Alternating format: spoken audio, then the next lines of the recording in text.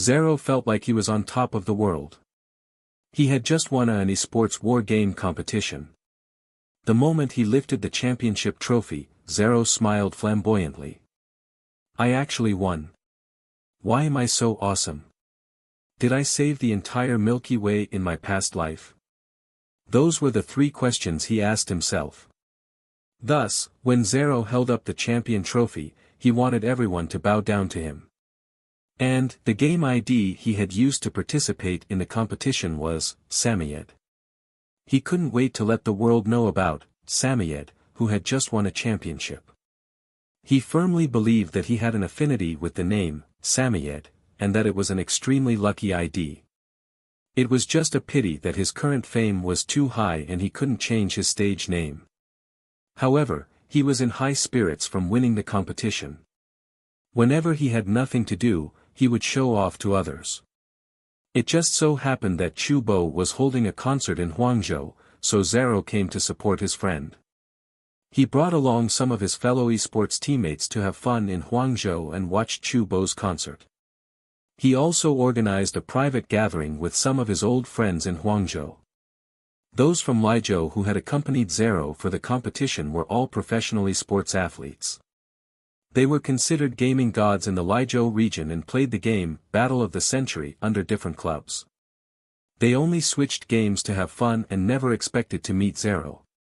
After they met, they accompanied Zero to participate in this competition and won it with a little luck. Fang Zhao had also received an invitation.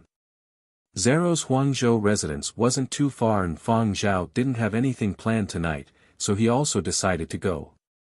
When Fang Zhao arrived, there were already over 10 people there. Some of them were new faces to Fang Zhao. Inside the apartment, Denki Assis was bragging to others. As the son of the Interplanetary Fund Director General, Denki Assis didn't just lead a flamboyant and extravagant lifestyle. He spent no less time online than Zero.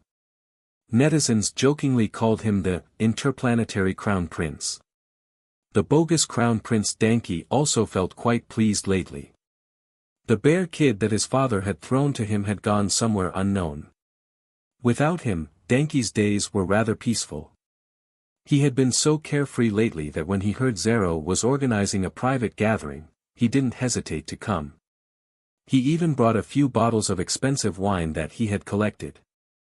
Denki knew how to have fun and had no problem getting friendly with others. Those who were invited to Zero's private gathering were worth knowing. Denki quickly became high after all the wine and flattery. I have the most experience chaperoning that bear kid. I'm not exaggerating, mind you. Rather than the bear kid, if you really give me a bear. There was a rather simple and honest person amongst those present. That person blurted out, "It is illegal to own bears in private. Just give me 3 wild kids." One Denki frowned from the interruption. He was about to say something when he saw Fang Zhao entering. His tongue became stuck. Those bunch of trash reporters. Denki cursed the Huangzhou entertainment reporters silently. Didn't they say they would report Fang Zhao's whereabouts at all times? Why hadn't he received any news? Although Denki was no longer chaperoning the bear kid lately, he still wasn't too willing to see Fang Zhao.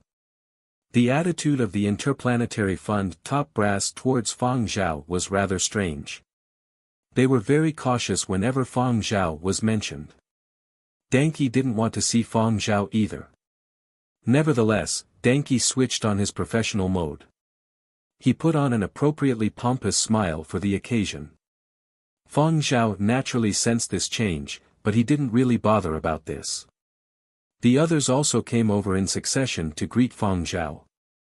They noticed Denki's change in attitude towards Fang Zhao, and their assessment of Fang Zhao changed once again. There was indeed more than meets the eye to this Fang Zhao person. On the balcony at this moment, Zero, Chu Bo and Wu Tianhao were squatting like 3 potatoes. Chu Bo had a cigarette in his hand and was making a pained expression. "I've been under a lot of pressure lately, how annoying. Let me have some alone time. You guys head in first." "With the concert?" Wu Tianhao lit up his own cigarette and handed Zero one. The moment Zero heard the word concert, he piled onto the somewhat distressed Chu Bo. Hey, I heard you were called up for a talking to again. Chu Bo didn't wish to talk about this topic. Because he had let loose and hurled vulgarities on the stage during one stop of his global tour, his current concert here at Huangzhou had nearly been cancelled. Huangqing's media department had given him a stern reprimand. However, this wasn't the reason Chu Bo was under a lot of pressure. Huangqing's media department had been rather amiable during his reprimand. They gave a lot of face to the Chu family of Jinzhou. However, the media department then disclosed this matter to Old Master Chu. If not for the concert in Huangqing, Old Master Chu would have hauled Chu Bo back for another dressing down.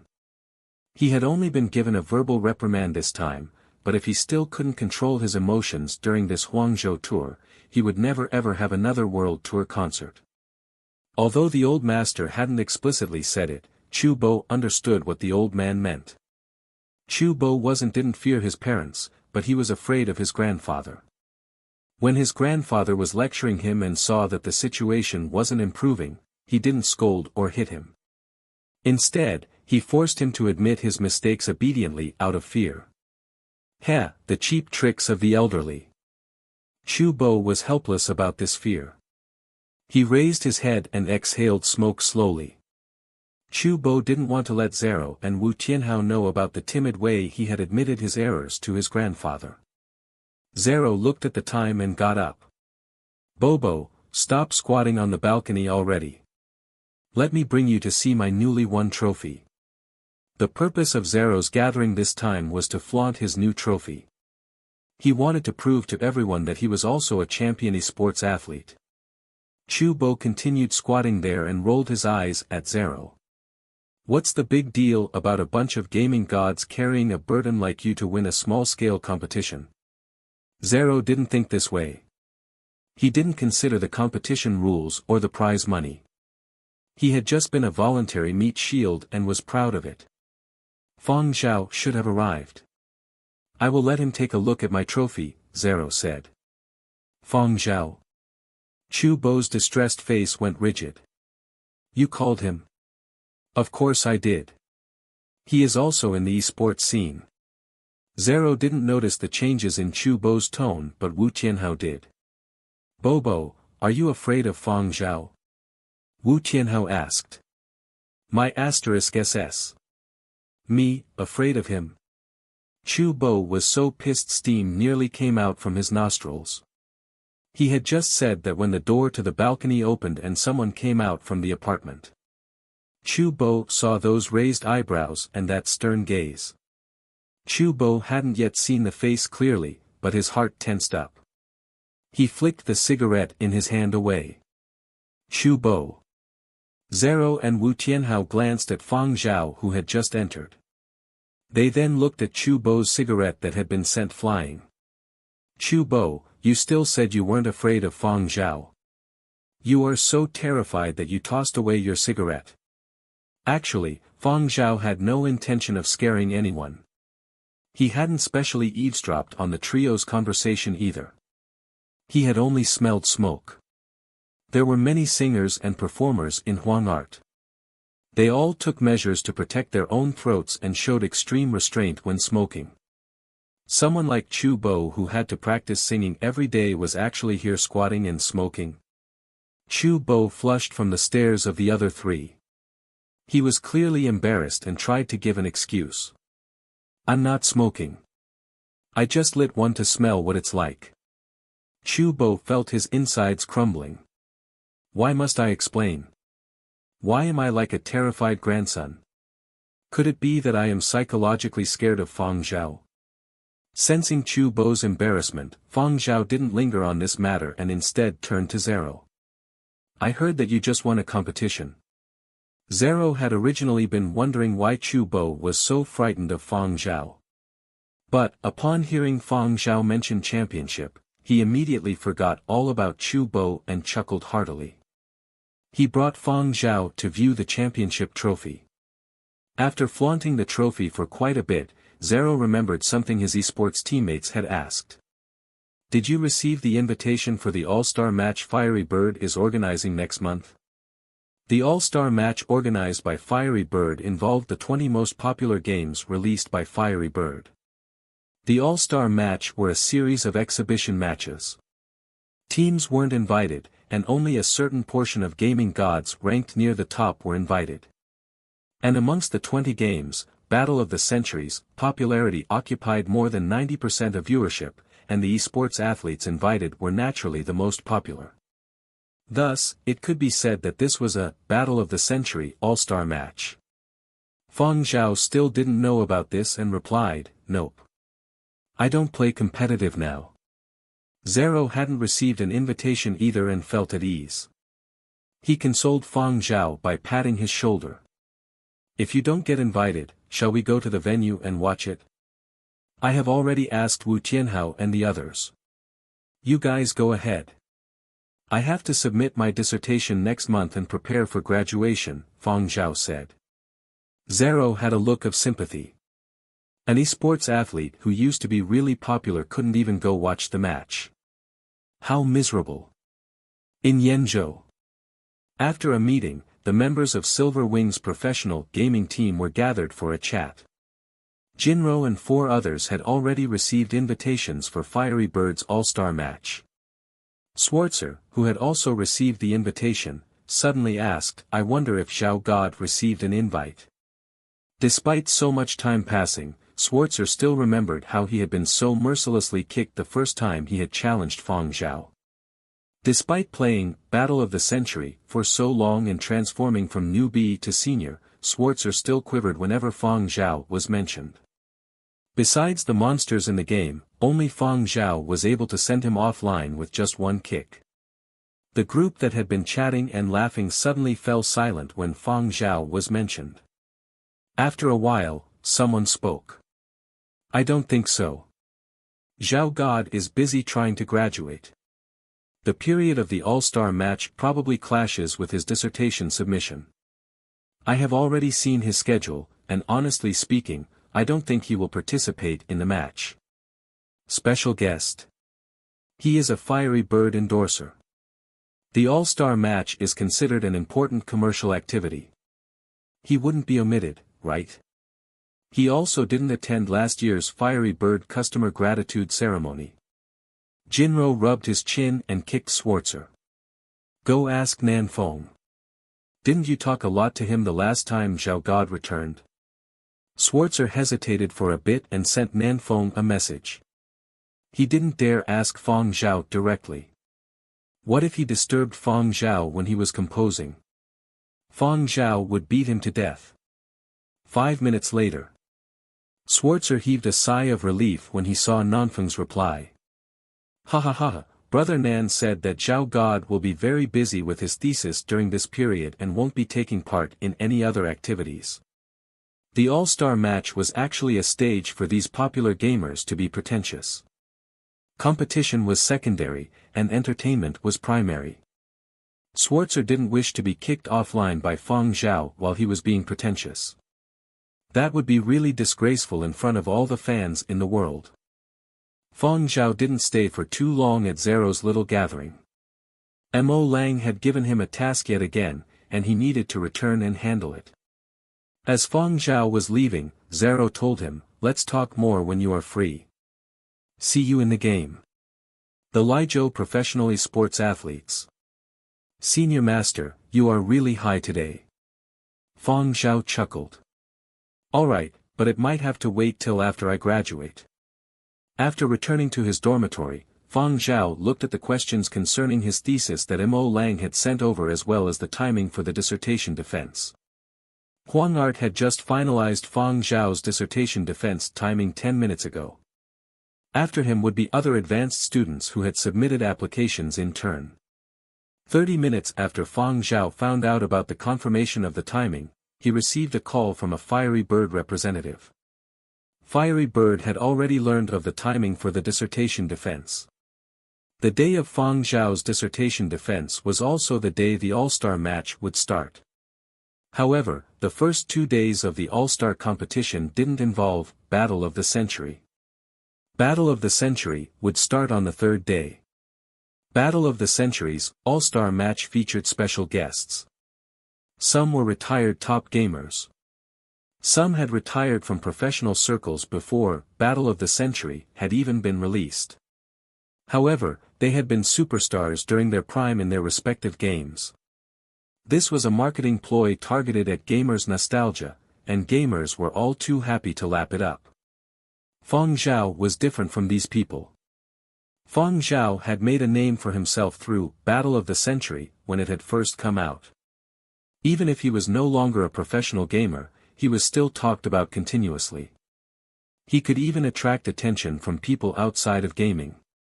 Furthermore, with Fang Zhao's status as an endorser, Fiery Bird naturally wouldn't let an opportunity like this slip by.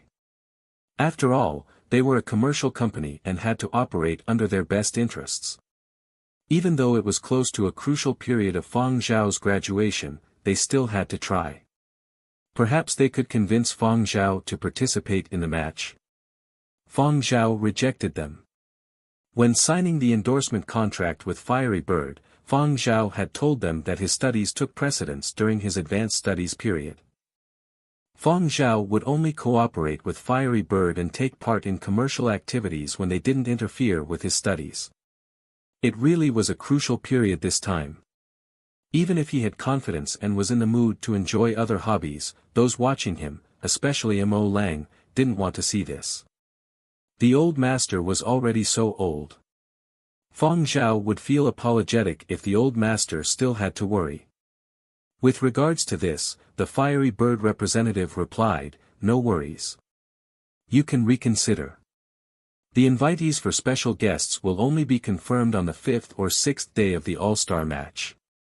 We wish you a successful dissertation defense." After the call ended, Fang Zhao thought about this all-star match and browsed through his friends' social media accounts. From Silver Wing, Jinro and the others were already flaunting their invitation letters. As he browsed, Fang Zhao saw Danki Asisa's newly posted status. New Little Companions, photo. In the photo, Danki was squatting in the middle, flanked by two extremely magnificent robotic dogs. Although the robotic dogs were sitting on the ground, they were much taller than the squatting Danki. In the comments section, there were a group of people showing their envy with oohs and ahs. There were also others who asked whether Fiery Bird had started to make robotic pets. Were they prototypes? Could they crowdfund them? However, Danki had actually been miserable when the photo was taken, contrary to his victory pose. He had only been acting pretentious for the photo. No one knew the pain he had actually felt. Danki looked at the large burn hole in the sofa and wanted to scold someone. Although it had been his wrong instructions that had resulted in the sofa being burnt, but why does a dog have laser weapons? How the F***ck is this a robot pet? This is clearly a Terminator. They were downright playing with his happy life. Danki glanced at that bear kid playing with the black ball at the side.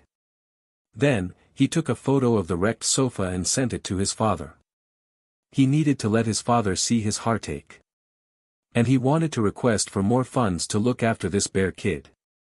Suddenly remembering a fantasy drama that was currently airing, Danki analyzed the pros and cons and assigned himself the persona of a companion of the Crown Prince.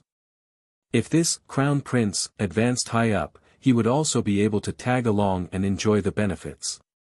La la la. With this thought in mind, Danki felt much more at ease. The new companions Dog Dan and Dog seemed much more pleasing to the eye now. Wasn't it just a sofa that was burnt? It would still be worth it even if 10 more sofas were burnt. Fang Zhao was slightly intrigued when he saw the two robotic dogs in Danki's photo. However, he quickly put those thoughts aside and continued to complete Mo Lang's assigned task. Days passed, and the day of the dissertation defense arrived. The dissertation defense was a test of an advanced student's entire year of learning. Mo Lang had already briefed Fang Zhao about the various questions dissertation committee could pose. While asking questions about the contents of the dissertation, sometimes they would suddenly find punctuation errors and disturb the student's train of thought. Then, they would immediately switch back to asking content-based questions. Even though Fang Zhao was already sick of his thesis and couldn't be any more familiar with it, he also couldn't anticipate all the questions the dissertation committee could pose. The most important thing for him was to maintain his composure. Professor Carter walked to the advisor's seat, saw the name Mo Lang printed on it and walked one more row towards the back without a change in expression. Everyone in the academy knew that Professor Carter was the advisor in name only. The actual advisor was Venerable Mo. The dissertation defense for 12 tones advanced students was held in a large conference room. Besides many teachers observing, there were also quite a number of students who had come. If seating weren't limited, all the students in the school would definitely have wanted to come. Those who were late didn't even have standing room. Before the defense, Mo Lang still called Fang Zhao over to discuss some detailed questions regarding his thesis. The dissertation defense for a top advanced studies course like the 12 tones would take at least 4 hours with a break in between. However, it still basically took up at least half the day and generally took much longer than other courses' dissertation defenses. Being stressed is a good thing, but don't give yourself too much additional pressure. You have already done very well. Maintain your good state until the dissertation defense ends, and there won't be any problems. Mo Lang looked at the time and walked into the dissertation defense hall together with Fang Zhao. After everyone was seated at the appointed time, Fang Zhao's dissertation defense started. In this dissertation defense that was no less than 4 hours, Fang Zhao was bombarded by questions from the dissertation committee members in succession. Any of these committee members could make the entire school quiver, and their questions followed one after another.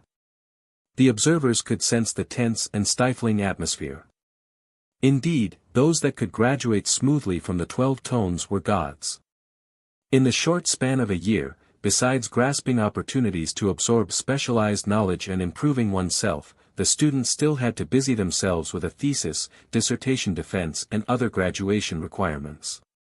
The students present couldn't help wondering if they would be able to do the same in that position. Could they answer the questions as calmly as Fang Zhao was doing? During this time, the all-star match organized by Fiery Bird had begun. Zero, Wu Tianhao and others had come over to participate in the festivities. All sorts of champion gamers, big or small, would appear at this venue even if they hadn't received an all-star match invite. Zero reckoned himself as one of them. Even though champion was an overstatement, Zero didn't care. Not listening, not listening. In any case, I am also someone who has won a championship. After browsing the various matches, Zero was puzzled. Why are there so many kids? What ghastly games are these?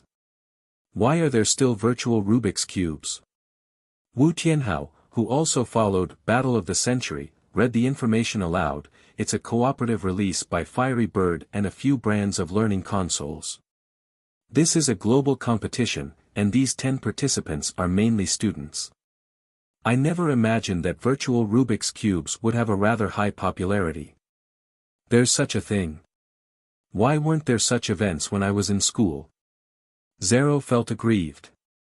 Students' associations finally won competition participation rights after decades of protest. Anyway, even if there were these events back then, you wouldn't have been able to take part. These students' IQs are much higher than yours. Wu Tianhao turned his gaze away from the mini-games venue and looked towards another building. However, Battle of the Century is still the venue for adults. These mini-games were meant for minors.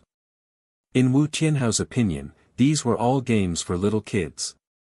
Whenever he saw those games, he would recall the fear of being dominated by learning controls back when he was still in school. Let's go, there's no point looking at this.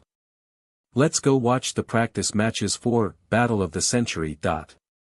Although the Battle of the Century matches were scheduled to begin on the third day, the various gaming gods had already gathered. There were still free practice matches scheduled before the official matches to let the esports stars adapt to the conditions. At the same time, in Fang Zhao's Huangart dormitory, Curly Hair had just completed 2 sets of practice questions and a reading comprehension exercise with great difficulty. He was just about to enter an online class to listen to a lecture when he saw a small advertisement on the web page. Want to get up close and personal with Fiery Bird's All-Star Match? Want to interact with top gamers online? No need to head to the venue, the All-Star Match online platform is now open. Curly Hair stopped reading the whole string of words that followed.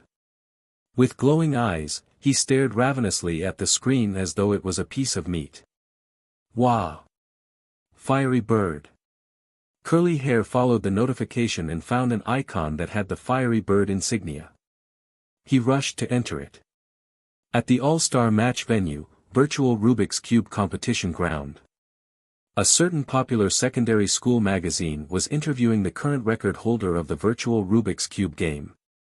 The 16-year-old record holder had set the record when he had been 14. 2 years had passed, and that record was still unbroken. In the past 2 years, he had earned quite a bit through endorsement and advertisement deals. This competition had earned him fame and fortune. As the interview was wrapping up, the host asked, later on, 10 other virtual Rubik's Cube gamers from around the world will challenge you. Are you feeling confident? Of course. The 16-year-old record holder adjusted his bow tie while looking in the mirror. He flashed a mesmerizing smile. Only I can break my own record. To make the program interesting, the host would pick someone from the online audience. Of course, this wasn't a random selection. The system would pick from those with better records for this game. However, people on the leaderboards wouldn't be selected. This was just for the sake of entertainment, not an official challenge match. Thus, the atmosphere wouldn't be too tense. It was just a warm-up activity for interaction with fortunate viewers. The host raised an eyebrow when the selection was done and the lucky viewer's information was displayed on the large screen. This, little Curly Curls, seemed like he was a primary school student. The venue's screen displayed the selected viewer's ID as well as his education level, primary school, verified by Learning Console platform. Of course, this selected viewer could also be a secondary student. There were some people in secondary school that had kept their learning consoles in cold storage after a partial primary school level education. There were also some kids who were still in primary school but had secondary school level knowledge. The learning platform would put their education level as secondary school. However, this was only used for grading authentication by the learning platform. It wasn't officially verified by the Education Ministry. This fortunate viewer's account had seen quite a lot of activity in recent weeks, so it was probably a primary school student. Looks like this is also an impressive little gamer. Alright, now, let us connect with this lucky little viewer. The host sent a call request. However, the call was rejected. Host. Perhaps this viewer pressed the wrong option because he was too excited. He sent another call request as he said that. It was rejected again. Host. The atmosphere suddenly became awkward. The audience in the venue broke out in laughter. The host maintained his smile. Hi, are you student, little Curly Curls? Is it convenient for you to talk? You can also use text to reply. However, voice is still the best. We have to confirm whether you are truly playing or whether you're using a program to play for you. The third call request finally went through. The entire venue heard a gug sound and the rustling of a paper or plastic bag. Host. Student little Curly Curls, are you having a snack? The sounds from the other end paused, and a puerile voice replied, Is eating not allowed? Of course it is allowed. You don't have to be so nervous. The host chuckled. Can I ask why you rejected the call just now? Fang. My father said that besides during classes, I should not randomly talk to people. In the dormitory, Curly Hair applauded his own resourcefulness while gnawing on a chew toy. By creating a persona of, my father is Fang Zhao, people won't know that I am a dog. Curly hair wouldn't randomly talk to people, with the focus on people. However, the host and the audience at the competition grounds heard it as, not to talk to strangers. The host smiled warmly and said, "That's right. We shouldn't randomly talk to strangers most of the time. But of course, we are here at Fiery Bird's All-Star Match competition grounds. This is an officially verified contest, so talking a little is still fine. So, student, little curly curls, how good are you with virtual Rubik's Cubes?" Curly hair thought about his recent record against others on the learning platform and replied, "Not too bad." He also didn't know what his own standard was. He had played with virtual Rubik's Cubes on Fang Zhao's gaming helmet before. Back then, he didn't have access to the internet. He was just competing against himself, so his results hadn't been uploaded online. There simply wasn't anybody who knew his real skill. Curly hair didn't have a clear understanding of his own ability, but he remembered Fang Zhao praising him before. It should probably be considered not bad. The host didn't know what curly hair was thinking. She could only assume that curly hair's reply indicated a lack of confidence. Thus, she didn't think much about it. No matter how good someone was, they would still be lacking against a world champion. So, student little curly curls, are you ready for a challenge? Wait a minute. Curly hair ran to lock the door and set an alarm to prevent Fang Zhao from suddenly returning and exposing him. The on-site audience heard some noise, and after a moment, little curly curls responded, "Ready." The host looked towards the technician who gestured an "okay," meaning there weren't any issues. The host said, "Then, let's begin." At another venue in the All-Star Match competition grounds, Zero didn't follow Wu Tianhao to watch gaming gods in practice matches. Instead, he found a spot to strike a pose. Zero had "even though I'm not in the All-Star lineup, but I still can easily snatch the headlines" sort of self-confidence. His agent beside him had a wooden face. He didn't think that Zero could snatch too much attention away from the All-Star match. However, as an experienced agent, he was all too familiar with Zero's nasty temperament. On account of his high salary, there were some truths he couldn't say. At this time, what he needed to do was shower Zero with praise and swallow his other comments. Zero took a few satisfactory photos with great difficulty. Just as he was prepared to upload them, he saw fireworks and heard background music from a certain competition ground. "It's the Rubik's Cube venue. Probably a challenger was successful or a new record was set," Zero's agent said. The minigame venues were different from the All-Star Match competition grounds. There were many students who didn't have to attend school on weekdays and had come from afar to watch the All-Star Match. Although those minigame venues seemed busy, they weren't much of a big deal. Most of the people there were lower-level students or parents bringing their young kids along. The older students would all be at the venues of bigger games like Battle of the Century. Thus, the moment there was anything fresh, the minigame venues couldn't wait to try to catch people's attentions. In the meantime, Zero had also received some push notifications from Fiery Bird's All-Star Match about this. A primary school student shattered the Rubik's Cube record. Not just broke, but shattered. Since when could primary school students snatch headlines? Zero was displeased. Inside the Rubik's Cube competition venue. On stage, the now previous record holder turned from disbelief to self-doubt. His face was entirely pale. He had lost the first match but was only slower by a bit. Thus, he suggested a 3-match series. After that, he lost all 3 matches. How had he encountered such a character? Why was this opponent always just a bit faster than him? The 16-year-old former record holder fell into silence. If he couldn't maintain his record, he only had 2 choices: think of a way to increase his speed or change profession. He had already earned enough in these 2 years and could indeed do other things. But he just wasn't willing to accept his loss. He had only been slower by a bit. Perhaps he had done too many commercial activities and lacked practice. To actually lose to a primary school kid. The host glanced at the technique and inquired with his eyes, was there cheating? That person was so fast he seems more like a professional troll. The technician shook his head. He had no way of determining it.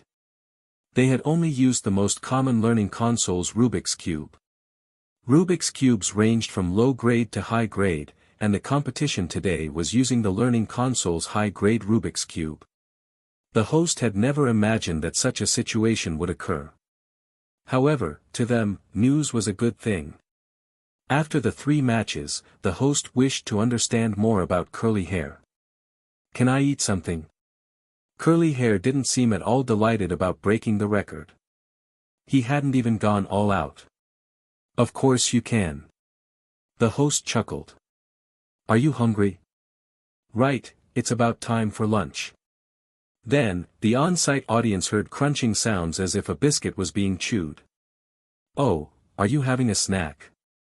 Snacks can't be treated as a meal. Where is your parent? The host asked. He has gone to school. Curly Hair replied. Afterwards, the host continued fishing for information.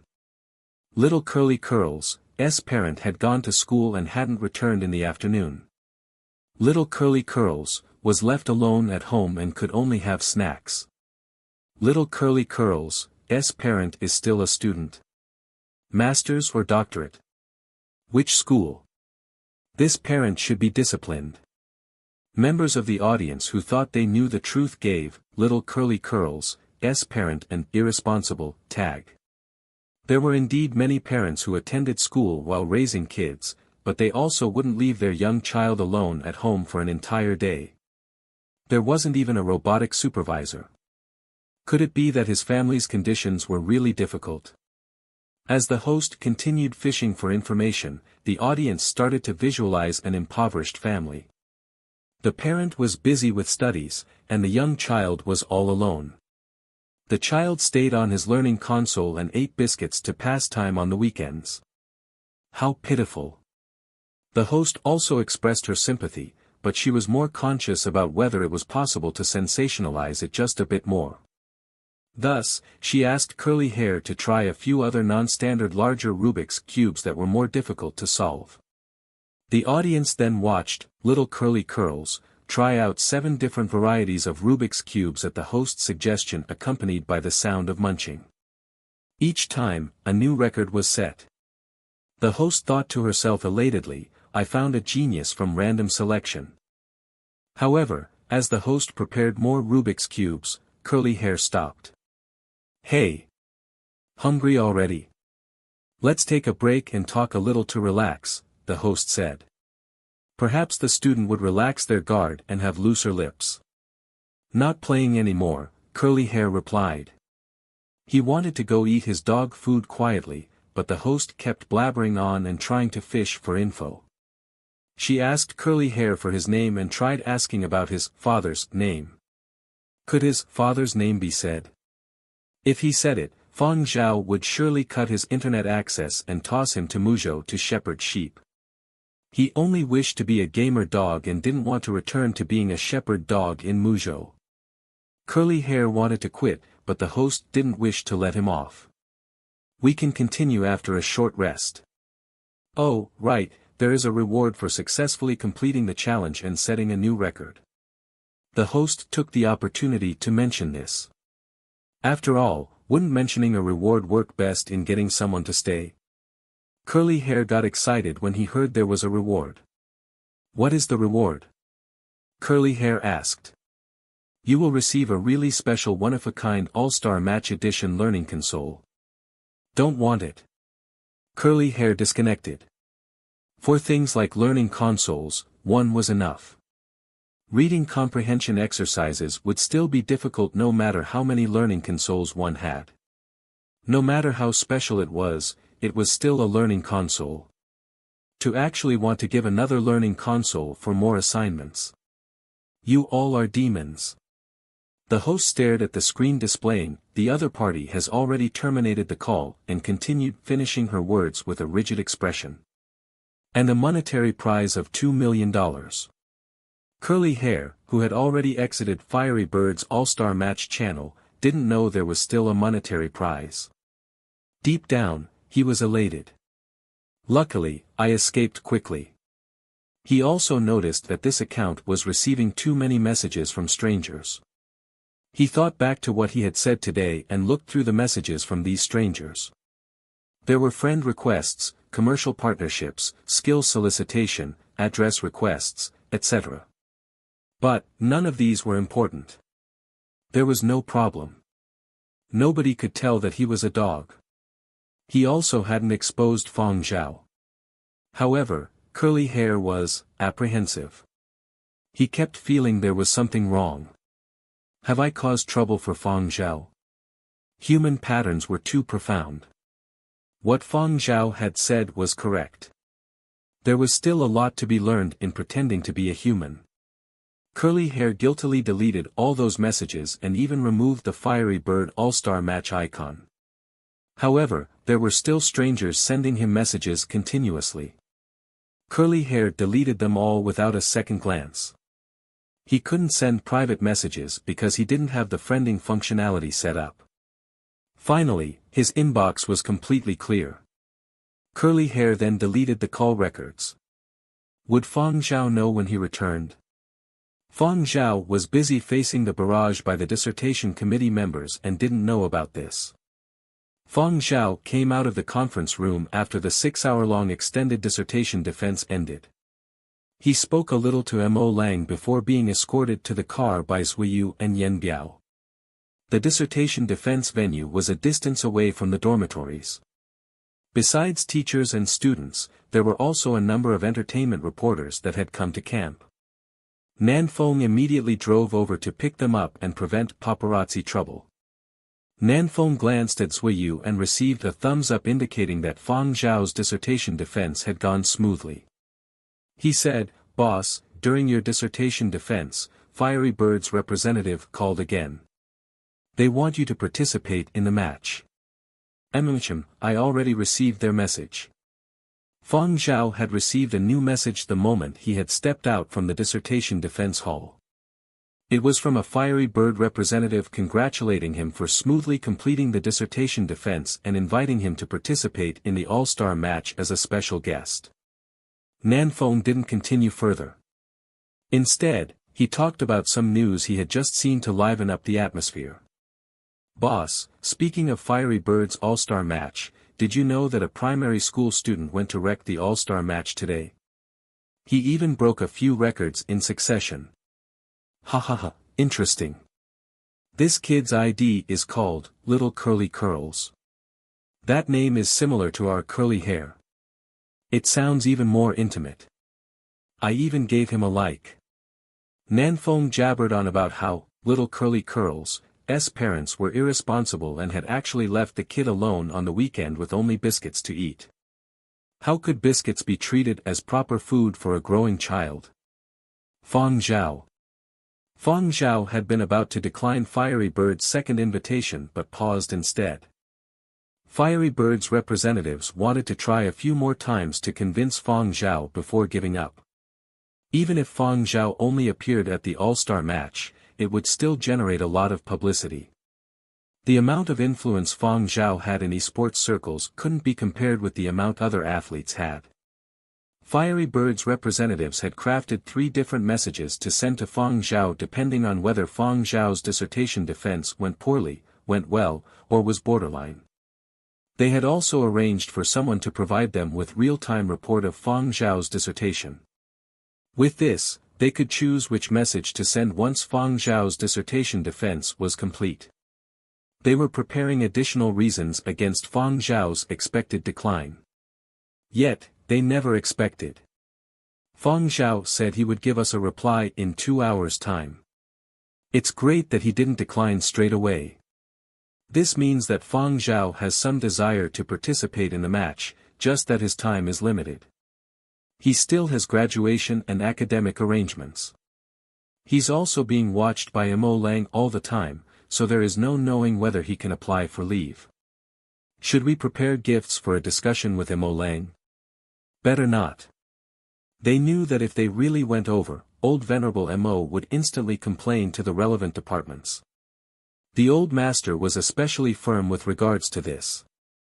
Threats and promises wouldn't affect him, so it would all be up to Fang Zhao.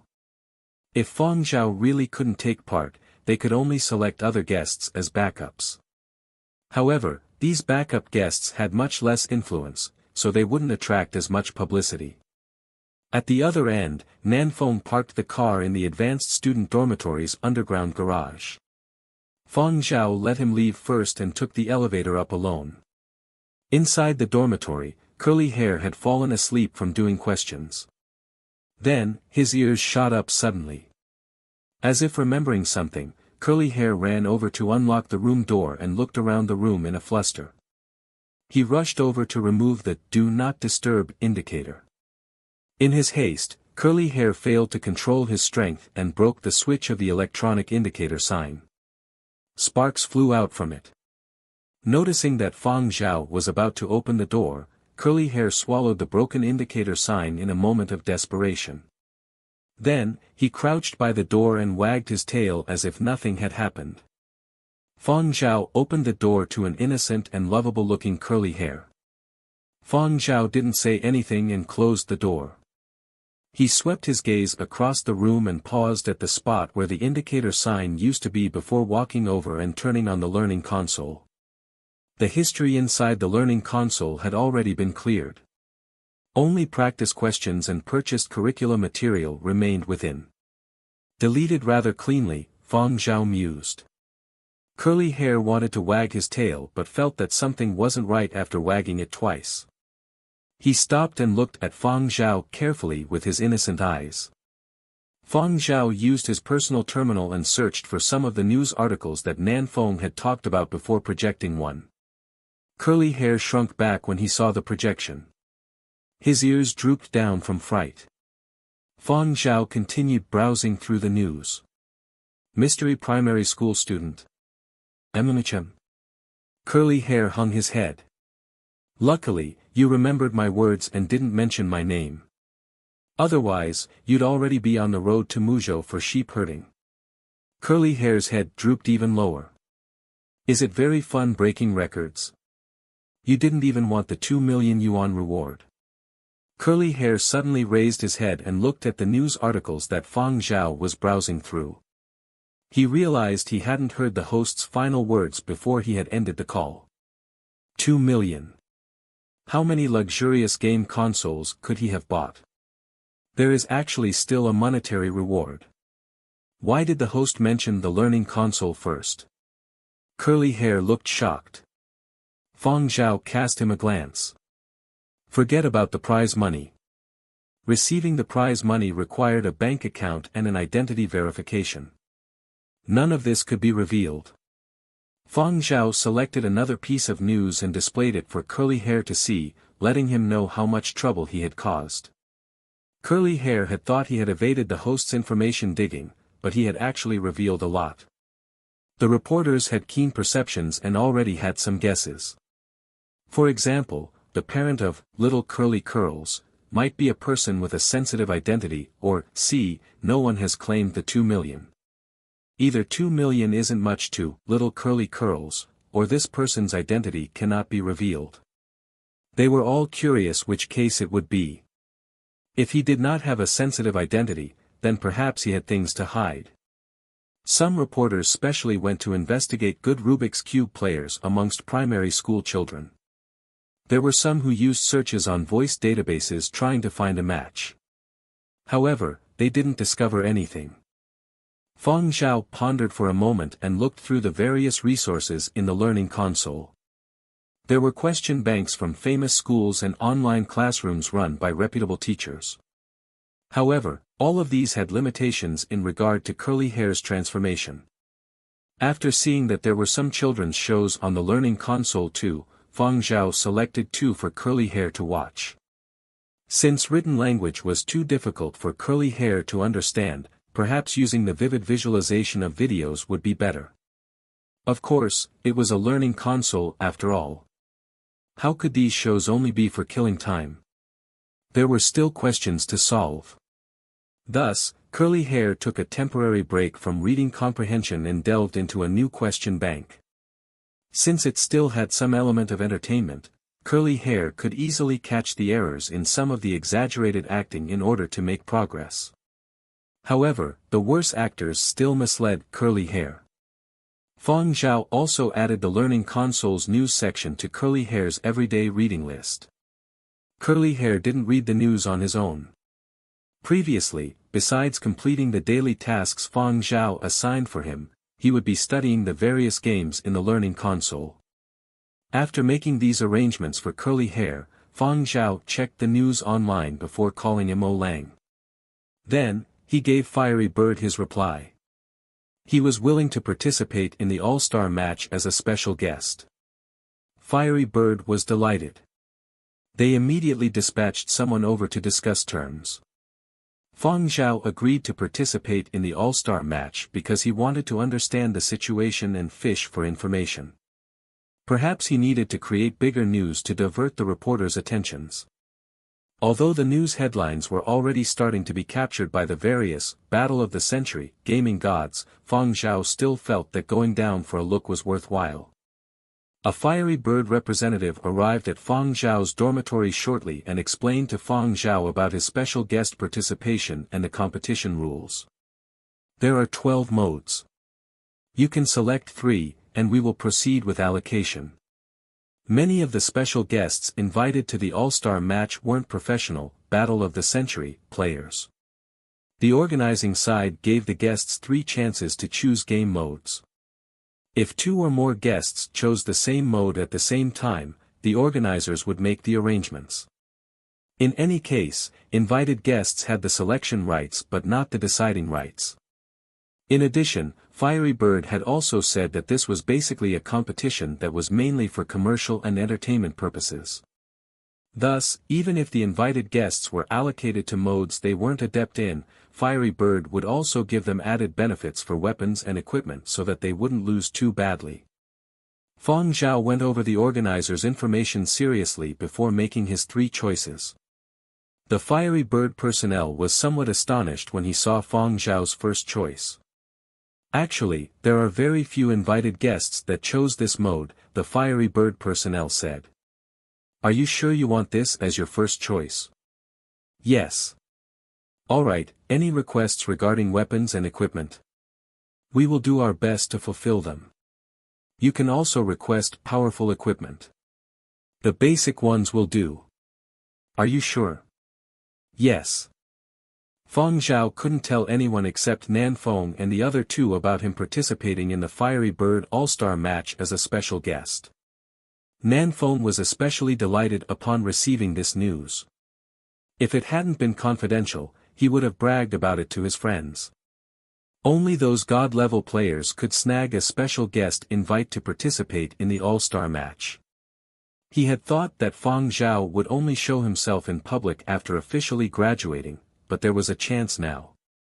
There are still a few days before the date set by Fiery Bird.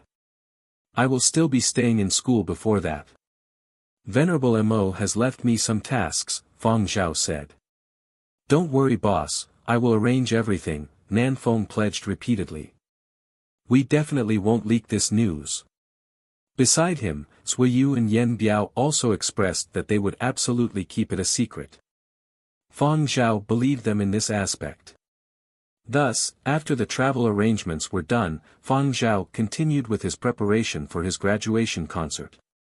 Fang Zhao had completed his dissertation, so the next task would be the concert. Fang Zhao's movements after his dissertation defense had been photographed by a number of paparazzi that were camping at Huangart. Sometimes, Fang Zhao would also be photographed outside Mo Lang's residence. Thus, it seemed very unlikely to many that Fang Zhao would appear at the All-Star match. In the entertainment circle, if a celebrity didn't make the news for half a year, they would gradually become the content of stories and myths. Fang Zhao was one of these people. However, unlike the majority of retired gaming gods, Fang Zhao was still rather active outside the gaming circles. People still frequently saw news concerning him, even if it was in a different industry. An esports reviewer had once said that Fang Zhao was a shooting star that passed by and left to pursue the musical arts. Point-sweeping demon. That was something a long time ago and had now become folklore. Now, people could only watch and worship past videos. Fiery Bird All-Star Match Competition Grounds. Minor games were essentially treated as warm-up on days 1 and 2. As more Battle of the Century gaming gods arrived, attention on the All-Star match rose. Many film and entertainment celebrities also showed up to take advantage of the hype. Now, the most discussed subject was who the special guests invited by Fiery Bird would be this time. On Fiery Bird's official All-Star Match webpage, there were 12 grayed-out silhouettes of the special guests. Jinro had also discussed this with his teammates. Somebody said they saw Rex show up in person at Fiery Bird HQ, but they didn't have enough time to snap a photo, Schwarzer said while browsing through news online. When a certain older coach heard this, he said with a reminiscing smile, "Rex was my idol. Back then, he lit up the entire scene during my secondary school days. By the time I entered the professional circles, our god had already retired from competitive gaming." Forget about our god. Someone managed to snap a photo of Bin God. Didn't Bin God retire from the gaming circles to become a stay-at-home dad and look after his kid? Schwarzer was slightly unfamiliar with the names of these old-time gaming gods. When these gamer gods had been prominent, Schwarzer had yet to be born. Jinro knew a little more about this person. Dabin becoming a stay-home dad was over 10 years ago. Now, he is more like a stay-home coach and supporter. His son is an exceptionally talented kid and is not at all inferior to Dabin. Wait another 5 years. He will enter the professional circles and shoot straight up. 15 years ago he was beating his son, now 15 years later he is getting beat by his son. Schwarzer couldn't help but chuckle. Regardless of what sort of lifestyle these people had after retiring professionally, they still were representatives of their generation. People associated them with various melancholic sentiments. Fiery Bird was quite successful in capitalizing on the fans' nostalgia. As they continued chatting, a few of them received a new notification. "Let's go, time to draw lots." Jinro and the other Silverlight members went to the designated venue to draw lots. The various gaming gods from all 12 continents would be scheduled according to the number they drew. 9. Jinro was beaming. "Good number. It's my lucky number." Beside him, Schwarzer moaned. 1. "How am I so unlucky?" Number 1 was the first to compete in the special guest match. Schwarzer wasn't happy. The first match was too close to the start. He wouldn't have time to get used to Fiery Bird's modes for the All-Star match.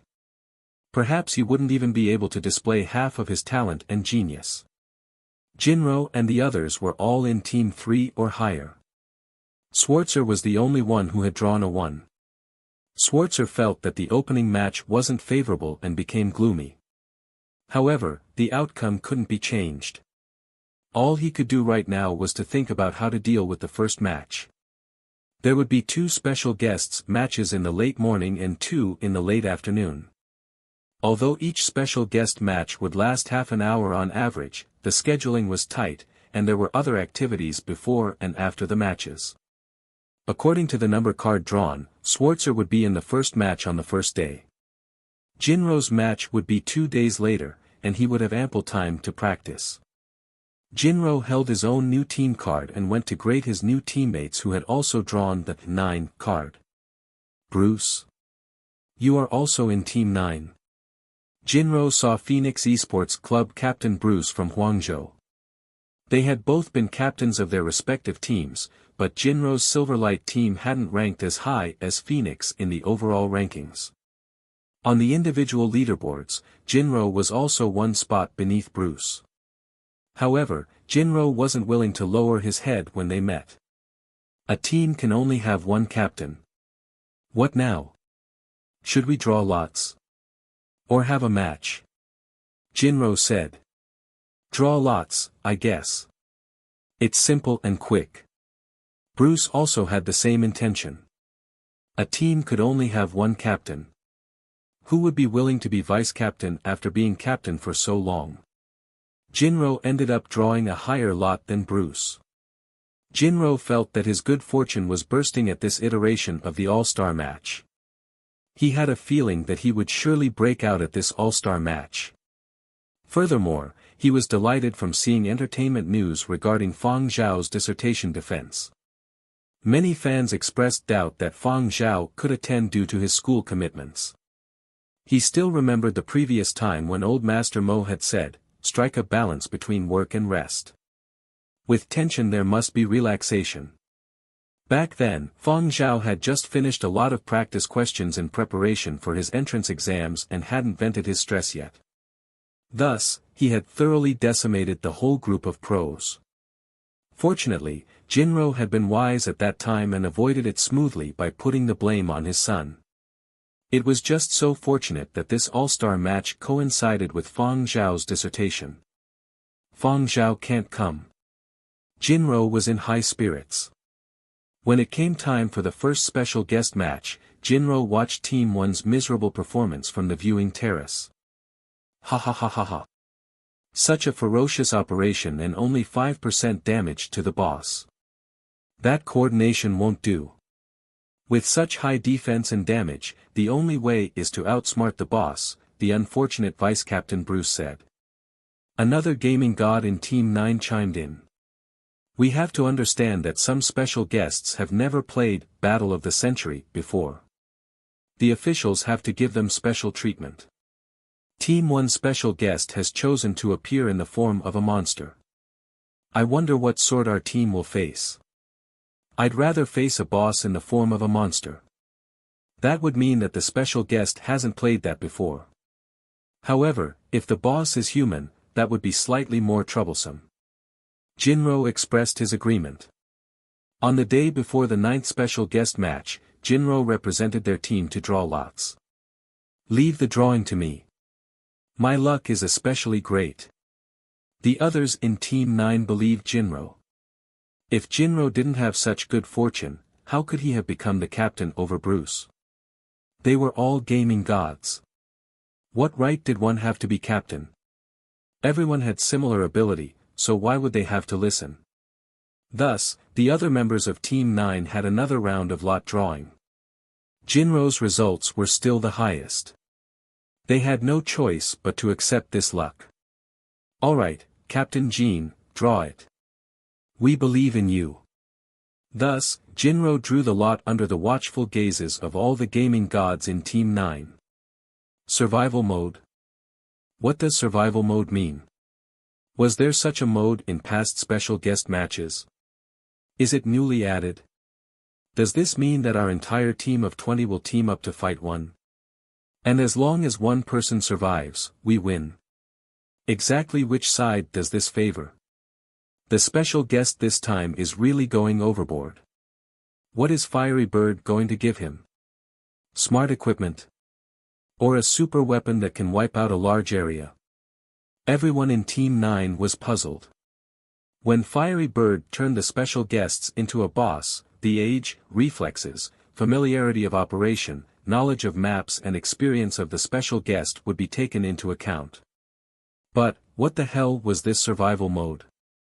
That means to say, this special guest will have to exterminate our entire team. That's way too overboard. Did this special guest play as an assassin before? The map is jungle.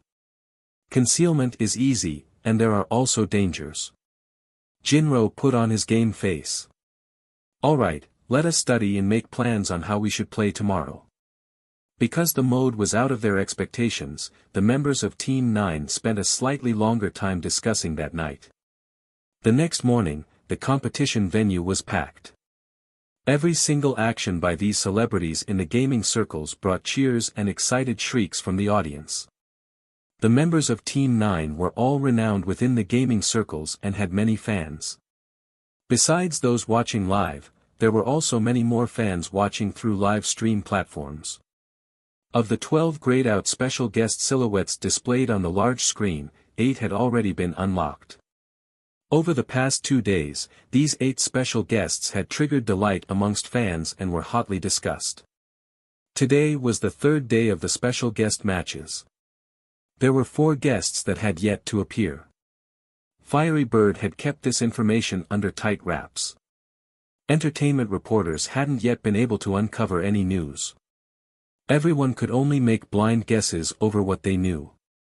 Before the first match of the 3rd day, the members of Team 9 had a brief period after the morning's interactive activities to condition and prepare themselves. In the rest lounge, Jinro even gathered the team for a pep talk. "Captain Jean, are you worried? This mode is too strange," someone asked. "Regardless of what mode was selected, we can face it no problem. The person I'm afraid of isn't here, so I'm not worried." Jinro was brimming with confidence. He wasn't being blindly arrogant. Jinro indeed had the ability. There was no need to doubt a steadfast captain who had led his team to stay near the top of the leaderboards for so long. With all that Fang Zhao had taught him and his accumulated experience and skills, he had the confidence to deal with anything. Furthermore, a captain had to express confidence to his team even if he had no confidence.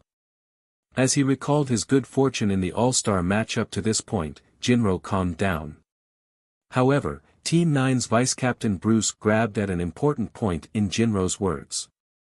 "The person you are afraid of? Are you talking about Fang Zhao?" Jinro also didn't hide this fact. "Everything is fine as long as Fang Zhao doesn't come. I'm not afraid of anything else." He didn't feel that being afraid of Fang Zhao was anything to be embarrassed about. After all, he wasn't the only one afraid. "Is it true that all you Silverlight members are afraid of Fang Zhao?" a copper-skinned female team member asked. Because her skin was dark, she had chosen a dark-skinned in-game character and people affectionately called her Black Sis. "Black Sis, you don't understand." Jinro's expression turned serious. "The Fang Zhao in Battle of the Century is especially vicious.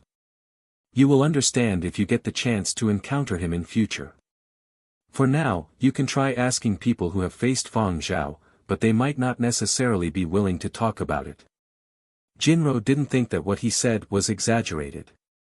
He had encountered so many people, but Fang Zhao was the only one that gave him a strange feeling that he had no idea of deciphering. The Fang Zhao in Battle of the Century simply didn't give anyone the chance to breathe. The point-sweeping demon moniker really wasn't an exaggeration. Upon arriving at the competition venue, Jinro glanced at the special guest seat. The seat was covered up, and it was impossible to see the person inside. Everyone got into position and the match started. For this match, the in-game setting was a forest. It was a forest from the period of destruction. Besides being overwhelmingly green and luxuriant, there were all sorts of brightly colored venomous plants and variations of mutated beasts that could camouflage. Thus, this map was filled with danger. However, for this special guest match, Fiery Bird had already changed the environment settings and lowered the degree of danger. But, it was also because of this that the members of Team 9 were more cautious. The environment becoming easier meant that the boss would be harder to deal with. They would have to put more thought into fighting this boss, or perhaps, find a place to hide for 30 minutes. Jinro and the others had already come up with a plan to deal with this scenario last night. Upon entering the game, the 20 members of Team 9 split up into small groups and separated. "Move out according to the plan. Don't let the opponent control the tempo," Jinro said. A minute passed. 10 minutes passed. The split-up groups picked up emergency supply bags and stronger weaponry. Someone even found a stealth suit in an underground chamber. The spectators watching the match were also baffled. So, this is a forest treasure hunt. Survival mode is actually this simple. Schwarzer felt sour watching from the viewing terrace. He recalled how he had been beaten so miserably in the first match. Watching Jinro and his team have a leisurely treasure hunt, Schwarzer mused, "Is this just my fate?" However, at this moment, Jinro wasn't that relaxed. They hadn't even seen any trace of the boss up to now. They didn't even know whether the opponent was man or beast. "Special guest, are you online?" someone in Team 9 shouted cheerfully. After all, this was an exhibition match and it wasn't so serious. Being cheeky to lighten the stifling atmosphere was alright. However, these 10 minutes of non-activity had indeed made many team members relaxed. "Wouter! There's a small little thing in front," a teammate shouted from a short distance away. Team 9 had a gamer called Wouter, whose nickname was Legendary Dart Master. In the game, he was like a ferocious panther. While it couldn't be said that his darts never missed the mark, his accuracy was at least 90%. But, in real life, he was a fatty and would need some luck to even hit 1 out of 100 darts. Darts? No, he only had fat. Of course, the ability of this legendary dart master was still very strong in game. A mutated beast half the size of a human appeared. After hearing his teammates shout, Wouter threw a dart casually. The mutated beast fell to the ground without a squeak. The teammate gave Wouter a thumbs up. Not bad, the legendary dart master's forte indeed. It wasn't me. Wouter checked his surroundings carefully. I was about to do a fancy triple dart throw and didn't intend to kill it with one dart. Mutated beasts that were slain in game would disappear. And, before this slain mutated beast disappeared, Wouter discovered a broken dagger lodged in this mutated beast's neck. Cold sweat flowed down Wouter's back. He turned on his communicator to contact his teammates. The boss appeared. However, his vision turned black, and a "You have been eliminated" notification appeared. Wouter, who had been disconnected. I have been eliminated. How did I get disconnected? Jinro had also realized that there was one less member online, and he suddenly felt uneasy. He glanced at the time.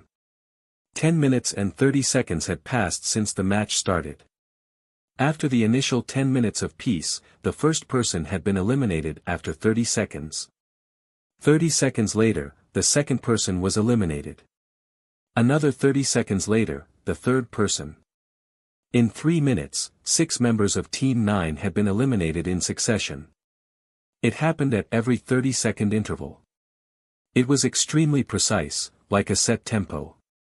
This tempo isn't right. Outside the game, the Silverlight team members were watching from the viewing terrace. Still that same operation. Still that same feeling. Schwarzer was no longer sour. He rubbed his chest while rejoicing. I have a frightening guess. This special guest match was filled with the unexpected, yet it was also a pleasant surprise for everyone. The first 10 minutes had been a leisurely facade. Once those 10 minutes had passed, the scene turned on its head into a thriller. The members of Team 9 were being eliminated every 30 seconds and were greatly affected. Having no control made them panic. Furthermore, the boss of this match could always conceal itself each time after quickly disposing of a player. Even if Team 9 members could catch a glimpse of its shadow, they were unable to pursue. And even if they were tracking the boss, they might find themselves eliminated when the time was up. This style, this. Schwarzer was so excited his voice was shaking. He immediately went into his Global Esport Elites chat group and sent a celebratory fireworks emoticon. This immediately made the previously quiet chat group burst to life. People sent messages one after the other, especially those 8 who had once been tricked by Jinro into a match against Fang Zhao. This "I will let you run at the start before mercilessly slaughtering you after you are done running" style. It's definitely Fang Zhao. Didn't that lowlife Jinro slink off after instigating us to fight Fang Zhao last time? Coward. Indeed. It was him. Ha ha ha ha ha, karma will get you. Have your just desserts, Jinro. Light a candle for old Jean. No candles here, let me set off a few celebratory fireworks. Wait, are you all forgetting that you all have fellow teammates participating in this match too? The few who were happily setting off virtual fireworks. After a momentary lull, the group chat started to explode with fireworks once again. While the elite chat group was buzzing, the live audience watching the special guest match had also received some information regarding this. My classmate's neighbor's cousin's niece says that this boss is Fang Zhao. From an entertainment reporter I follow, a certain gaming god said that this boss is Fang Zhao. All sorts of forwards, screenshots and shares very quickly let more and more people know that the boss of this match was Fang Zhao. Wasn't it said that he wouldn't come? However, entertainment reporters seem to have forgotten all about the Fang Zhao won't be coming news from the past few days. They retracted their words. Choosing to forget and be thick-skinned were required skills. Just as I forecast, he has really come. A certain entertainment reporter who previously had posted Fang Zhao cannot come changed his tune. He is the stuff of legends after all.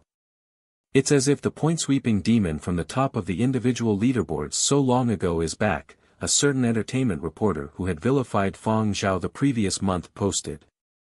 Yenzhou reporters immediately showered Fang Zhao with a whole wave of flattery. At this time, the continent was united as one. Naturally, their own experts would stomp the players from other continents. See that? Yeah, that boss slaughters in an extremely cool fashion. That is our Yenzhou star. Any hopes for entertainment reporters' moral principles had long been shattered. At this moment, inside Team 9's internal chat. Jinro, I suspect our boss has come. Other members of Team 9. Jinro, the one I am afraid of. The others could guess that it was Fang Zhao. They could also guess as much even though they didn't know Fang Zhao as well as Jinro. If Jinro couldn't surmise that, then his captain position might as well be swapped.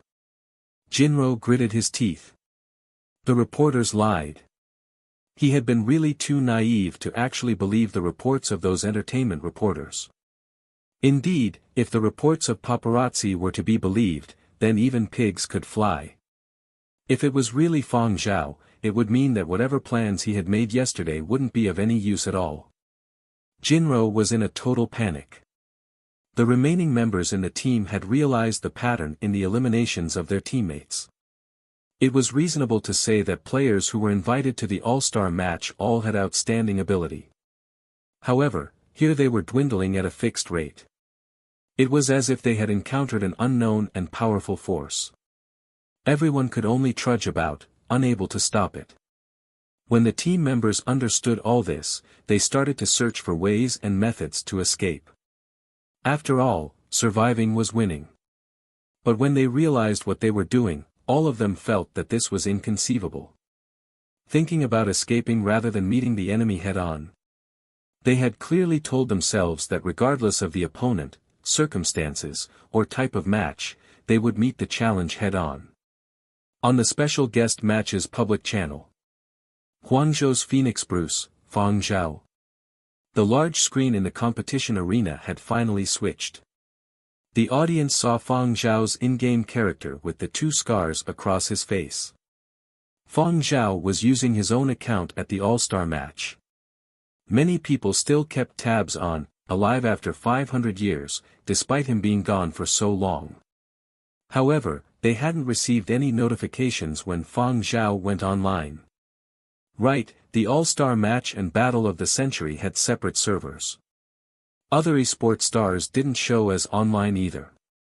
But it was still very shocking. Shrieks broke out in the competition arena all of a sudden. These weren't from shock, but rather from the pleasant surprise. There were even esports fans who were crying tears of joy. My Zhao God has finally chosen esports. Esports is this true love indeed. When the scene changed, everyone saw the slight smile on Fang Zhao's character. The smile faded very quickly. As his figure raced through the forest like a monster, the audience was unable to keep up. In Team 9, although some had become unsettled, there were also some who were excited. Bruce, are you saying the boss is Fang Zhao? A player from Rongzhou laughed heartily. Ha ha ha, I never imagined I would really get the chance to meet in-game. I have no need for hiding and biding my time. As a Rongzhou citizen, one needed to face challenges head-on. Fang Zhao. Come out. Let me see how much patience you have. He had just said it when a bullet pierced his skull, sending him offline right away. The half-a-minute interval was up. It was so precise that it made one's blood run cold. Furthermore, this Rongzhou gamer had 4 teammates nearby. And not a single one had sensed anyone nearby. The Rongzhou gamer who had been eliminated with a shot to the head was in his seat facing the "You have been eliminated" notification in a daze. Before he had been killed in-game, he had seen a flicker of a shadow in the shrubbery nearby. It was too fast, so fast that he simply didn't have time to react before being sent offline. He had also encountered many experts in-game. These experts either moved quickly or had accurate marksmanship. However, until now, only Fang Zhao could evade every single pursuit, move with such speed and do a one-shot one-kill every time. Is this a cheat? It was really difficult to accept. He wasn't the only one. A large portion of the audience was also skeptical. Is this the true survival mode? Did Fiery Bird raise the boss's speed and marksmanship to make it easier for the boss to exterminate the entire team? Isn't Fang Zhao nicknamed Godly Ears? That ear of his can even hear in-game. Regarding his mobility and speed, I heard that Fang Zhao experienced actual combat when he was undergoing military service. His natural physical ability is not bad. But it also wouldn't be this ridiculous. Cheating. Definitely cheating. Reported. I am puzzled. Why did he choose to become an artist? Are games not interesting enough for him? Fiery Bird was used to the doubts and skepticism from gamers and fans.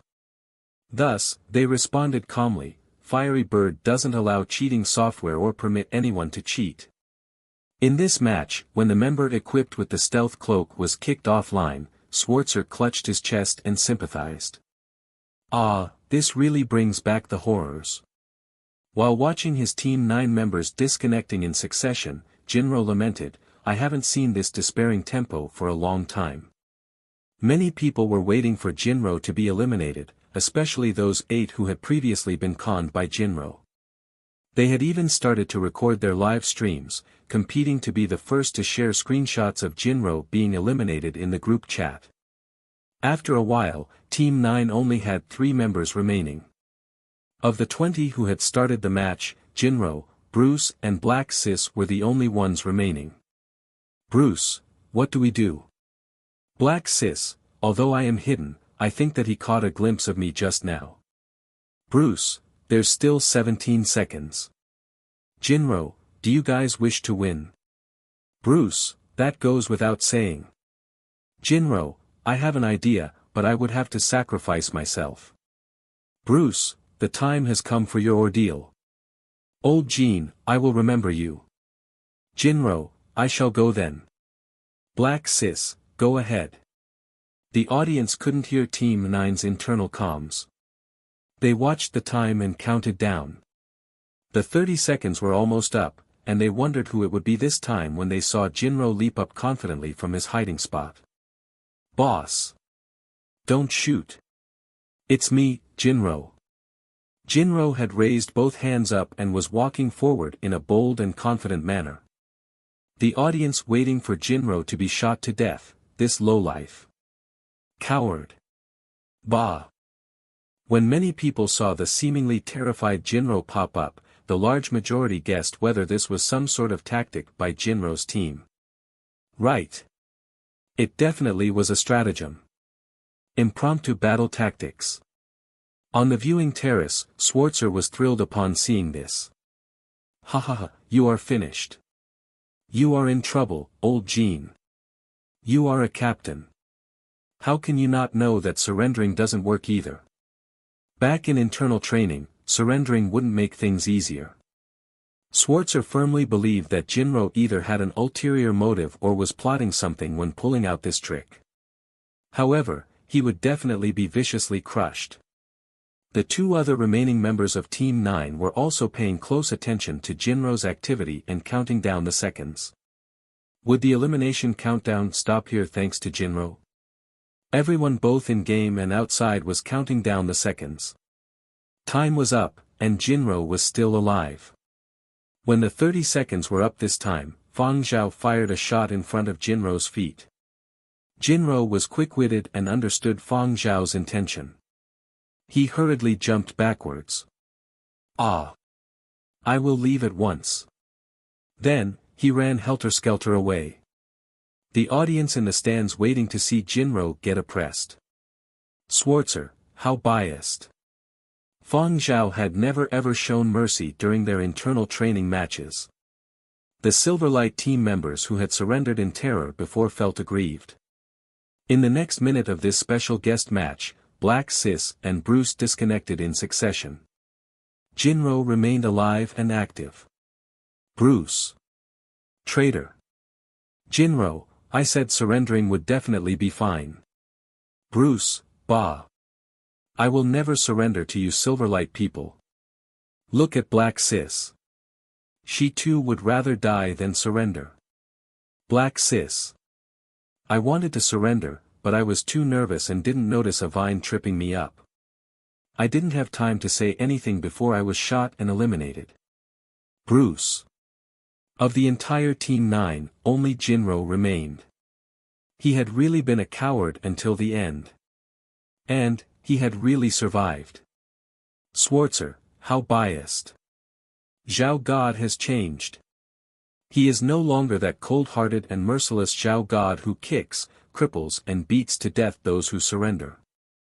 The other Silverlight team members all nodded their heads. No mistake. Too biased. Fang Zhao had rarely used guns back when he had trained them. He had used whatever he could get his hands on.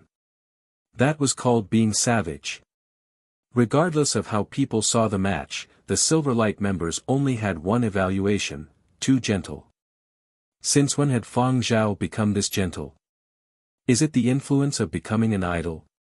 Or has he been infected with by art in his 1 year of advanced study? He had been so gentle that they were going to forget their psychological scars etched in their hearts. After Jinro became the sole remaining member of Team 9, the match became leisurely once again. The audience watched Fang Zhao fighting monsters online and picked up some practical tips. Jinro stayed on the side giving commentary. The two commentators at the competition venue. When will this Jinro shut his mouth and give us a chance to talk? Jinro was commentating joyously. He even started to wonder whether he should become a commentator rather than a professional esports coach when he got too old to keep up with the competition after retirement. Jinro had reckoned that the possibility of Fang Zhao cooperating to put on a show was high due to it being an exhibition match. This was the reason why he had decided to try surrendering. After all, surrendering to his own former captain wasn't a big deal. They were both Silver Wing personnel. What was there to be embarrassed about? The truth showed that Fang Zhao was indeed rather cooperative in this sort of match that was largely commercial and for entertainment. With that in mind, Jinro gave himself a pat on the back for being so wise. Internal training sessions were more strict and rigid. But this was different. Fang Zhao had also studied this sort of match beforehand. It was just an exhibition match. As long as the players had fun, the audience enjoyed it and the investors made enough, the objectives of this exhibition match would be achieved. There was no need for a bitter and serious fight to the end. Besides, Fang Zhao had already discovered that he could hear the various sounds in-game and differentiate minute discrepancies. His hearing was like a data stream that allowed him to have even more precise judgment. On top of the vast experience gap he had over others, he almost felt like he was cheating. Fang Zhao appeared like he was playing along with a bunch of kids and even gave the Silverlight captain Jinro some face in front of millions of viewers. When the 30-minute time limit for this match was up, Team 9 obtained victory with one member surviving. However, no one felt like a winner. They had only won this match because of Jinro's shamelessness. Fang Zhao also came out from the special booth to join in the post-match interaction activities. He was all smiles as he patiently cooperated with the other team members and engaged in some fan activities. Jinro chuckled from his teammates' mocking. At least I managed to help you all deduce who the boss was. Seemed that God Zhao isn't easy to deal with. There is a saying from the old era, where's there's life, there's hope. Only by surviving can we win. The others, pooh. Fang Zhao was rather impressive, but everyone agreed tacitly that Fiery Bird had given him an unfair advantage. After all, Fang Zhao was an endorser of Fiery Bird products. Furthermore, upon viewing the match recordings of other special guests, surely Fiery Bird had given him an unfair advantage. After this match ended, Team 9 members' expressions were also turned into an emoticon pack, which quickly went viral. Team 9 Expressions Pack Series. Disbelief. Stupefied. Who am I? Why did I suddenly disconnect? I am awesome, I am cool, yet I got killed. Captain. Don't shoot. It's me. Jinro's surrender videos and animated images were circulated the most and garnered a lot of ha-ha-has online. A real *SSY. Deserving of being called the survival mode godly gamer. His will to live is immensely strong, XD. I am very interested in the internal culture of the Silverlight team. I wonder if all their members followed Jinro's style after Fang Zhao left. Regarding this, all Silverlight team members, except the captain, expressed, please do not associate the captain's actions with that of the team members. At the same time, Fang Zhao's snippets of performance in the match were also being cut and analyzed. I want to know how Fang Zhao could determine the location of his opponents so precisely. That scene when he kicked the stealthed enemy looks painful. As expected of someone who experienced actual combat during military service. It always seems like he has a killer's aura. How ruthless. After all, this was only an exhibition match. As long as the spectators enjoyed it, everything was fine. However, Jinro was trending worldwide. Of course, this had partly been due to the Fang Zhao factor. Jean Pusaro, thick-skinned esports god and such nicknames spread far and wide. Although these were said jokingly, a sensitive person would definitely mind. Jinro didn't mind one bit. Furthermore, he replied self-righteously, what's wrong with being scared when facing an old military instructor? Right, we are all gaming gods. But he is a super gaming god. Some people weren't happy with Jinro's words. Military instructor is fine. Why must you say, old military instructor? My Zhao god is clearly very young. There were even people who wondered whether Fang Zhao's reason for not returning to competitive esports was because there weren't any opponents who posed a challenge. If a person like Fang Zhao emerged in the esports circles in future, perhaps Fang Zhao would return. Regarding these conjectures, the small portion in the know could only grin. Even if a talent like Fang Zhao appeared again, there was a high chance they would be poached by the military. Yanzhou. Yanbei Retirement Facility. Those retired veterans who looked after their grandchildren or great-grandchildren also watched competition live streams and related news. Every day, when they went out for walks, they would gather to chat. Regarding this, great-grandfather Fang had previously expressed, there really isn't much point in watching these kinds of gaming competitions that are mainly for commercial and entertainment value. Why are you all watching it at your ages? Great-grandfather Fang had been closely following Fang Zhao's dissertation and advanced studies and didn't have much interest towards gaming. 2 days later, great-grandfather Fang posted in all of his chat groups. Quick quick quick, my little Zhao is at the all-star match. Share. Didn't you look down on gaming competitions? Someone asked. Great-grandfather Fang had to justify himself. What nonsense. This is called esports. Even if we are old, we can't have the mentality of being old. We have to keep up with the times. Even military news mentioned these kinds of simulated online games.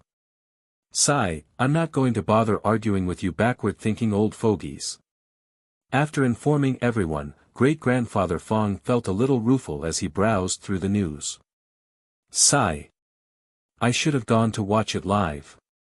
Damn those entertainment reporters. Netizens are right. These entertainment reporters just won't do. Especially the one called Wang Tai. King of paparazzi. More like king of garbage. As great-grandfather Fang was browsing through the comment section of the All-Star Match's official account, he saw someone say, "It's alright to praise Fang Zhao's gaming skill, but all this praise is going overboard. What is so cool it makes one puke blood?" Narrow-minded great-grandfather Fang replied, "What is wrong with so cool it makes one puke blood?" In his opinion, this wasn't an exaggeration, but rather a cold hard truth. What a cool kick. When it landed, that person puked blood. I had that demeanor in my youth. As for comments like, too vicious, thick murderous aura, cold-hearted, and what not. Rubbish. My little Zhao has such great character. What cold-hearted? He still spared one out of the 20-man team. The final special guest for the last match was an elderly man of over 100 years of age. He had practically grown up together with Fiery Bird. As Fiery Bird had developed and flourished, their first batch of gamers grew old. These people were treasures. There were still other activities after the special guest matches. The Battle of the Century gaming gods would be participating. As a special guest, Fang Zhao wouldn't be taking part in any other matches, but Fiery Bird didn't let him off either. Fang Zhao just needed to be there and there would be no lack of topics for discussion about him. Fiery Bird planned to keep Fang Zhao at the All-Star match for 2 days. Originally, they had wanted to keep him for 3 or 4 days, but they had been pressured by Mo Lang. Thus, Fiery Bird settled for 2 days. 2 days was fine too. It was better than just 1. While Fang Zhao was at the All-Star Match competition grounds, Curly Hair was struggling in the Huang Art Advanced Students' dorm. Curly Hair knew that Fang Zhao had gone to participate in a match and would be away for 2 days. He had to take the opportunity to be extra hardworking. On the Learning Console forums, secondary school students expressed that even though they couldn't play Battle of the Century because they were minors, they still watched live broadcasts frequently. There were also some people who couldn't watch on their own but would watch the matches through their older siblings' accounts. Curly Hair was a little listless when he saw all this. Thus, he ran over to the cabinet where Fang Zhao kept his limited edition game consoles and was motivated. Each time after doing a few questions, Curly Hair would go gaze at the game consoles for a bit before returning to the questions. Otherwise, he would fall asleep. Only with a goal would there be motivation. Curly Hair's current goal, secondary school graduation. He decided to give Fang Zhao a pleasant surprise. Before Fang Zhao returned, he wanted to get the secondary school graduation certificate from the Learning Consoles platform. He had watched so many educational videos and done so many practice questions all for this day. If his performance was good, Fang Zhao would buy him a game console. With a clear goal, Curly Hair was highly motivated. Having efficiently clearing this round of practice questions, Curly Hair felt that he was more or less ready and applied to take a secondary school graduation test. The requirements for graduation were to get a passing score of 60 out of 100 marks for each subject. Also, there was also a minimum for the total score. After the test, the results came out rather quickly. The total passing point requirements was hit, but Curly Hair received 59 for language. Just short of 1 mark. System evaluation, graduation requirements not met. Nanfeng had come over to walk the dog and to take care of some other tasks. When he opened the door, he saw Curly Hair crestfallen and crouching in the corner. Nanfeng felt his heart ache a little. This $200 million dog. What a fragile thing. Sigh, dogs just can't be left alone at home. Look, after his master is out for a day, he's become like this, so lonely and miserable. After dealing with his tasks, Nanfeng put the leash on Curly Hair and brought him out for a walk. When a dog wasn't in a good mood, bringing them out for a walk would surely make things better. Nanfeng brought Curly Hair for a walk in the recreation area. There weren't many people out for a stroll at this time. Just as Nanfeng was about to bring Curly Hair back, he saw a few teachers leading students from the teaching block over. Also, more people were starting to gather slowly. From their conversation, Nanfeng realized that these academic advisors were trying to gauge the abilities of these undergraduates. Oh, they are gonna have an outdoors performance. Let's go watch. Nanfeng tugged on the leash and led Curly Hair over. Facing the group of academic advisors and the gradually growing crowd of spectators, some students became nervous and stiffened up. Others forgot their lines or worried about their appearance. The academic advisors wanted these students to toss aside their apprehensions, set aside their idealistic ideas and learn what it meant to be a good performer. They would be representing Huang art after leaving the school. Nanfeng had originally been standing where the spectators were starting to gather. But because he had a dog, Nanfeng moved over to the side and let Curly Hair lean against some shrubs so they wouldn't disturb others. The currently performing graduate student was acting out a tearjerker skit.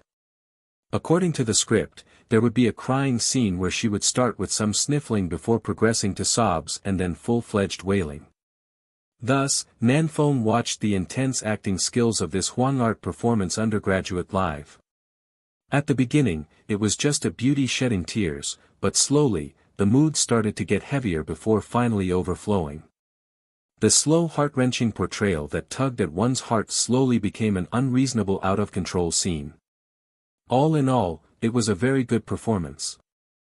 After the performance, the audience applauded, and the student gave her thanks. As the academic advisor was about to ask the second student to go on stage, he caught something from the corner of his eye and chuckled. "Oh, that little dog is crying." Everyone hurriedly turned to look. Nanfeng saw tear droplets trickling out from Curly Hair's eyes and hurriedly took out a tissue to wipe the tears away.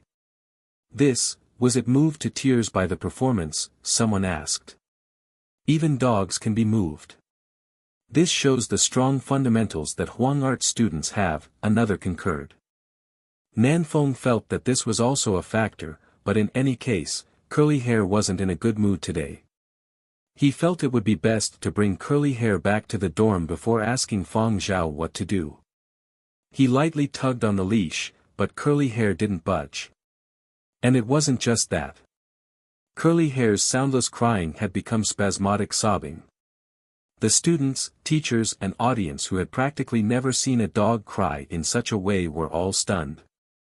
A first-year performance student whispered to his companion, not comparing to the seniors, "But if I had its ability to cry on demand, I would be able to graduate right away." Curly Hair, who had latched on to the word graduate. Nanfeng tugged on the leash once more to no avail. Then, Curly Hair began rolling on the ground in a tantrum. This dog was making an unreasonable scene. These actions seemed a little familiar. The first student who had performed flushed with embarrassment as she saw everyone looking over. She really didn't know that this dog would actually have such great learning capability. This really was crying on demand. And it was an inconsolable grief that would tear one's heart out. The students and academic advisors watching the dog bawling its eyes out intensely, "Are you done? Whose dog is this? Are you out to wreck this performance?"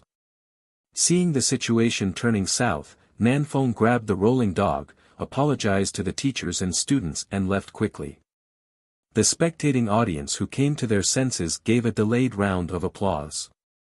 Marvelous. That sudden intense acting skill. As expected of a Huang art dog. What an immersive performance.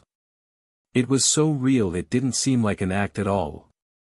I thought that it had been moved to tears, turns out it was an improv act. Wait. Was that Fang Zhao's dog? The really expensive one? I searched, that's the one. Worth 200 million. It's worthy of such value with that acting ability. Dogs mirror the personality of their masters. After all, Fang Zhao clinched an important role in the Super Series, Founding Era, based on his ability. The leading teacher took the opportunity to knock this into his students' heads. See that? If you don't properly train your acting skills, even a dog will best you. Does a dog rolling on the ground bawling not put you to shame? However, the teachers were also rejoicing in secret. At least this batch of undergraduates had decent ability and wouldn't disgrace themselves. In no time, videos of that scene recorded by members of the audience were uploaded online or sold to entertainment reporters and other media outlets. Thus, for a period, those people trying to grab headlines discovered that they had been beaten by a dog. People who were following other stuff also noticed this news. Did this dog join Fang Zhao and go to Huang Art for advanced studies too? Are all Huang Art dogs that strong? This dog of Fang Zhao's is due for a raise. But this dog is already worth too much. What do you know? For the time being, it was unknown whether Curly Hair's valuation would increase. However, many people interested in keeping dogs specially made inquiries to Huang Art regarding whether they had opened up acting classes for dogs. Or, perhaps they intended to groom dog actors. Huang Art personnel rejoiced once again. Luckily, their undergraduates had strong enough ability. Otherwise, there could have even been news about Huang Art performance undergraduates being beat by a dog. After being galvanized by a little dog, the Huang Art performance students pledged to work even harder. Otherwise, they could be labeled by teachers as inferior to a dog after graduation. After Curly Hair's news squeezed into the headlines, the upper management of various media entertainment companies flipped out. Aren't you all useless? It's fine if you can't beat Fang Zhao. But, to lose to even his dog? Fang Zhao when he saw all the news. Alright. At least not many people were paying attention to the matter of the genius primary school student. Fang Zhao felt that he really was becoming more mellow. Fang Zhao was very worried. After learning how to cry from Thornhead, Curly Hair had mastered making an unreasonable scene from the outstanding undergraduates of Huang Art. On his return from Fiery Bird's All-Star match, Fang Zhao first went to apologize to the relevant Huang Art personnel as Curly Hair had indeed interfered with their session. Afterwards, Fang Zhao brought Curly Hair over to be taught a lesson. Curly Hair needed to explain himself. I wasn't acting. I heard you did an improv session with some of Huang Art's graduating students. I didn't improv. Curly Hair had really been influenced by the performance of the Huang Art graduating students. He had also learned how to cry before.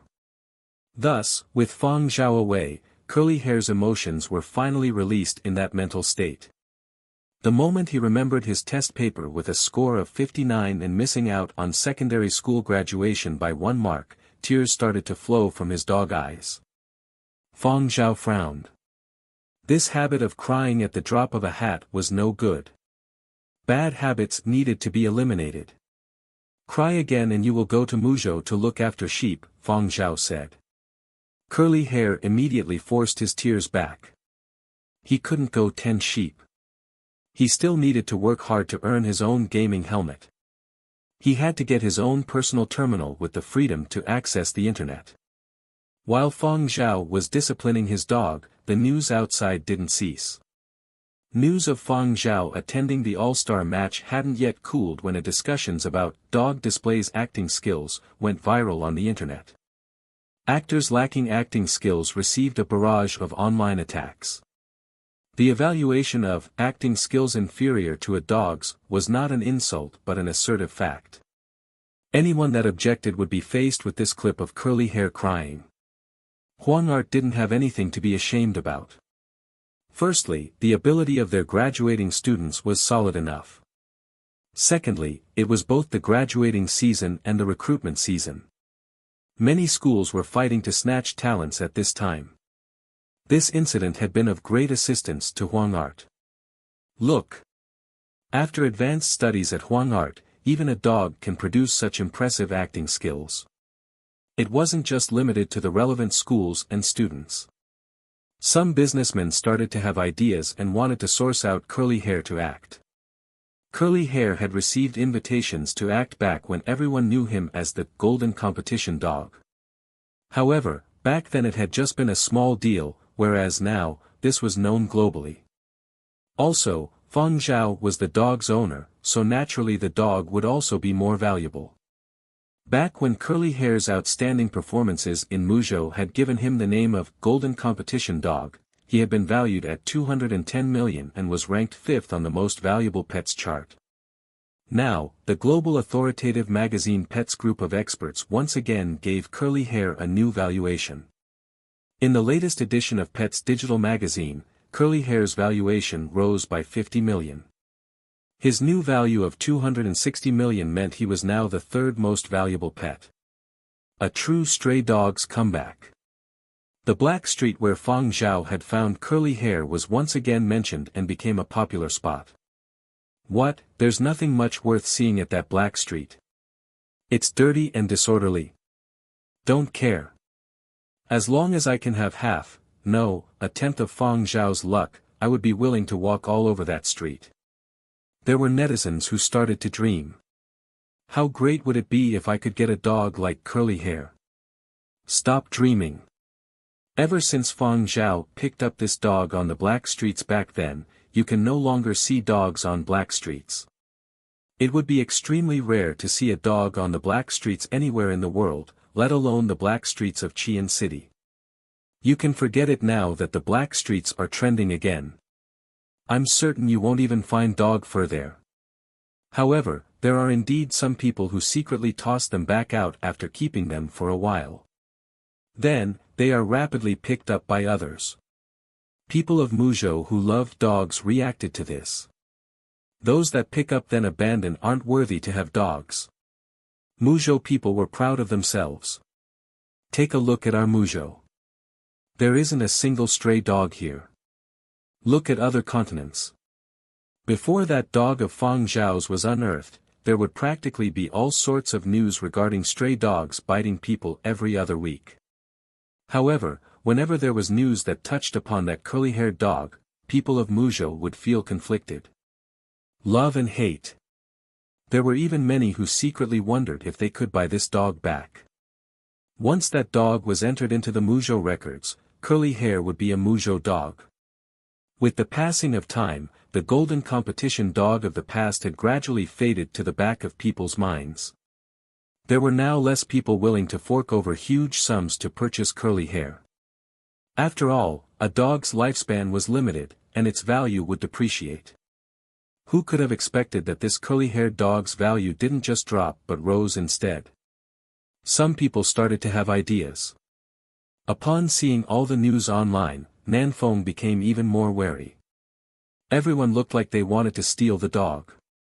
All the other pets on the rankings were served like kings at home and had entire entourages following them when they went out. Only Curly Hair was like an ordinary dog wandering about at the school every day.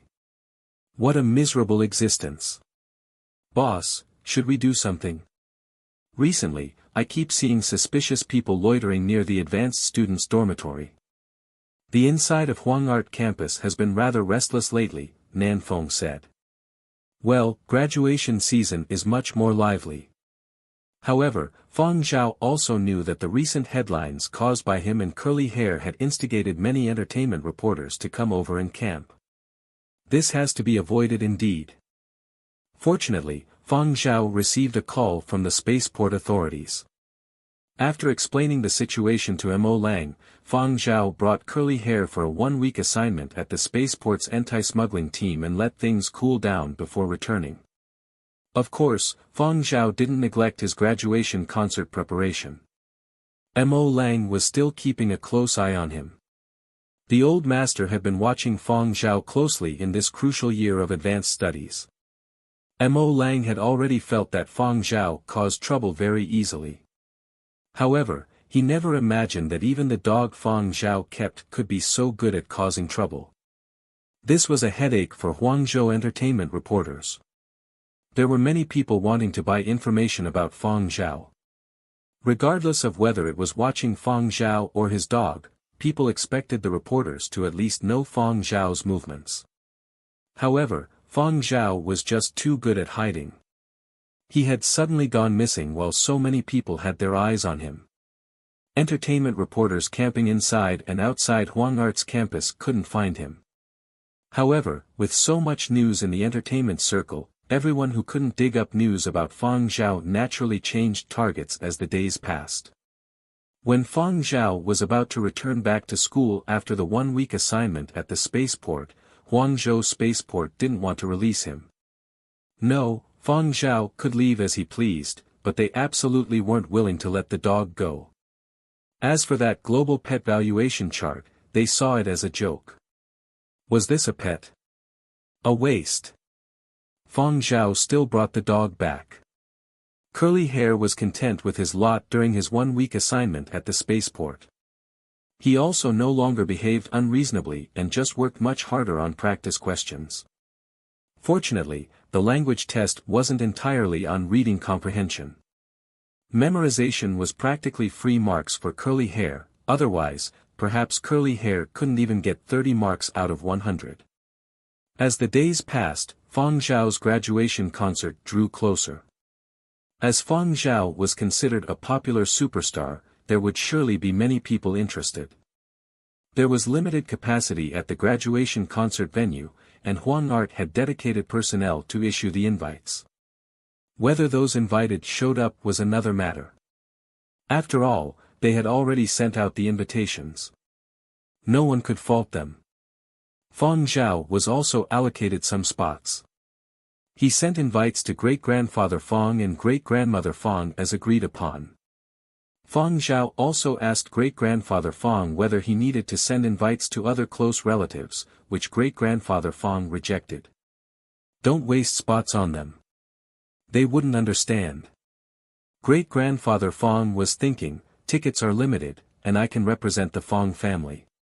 Fang Zhao can use the remaining to build his social relationships. Great-grandfather Fang had already started preparations for Fang Zhao's graduation concert a long time ago.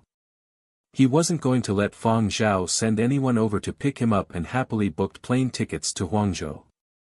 He turned around and realized great-grandmother Fang was trying on newly bought clothes. Great-grandmother Fang had recently gotten a new haircut and had bought a new dress and hat. Great-grandfather Fang remarked with a stiff face, trying to dress up at this age. After returning to his room, great-grandfather Fang opened up his cabinet and brought out the 2 sets of artsy clothes he had yet to wear.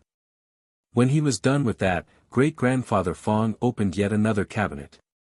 In it were 5 neatly arranged walking sticks. Some had been purchased in bulk with other residents of the facility, while others had been purchased after being swayed by advertisements. Great-grandfather Fang picked up a popular new generation walking sticks with many functions, tested the grip and even swung it a few times before putting it back in the cabinet out of dislike. He then picked up another one and checked himself out in the mirror. Tisk. Great-grandfather Fang placed the second walking stick back in. He disliked the gaudy color. It didn't go well with his inner grace and artistic vibe. The newly bought walking sticks in the cabinet were either too flashy or had an unsuitable color. None of them were suitable in his hands. Viral products really won't do. As he went about nitpicking and comparing, great-grandfather Fang finally settled on one reluctantly. Great-grandfather Fang was finally satisfied with his appearance in the mirror and smiled. Indeed, many people closely followed any news of Fang Zhao's graduation concert. Not everyone was Fang Zhao's fan, but they definitely had to attend the concert. If they couldn't get an invitation letter, they would have to snatch others' admission tickets. Graduation concerts in the past by 12 Tones advanced students were also full houses, but many seats were filled up by behind-the-scenes staff or other students. Generally, the public didn't pay too much attention. This time, Fang Zhao's graduation concert was different. After all, the concert details had yet to be announced, but the quota had already been filled. People who had been camping on Huang Art's official platform to purchase tickets were dumbfounded as they stared at the large, sold out, on their screens. Personnel from Huangart already found it difficult to procure tickets, let alone people from other schools. Silver Wing side was allocated 10 admission tickets because Fang Zhao was signed to them. However, it was still too little compared to how many Silver Wing personnel were interested in attending. Those who weren't allocated tickets had to find other means to obtain entry. At a corner of the company, a few popular celebrities were currently having a hushed discussion. "Aren't you in acting? What do you want admission tickets for? Have you heard of being proficient in both acting and singing? I want to understand more on being a singer-actor. Only 10 admission tickets? Is it really not hunger marketing by Huangart?" someone asked. Others stared at him as though he was stupid. "Do you have some misunderstanding regarding God-level advanced course? Do you know what sort of people the mentors and teachers of this advanced course are?" Huangart allocated the majority of invitations to various big shots within the art circles from different continents. Therefore, there are limited spaces. Even Fang Zhao wouldn't have too many for himself. The company has already done very well to be able to obtain 10 tickets. Look at other Yenzhou entertainment companies. They'll need to struggle to get even 5. If you can't get admission, you can try asking invitees who aren't planning on attending. Other people might be able to get this sort of invitation, but I reckon it would be difficult for this concert. Lijo. Zero hadn't gotten sufficient headlines and attention from the All-Star match. The data and numbers were out. He was still doing fine in Lijo, but his publicity on other continents had fallen. Thus, Lijo netizens routinely ridiculed him. After arguing with netizens online, he posted, "Just you all wait and see." And after that, it was really waiting. People waited and waited, but there were no signs of activity. Citizens of Lijo knew that the Zodog was rather forgetful. He could hold grudges for a long time, but he also frequently forgot other things he didn't deem important. Just as Zero was drafting a plan to get back against those netizens, he received a message from Chu Bo. Chu Bo wanted to attend Fang Zhao's graduation concert. After going through his friend circles, Zero found that Barbara and Midasi had actually gotten their hands on admission tickets. How could he fall behind when it came to this? Zero immediately made a call to Fang Zhao and shamelessly asked for an admission ticket before running off to flaunt it to Wu Tianhao. Wu Tianhao was busy with other matters recently and couldn't go join the fun even if he wanted to. In his delight, Zero forgot all about the "you all just wait and see" matter.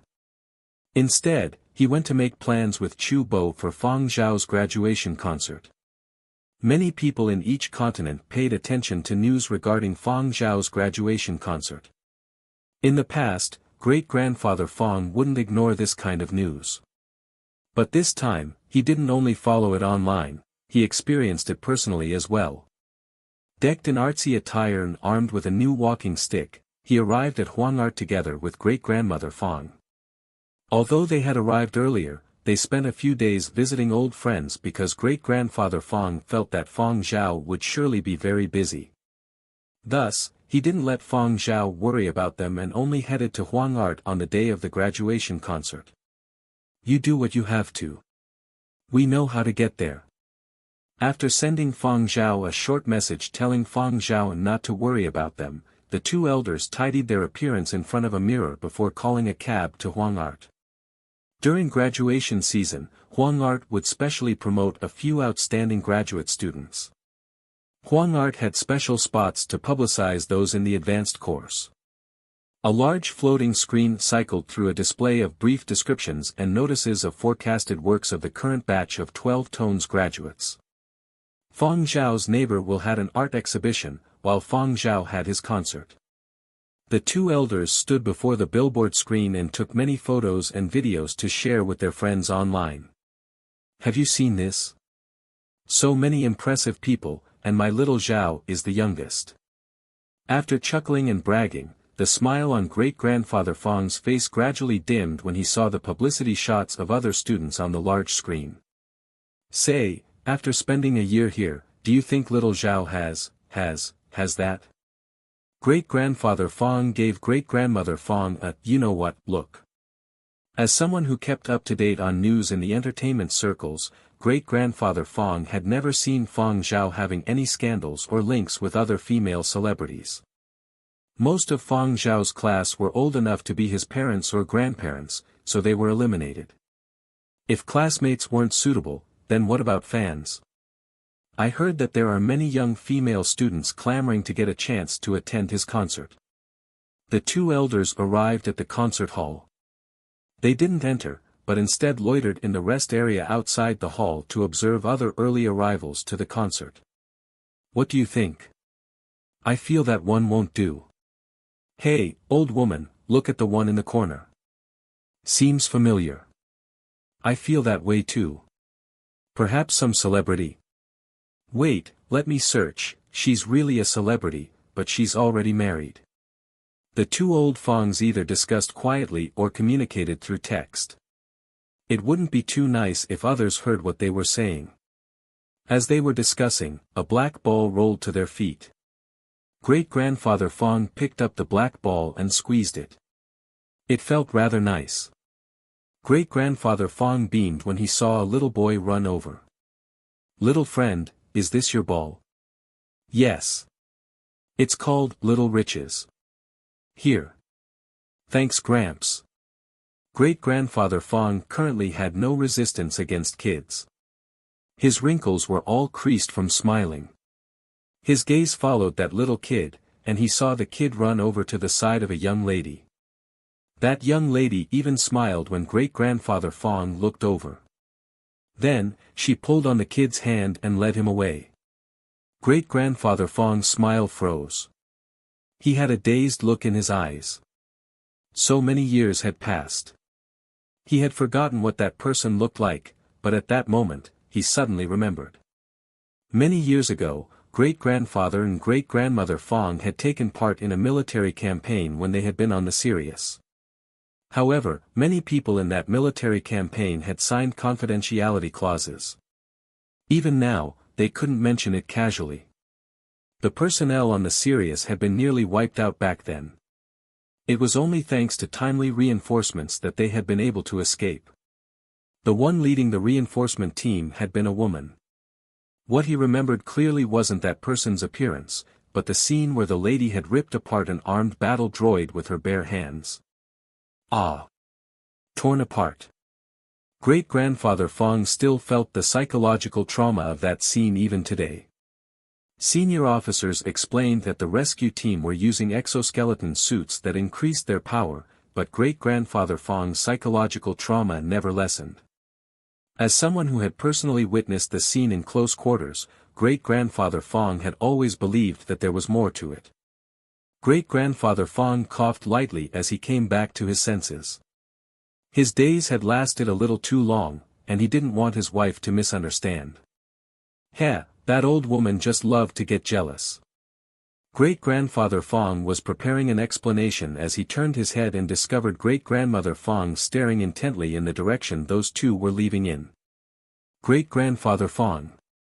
What are you looking at? There's nothing to see. Let's go. The concert is about to start. Great-grandfather Fang pulled great-grandmother Fang towards the hall. Hey, old man, that person looks a little like. Like what? I remember. No. You don't remember. A descendant of an old friend? Who cares who she is? Mind your own business. After entering the concert hall, the two elder Fangs found their own seats. Their seats were close to the front, just behind the VIP, academic advisor and evaluation committee seats. The Huang Art Center's music hall was constructed in line with top standards. Practically every seat in the hall could enjoy the same sound quality. However, some areas were closer to the stage than others, so there was some difference in visuals. Great-grandfather Fang looked around and sighed in relief when he didn't see that figure. The person the two elders had seen had shocked them greatly. However, they no longer had any inclination to mull over it. This was the venue of Fang Zhao's graduation concert. People continued to show up in succession all around them. Many were celebrities they had seen on the internet before. Great-grandfather Fang paid close attention to the entertainment circles. He wasn't able to recall all of their names, but he could still recognize them. Those people were surely famous. At the thought of so many reputable people in entertainment circles coming over to attend Fang Zhao's concert, great-grandfather Fang felt extremely proud. As for everything else, what old friend or bare-handed droid ripping could be more important than his own great-grandson? Great-grandfather Fang took the opportunity before the concert started to show off once again to his friends. The other old fogies at the retirement facility definitely never had such an experience. As Fang Zhao was very busy today, he had Nanfeng check on the two elder Fangs after hearing that they had arrived. Nanfeng had only stayed for a short while before he was sent back by the two elder Fangs to attend to Fang Zhao. Great-grandfather Fang reckoned that Fang Zhao would be too busy today to even drink water. Furthermore, it was easy to fall ill when stressed. Thus, Fang Zhao had to be properly taken care of. So, Nanfeng was shooed away again. He didn't have any complaints but was instead very excited. He had originally thought that no matter how great Fang Zhao's reputation was, this sort of graduation concert would only attract academics. He had never expected to see so many celebrities. When had Fang Zhao met these people? Furthermore, many of the newcomers to the singing industry walked a completely separate path. Why were they trying to join in the fun? Others who had managed to snag admission tickets and take part in the excitement had the same doubts as Nanfeng. Quite a number of those rookie singers weren't academics. They didn't have anything in common with Fang Zhao and nor did they have any intention of promoting themselves here. What were they here for? Last but not least, there were also people interested in Fang Zhao's commercial potential. Although they appreciated music, these people were businessmen first and foremost. Perhaps they weren't able to estimate Fang Zhao's artistic value, but they could gauge Fang Zhao's commercial value well.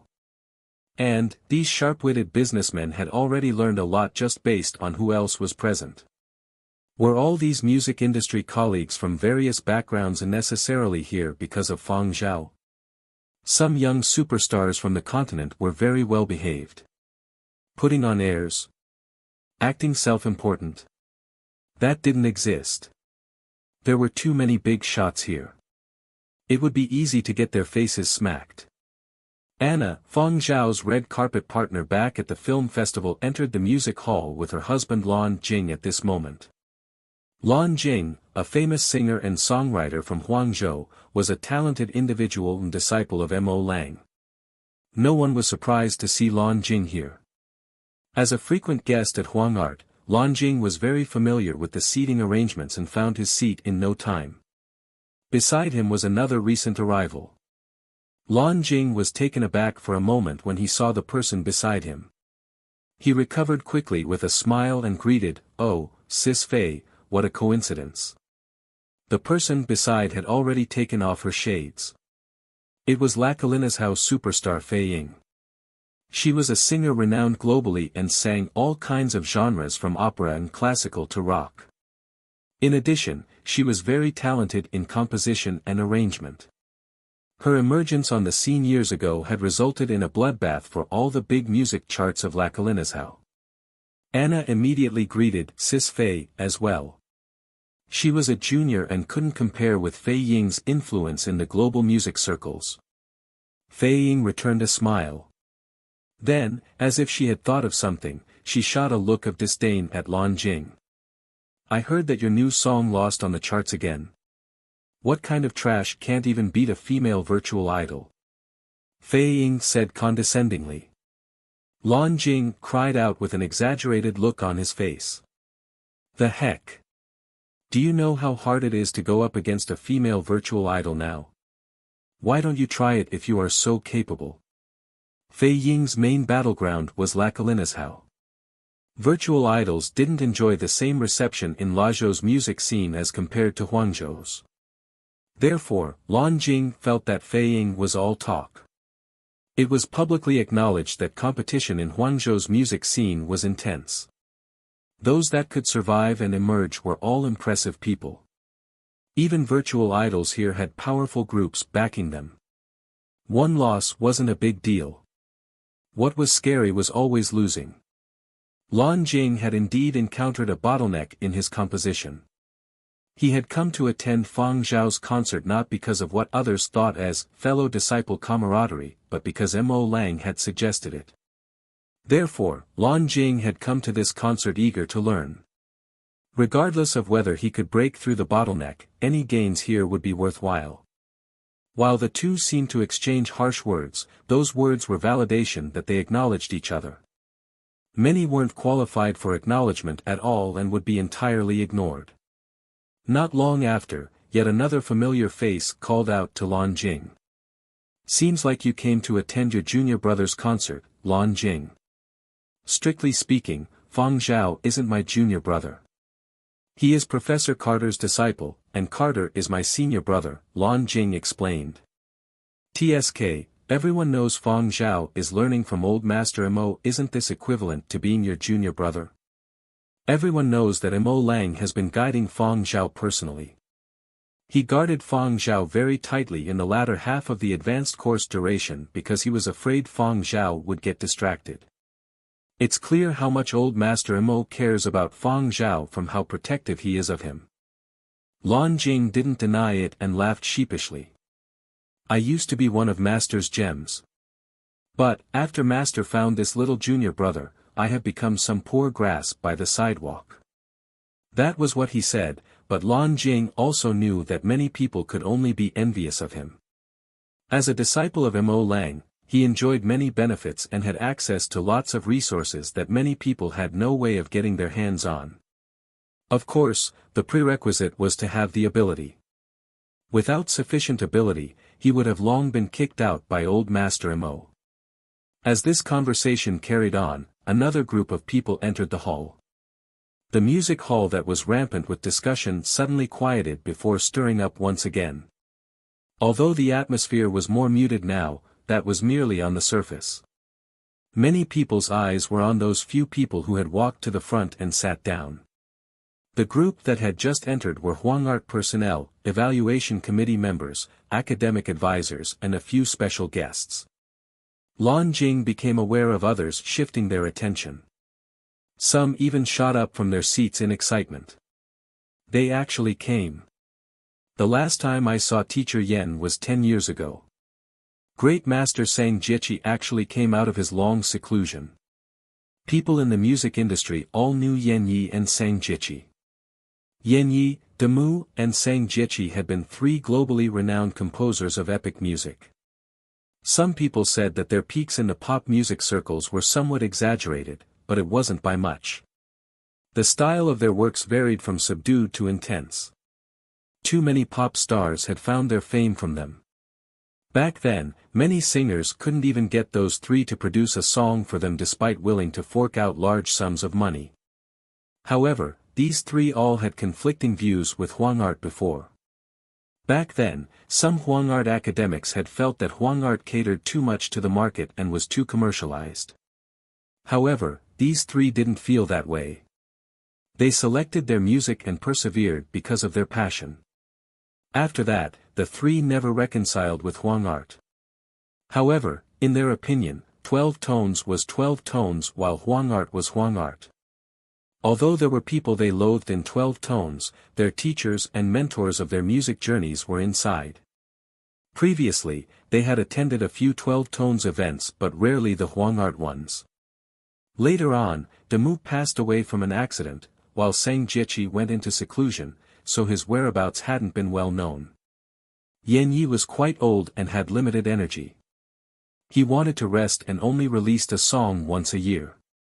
Even if his current style wasn't necessarily appreciated by the masses, the song rights were still highly sought after. Nowadays, Yen Yi and Sang Jiechi rarely participated in 12 tones events. However, invitations for important events and graduation concerts were still sent to them. Of course, there were also other composers and creators in attendance not on Yen Yi and Sang Jiechi's level but were also considered important people in the industry. There were also pop megastars with huge backings present as well. Is it because of Old Master Mo? Anna asked. Only Mo Lang could pull off securing the attendance of these people. Lan Jing was so sour he felt he was going to turn into a lemon. I never received such treatment before. Teacher actually managed to bring these people out just for junior brother. No, based on Fang Zhao's previous works, his style is entirely different from this bunch's. This is just promotion for little junior brother. It wasn't just Lan Jing. Mo Lang's other disciple also felt sour when they saw this. Teacher is indeed biased. At that moment, Great Master Mo Lang was chatting with old friends. I have listened to Fang Zhao's previous works before. It is profound, yet unfolds impressively, Yen Yi said. I don't really delve into the kind of musical approach you all take, but I am still able to somewhat perceive it. For instance, the first type of profundity is like reading a history book or watching a movie laden with details and insights. The other sort is like placing oneself in the annals of history as if actually experiencing it without being separated by space or time. Fang Zhao's works belongs to the latter. Therefore, old Mo, I haven't come just to give you face. I'm also very interested in this young fellow's music. Sang Jiechi also chimed in, the structure of Fang Zhao's works has always been huge. However, it is easy for something with a huge structure to appear empty. However, from his previous works, I can see that he has already done very well. No, I should say that he has done extremely well for his age. I just wonder what sort of pleasant surprise he will give me this time. At the same time, it will be good to have a glimpse at the current standards of the 12 Tones Advanced course. As a student, this Fang Zhao learns really quickly. The academic advisors of the advanced course were all full of confidence. To be precise, they were very confident in Mo Lang. If Fang Zhao's submitted works couldn't satisfy Mo Lang, then this old master Mo wouldn't be smiling. Mo Lang appeared solemn, but the corners of his mouth had curled upwards multiple times when he heard others praising Fang Zhao. The few of them started inquiring from Mo Lang about stuff pertaining to this concert.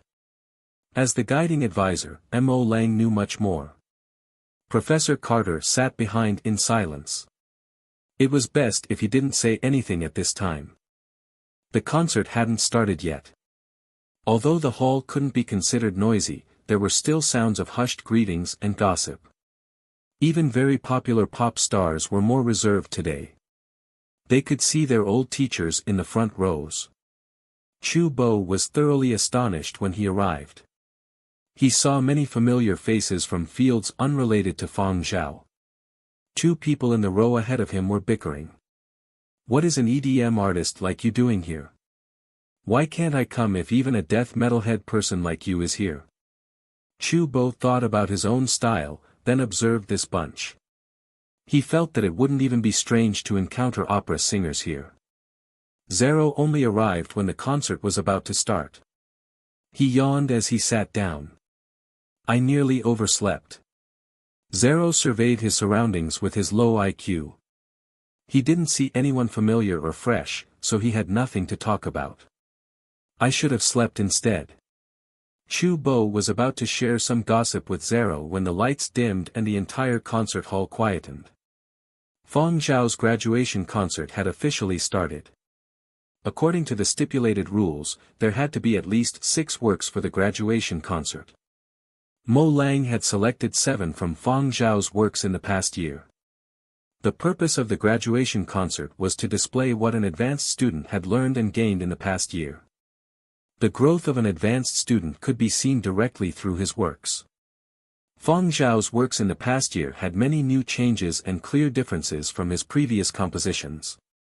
Mo Lang considered various aspects before selecting these 7 songs. He hoped that everyone would no longer have the image that Fang Zhao's works were the sort that woke you up from any tiredness, as said on the internet. The screen at the front displayed the information about this graduation concert. Displayed right at the top in a large neat font was Ocean of Stars. There were a few academic advisors listed. Mo Lang was the first name, while Carter was in the second spot. By custom, Fang Zhao would introduce the background behind this composition. Zero listened until he was drowsy. I can't understand all these academic expressions. Maybe I should go to sleep. On the other hand, Chu Bo was listening attentively. Simply put, this sort of graduation concert was the stage for advanced students to shine on. His musical path was different from Fang Zhao's, as his own works placed more emphasis on rhythm. However, he was extremely curious as to how Fang Zhao would have changed after a year in this god-level advanced course. Would any new elements appear in Fang Zhao's works? Fang Zhao briefly explained the background information behind this composition to the evaluation committee and esteemed industry precursors. He showed no signs of stage fright that the two elder Fangs had been worried about. After that, it was time for him to exhibit his own works. The concert hall wasn't huge, but the acoustics inside the stage for Huang Art's top advanced students were undeniably top-notch and would allow advanced students to fully demonstrate all of their merit. Opening song, Splendor. There was a main piano melody with the echoes of woodwinds. Grandiose, gorgeous orchestral elements flowed like a spring breeze thawing snow and ice. It brought the golden lights from the horizon and the pulsations of new life. Hearts of longing and reverence gazed at the large golden door that fanned open to welcome a new world. Such a bright and impressive opening jolted the senses, causing any weariness and restlessness to be tossed aside. The solemn faces of the evaluation committee members relaxed. They exchanged glances and revealed satisfied smiles. But, that was all to it. They were merely satisfied. This could be considered a strong display from any other student. But, when it came to Fang Zhao, this only belonged to the ordinary category. Those who had studied Fang Zhao's works before wouldn't be too surprised by this opening. Furthermore, it would be surprising if Fang Zhao couldn't reach this sort of standard considering that he had Mo Lang's guidance. Percussion, string and stimulated woodwinds produced an extensive and melodious atmosphere. Listeners imagined waking up from a blurry dream, looking into the distance and seeing budding greenery. They saw an imposing mountain, a vast plateau and a flourishing city skyline. The music evoked reminders of sounds throughout the year. There went the sounds of children hurrying out at the first rays of dawn into a bustling crowd. The world was very huge, the skies high and the earth vast. Hope and fantasy were interwoven behind closed eyes and intoxicated minds like a victory cry from afar. People cried out in jubilation beneath the many golden rays of light. They looked up to the skies and saw the grand possibilities the future held. Hearts were lifted by a magnificent energy and soared towards the horizon. Even the tallest of mountains did not obstruct the free-flying clouds. Overcome your difficulties, surpass the extreme limits and pursue the brilliant splendor you believe in. Say, do you see the ocean of stars? An evaluation committee member from Mazhou was deeply moved by this opening song. Every single note resonated within him. He could hear the overflowing hope and vibrancy of life in full bloom. Carefree. Expansive. Exuberant vitality and surging sentiments made it feel as though every cell in the body was enlightened. Unknowingly, people found themselves smiling. After the song concluded, the evaluation committee members started to discuss quietly. Bold, ingenious skill and technique. This fellow's fundamentals are impressive. What powerful uplifting impetus and forward energy. This youngster's enthusiasm is great. The world is so big, follow your heart. I felt that even the most simple things could become splendid as I listened. Gorgeous. It wasn't hollow on the inside and flashy on the outside. Rather, it was like a high-level and substantial theme. An evaluation committee member shot Mo Lang a thumbs up as he was speaking. Mo Lang was his usual reserved self as he smiled and nodded slightly. He gave a, still passable, gesture. The evaluation committee member from Mazhou was really satisfied. His smile widened after reading the background information behind this composition. Indeed, it has influences from our Mazhou. Professor Carter jolted up at the back. Fang Zhao's journey had been arranged by him. He could join in on this conversation. But, before Carter could say anything, Mo Lang already responded, right. He composed the preliminary draft for Splendor, when he followed the team to Majo. Carter swallowed his words and sat up straight, pretending nothing had happened. After the short exchange, the various evaluation committee members gave grades and remarks on the evaluation sheets in their hands. The short break between each song was to give the evaluation committee some time to discuss and evaluate. A graduation concert was a little different from ordinary concerts with its academic and public appraisal elements. As the audience discussed, Zero, who had been jolted awake by the opening song, sat in his seat with a dazed and bewildered expression. Chu Bo finished his own reflections about the song and turned towards Zero. What's wrong? Zero rubbed his face vigorously. I just had a dream. I dreamt that I was running and running. Then, I started to fly. Chu Bo laughed. Looks like Zero still has some artistic cells in his body after all. The second song began after Zero sobered up and the evaluation committee finished their evaluations. The Return of Life. The main theme of Fang Zhao's concert was Ocean of Stars.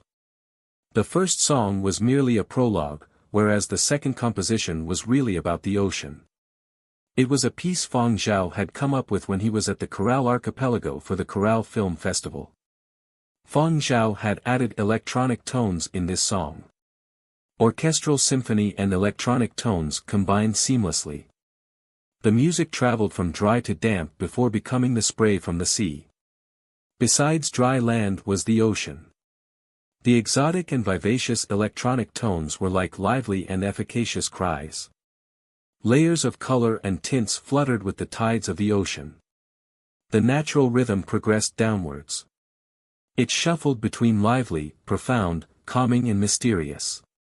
It was like the ripples of countless vibrating strings breaking the stillness of the deep sea. Then, a tremendous undercurrent surged upwards, dragging the listeners to a fin splitting through a wave. They leapt across the water's surface with freedom. Birds high up in the sky swooped down and glided over the surface of the ocean. They broke through the waves before soaring thousands of miles. The world was full of living things. Sunlight scattered through the surface of the ocean. Some light penetrated, while the rest reflected off the waves. A certain director specializing in documentaries sighed as he experienced the wonder of the music. It's just perfect. The melodious score is uplifting. What a great ecological sensation. I definitely have to place this song in my new documentary if I get the chance. I can't afford the copyright, but the TV station can afford it.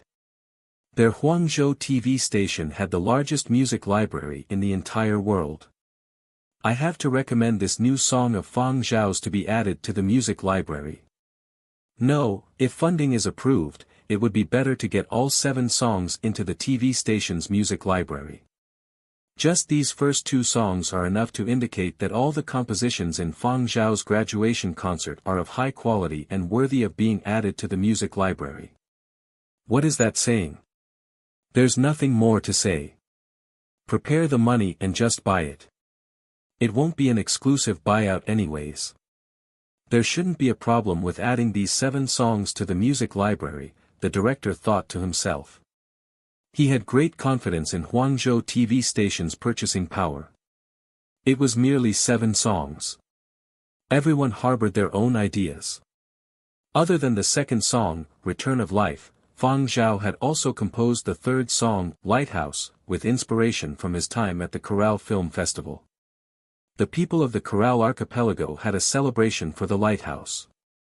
Every year, the lighthouse shined very brightly at that time. The style of this song was totally different from the other 2 and had special island instruments in it. Light, cheerful drum beats carried a special local and rustic flavor. Although the initial drum beats sounded soft and muffled, they carried a sort of ancient and mystical vibe. It brought to life the faraway island shore caressed by waves. Lights and shadows flickered across the islanders celebrating. Their eyes turned misty from the lingering smell of alcohol in the ocean breeze. They turned around through the dancing throng and faced the ocean. Under the glow of the lighthouse, currents crashed against the reef. The lighthouse rays quietly probed the sea to guide returning ships along the blue periphery. Coral Archipelago's native folk songs and dances were partly behind the inspiration for Lighthouse. Fang Zhao had taken some of these native musical styles and blended them into his own composition. Under the starry sky, other islanders, the blue ocean, the lighthouse and ships were all blurs to the dancers. Lighthouse encapsulated all of this with an intense artistic vitality. Amongst the audience, a renowned Guangzhou rapper smiled pleasantly as he listened to the booming drum beats. What sort of drum is this? It is rather pleasing to listen to. The rapper looked at the background information for this composition. The inspiration was from Corral. He too had received many invitations to participate in activities at Corral. However, his thoughts and focus had all been in taking part in the Corral Film Festival. How could he have time for other things? Thus, he hadn't even noticed the native instruments. He didn't have too much interest in music that was too thick in symphonic styles. He had come this time not to appreciate art but rather to unearth gems. After listening to the previous 2 songs of the concert, he had wanted to send a message to some friends about the situation here. However, he could no longer care about anything else when the drum beats started for this song. He asked those around him, but nobody was able to discern what sort of drums they were. He looked through his contacts. There was no method of contacting Fang Zhao, so he decided to send a message to ask Lan Jing. Fang Zhao and Lan Jing had learned from the same master, so even if Lan Jing didn't know, Lan Jing could also ask Fang Zhao. Indeed, Lan Jing replied after a short while.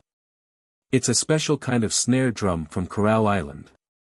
Lan Jing had also studied this sort of drum on Coral Island before, so he could answer without asking Fang Zhao. A drum from Coral Island? The rapper committed it to memory. He was especially excited with Lighthouse that he couldn't sit still.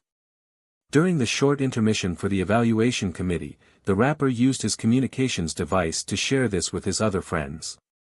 Really, when this sort of instrument full of native characteristics combines with musical notes, it is simply a cheat. It is too astounding. Then, shall I find some time to purchase drums from Corral? His friend asked. Do I look like I lack a drum? What I lack is talent. Not everyone can use this cheat combination. At least, I won't be able to do so in the short term. How then? The other side asked. What do you think? Of course, I need to find someone who can. Just a slight revision of the original score will do. A revised tune would definitely be very suitable for me. In his excitement, the rapper mentally composed some variations and sang a few verses under his breath. Hey, how is that? He was very satisfied with the few verses he had modified. An actor seated beside him listened to the rapper's rambling as well as his modified verse. He nearly doubted his own listening ability and memory when he compared it to Lighthouse. Was everyone listening to the same song? The changes are quite big. Also, isn't the concept completely different? However, this was a very normal thing for the rapper and his friends. People extracted different sentiments from listening to the same song. The rapper had a high level of musical knowledge. Thus, making larger changes to suit his style was very common. I can wait until the concert ends to look for Fang Zhao and discuss the copyrights for a revision. The renowned Guangzhou rapper already started to make plans. Oh, negotiating the copyrights might not be a good idea. I heard that during his previous concert, all the copyrights for Fang Zhao's songs were bought up even before the concert ended. The person on the other end of the line sounded hesitant. Is that so? Then, I shall have to ask Lan Jing. With that, he sent a voice message to Lan Jing. Lan Jing. You have to help your old classmate. You and Fang Zhao share the same master. Help me tell him that he must leave the third song, Lighthouse, for me. Lan Jing replied cordially but thought to himself, what's the use of looking for me? I'm also not that close to Fang Zhao. Fortunately, the intermission was short. Lan Jing looked towards the large screen at the front in anticipation of the next few songs. Even people who had no contact with Fang Zhao were seeking help from Lan Jing. This little Fang Zhao fellow is really impressive. The fourth song, Ada. The Alcade, serial Ada, was amongst the human race's first batch of deep space exploratory spacecrafts. Contact was lost with the Alcade on an exploratory mission a long time ago. It had traveled alone for a long time before crash landing on planet Boo and being buried under the sand.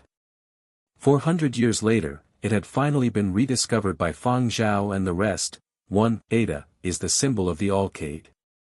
Eta is the Greek letter eta.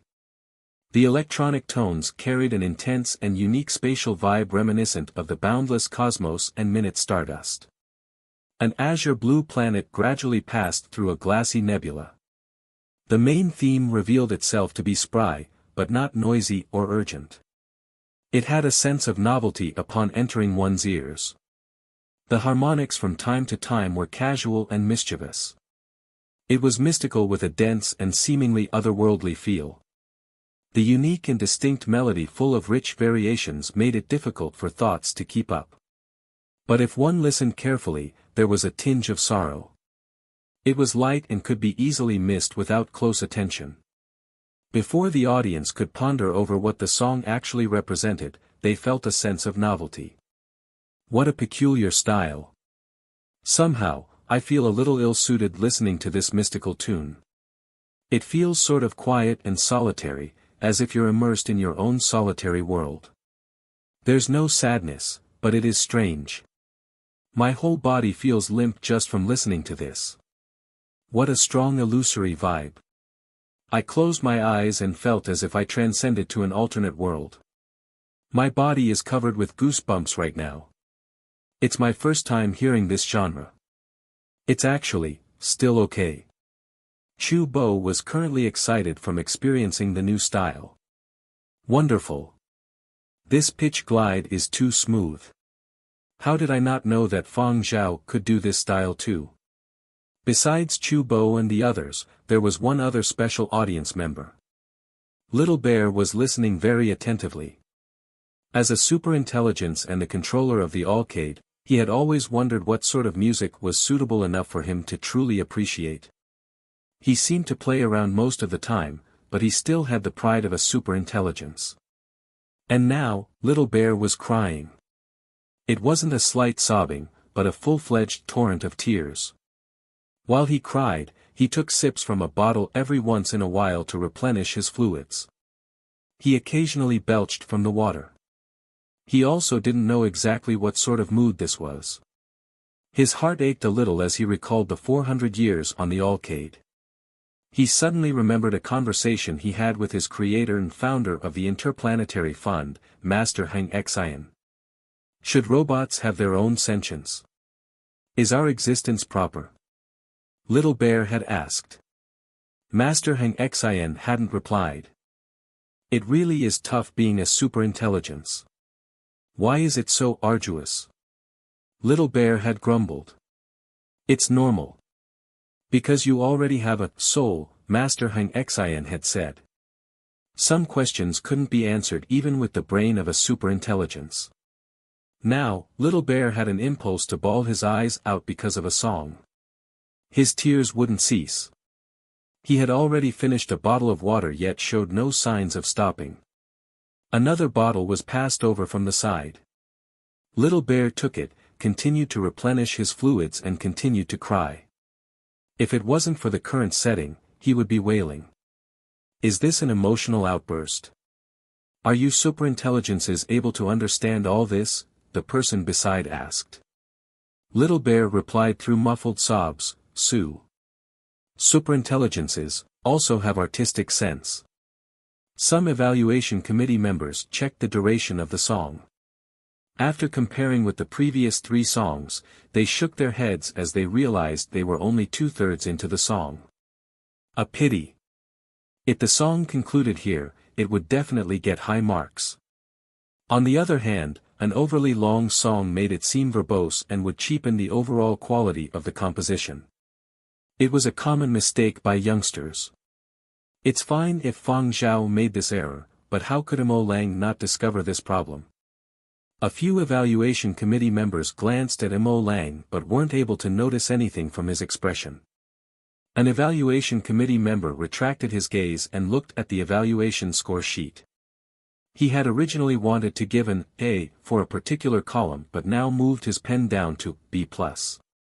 Just as he was about to give his grade, he suddenly paused. Not right. His entire body quivered as if a chill had brushed over every inch of his skin. Unknowingly, the tune's momentum had changed. If the first two-thirds of Data was like a solitary voyage into the boundless and empty void, then the last segment was like an overlooking gaze that emerged from behind. The mysterious and fascinating communities hidden within millions of stars were revealed. They had silently waited. There was an ice-cold feeling. The listeners saw the stars move over time and observed the transformations of the world. Exotic electronic notes, both incisive and cold, entered their eardrums. It wasn't an intense mechanical feel, but more like a freezing electrical current.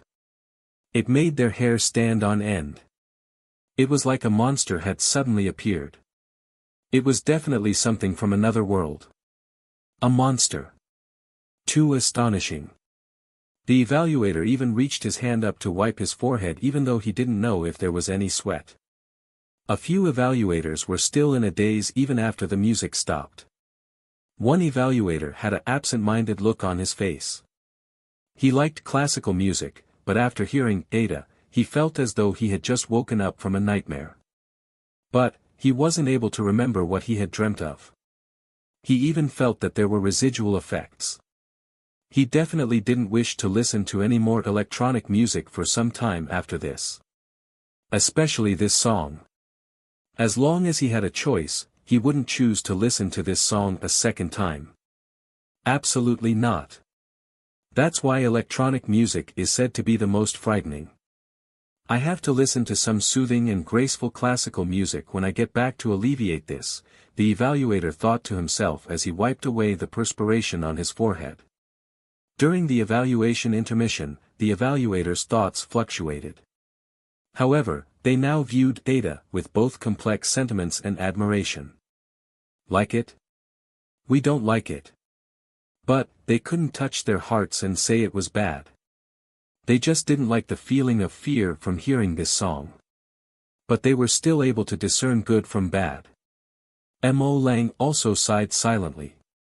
He had already told Fang Zhao that if he only kept the first two-thirds of Data, obtaining an A grade would be rather straightforward.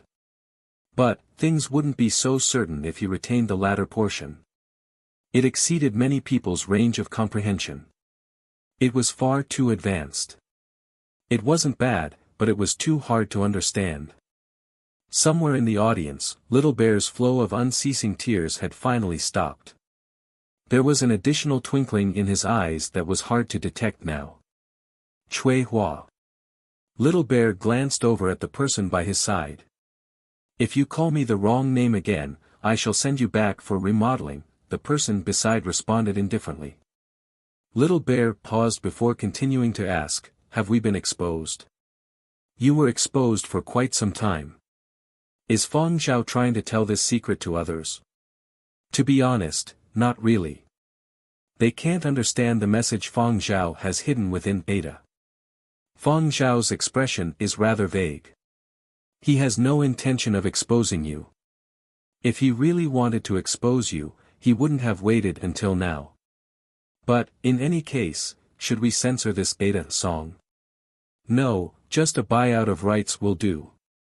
Oh right, it is possible to buy out all the copyrights. I'll buy it. I will buy it and listen to it all myself. Nobody else can share it. Boss, there's no limit on my wage card, right? No. Luckily, I have money. No, you don't. Dog Dan and Dog. Little Bear suddenly remembered something upon hearing these two names. The money in his wage card had been spent on constructing those two intelligent robot dogs. He suddenly felt as if he had been struck by a bolt of lightning. I actually spent the money for buying copyrights on those two retards. Little Bear felt like he had suffered a severe blow and fell silent. Moments later, Little Bear's ears twitched, and he blurted out in a somewhat discomfited fashion, "I heard some old man in the most forefront row say that Ada has a monster hidden within. He actually says that I'm a monster. So why don't I go tell him that there is actually an even more fearsome monster by Fang Zhao's side?" Before he got a reply, Little Bear shook his head and mumbled to himself, "Forget it, I don't want to get eaten up." The concert's fourth song, Ada, indeed made many people shiver. The evaluation committee needed a lot more time for discussion than previously. Great-grandfather Fang was a little worried. He didn't understand all these music technicalities. He hadn't been able to determine with his listening ability and just felt strange from his rising goosebumps. However, this was all secondary. He was worried that the evaluation committee's grading for this song wouldn't be ideal. The evaluation results would only be announced after the concert ended. It was impossible to know the detailed scoring for each song right now. Apparently, every song had a number of different evaluation criteria. Others in the audience didn't think highly of it either. Great-grandfather Fang was even more concerned upon hearing an older member of the audience seated behind saying that the copyrights of Ada weren't very sellable. Great-grandfather Fang worried that Fang Zhao would be mentally affected by the relatively poorer reception of this song compared with the first three. After a short while, evaluation for the fourth song concluded, and the fifth song commenced. The fifth song, Star Sand, was a piece Fang Zhao had composed during his time on Planet Boo. Compared to the previous four, this song was much more soothing. Instrumental tones simulated the tranquil muttering of the ring of stars within the vast cosmos. Grains of sand fluttered and shimmered in the night sky. Above the clouds, the sky seemed boundless, distant and pristine. The galaxy filled the entire view. As the dust settled, everyone was bathed in the warm cleansing glow of starlight. Under such a macrocosm, life was like a puff of smoke, gently fading into oblivion. But, even so, life struggled on, even out of despair. Distant stars in the vast, boundless infinitum pulsed with vitality. Again, a speck of dust floated through the endless starry sky. Daytime gradually approached. A gust of wind carried the grains of sand into the distance. In the audience, pop goddess Fei Ying sat quietly listening to these wondrous sounds that seemed to originate from the stars. Despite her iconic Lakalinashao pride, she simply wasn't able to put up any resistance. She was itching to quietly sing along and put in great effort to resist that urge. She clenched her fists tightly, not knowing how to express her cascading emotions. Sounds of nature. She shut her eyes and listened. Her soul felt like it was floating.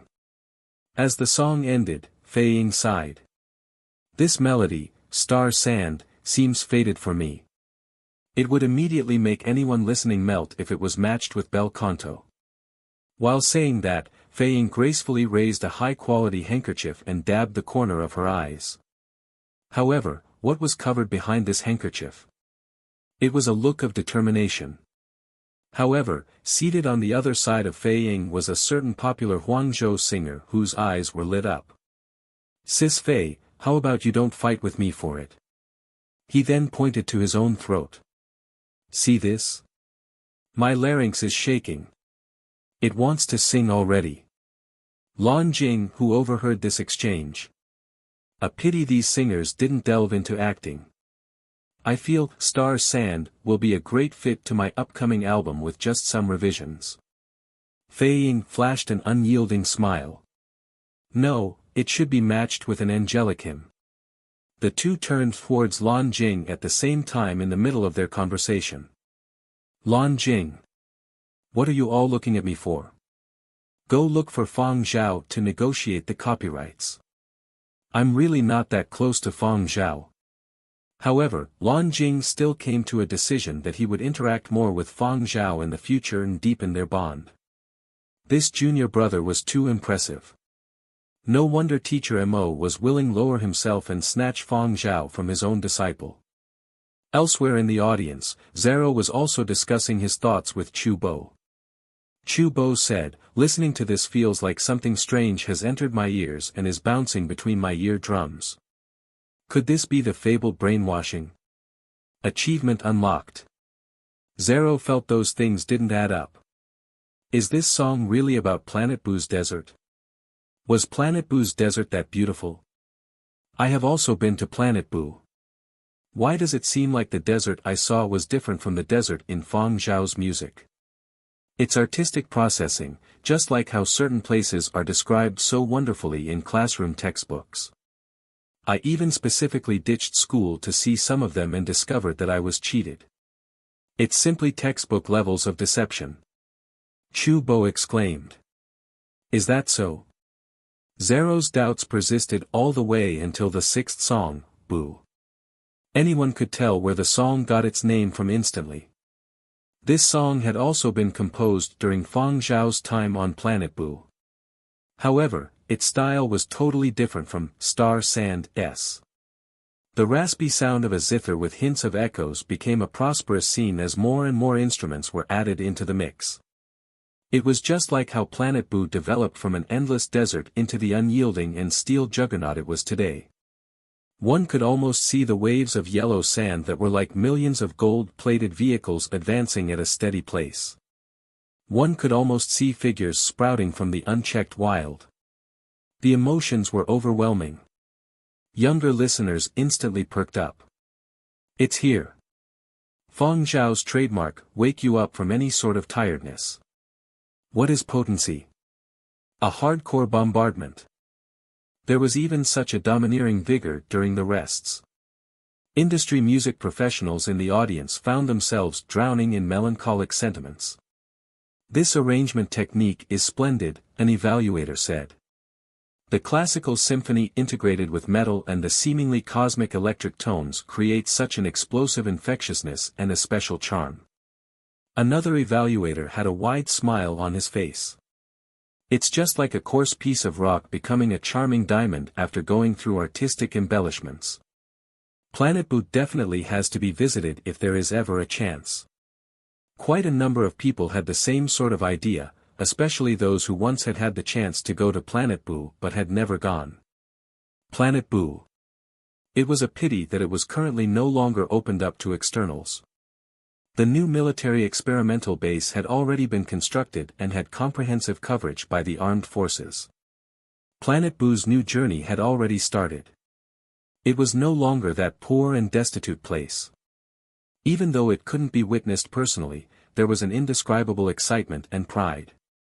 However, speaking of Planet Buu, many people remembered how Fang Zhao had donated those billions of yuan.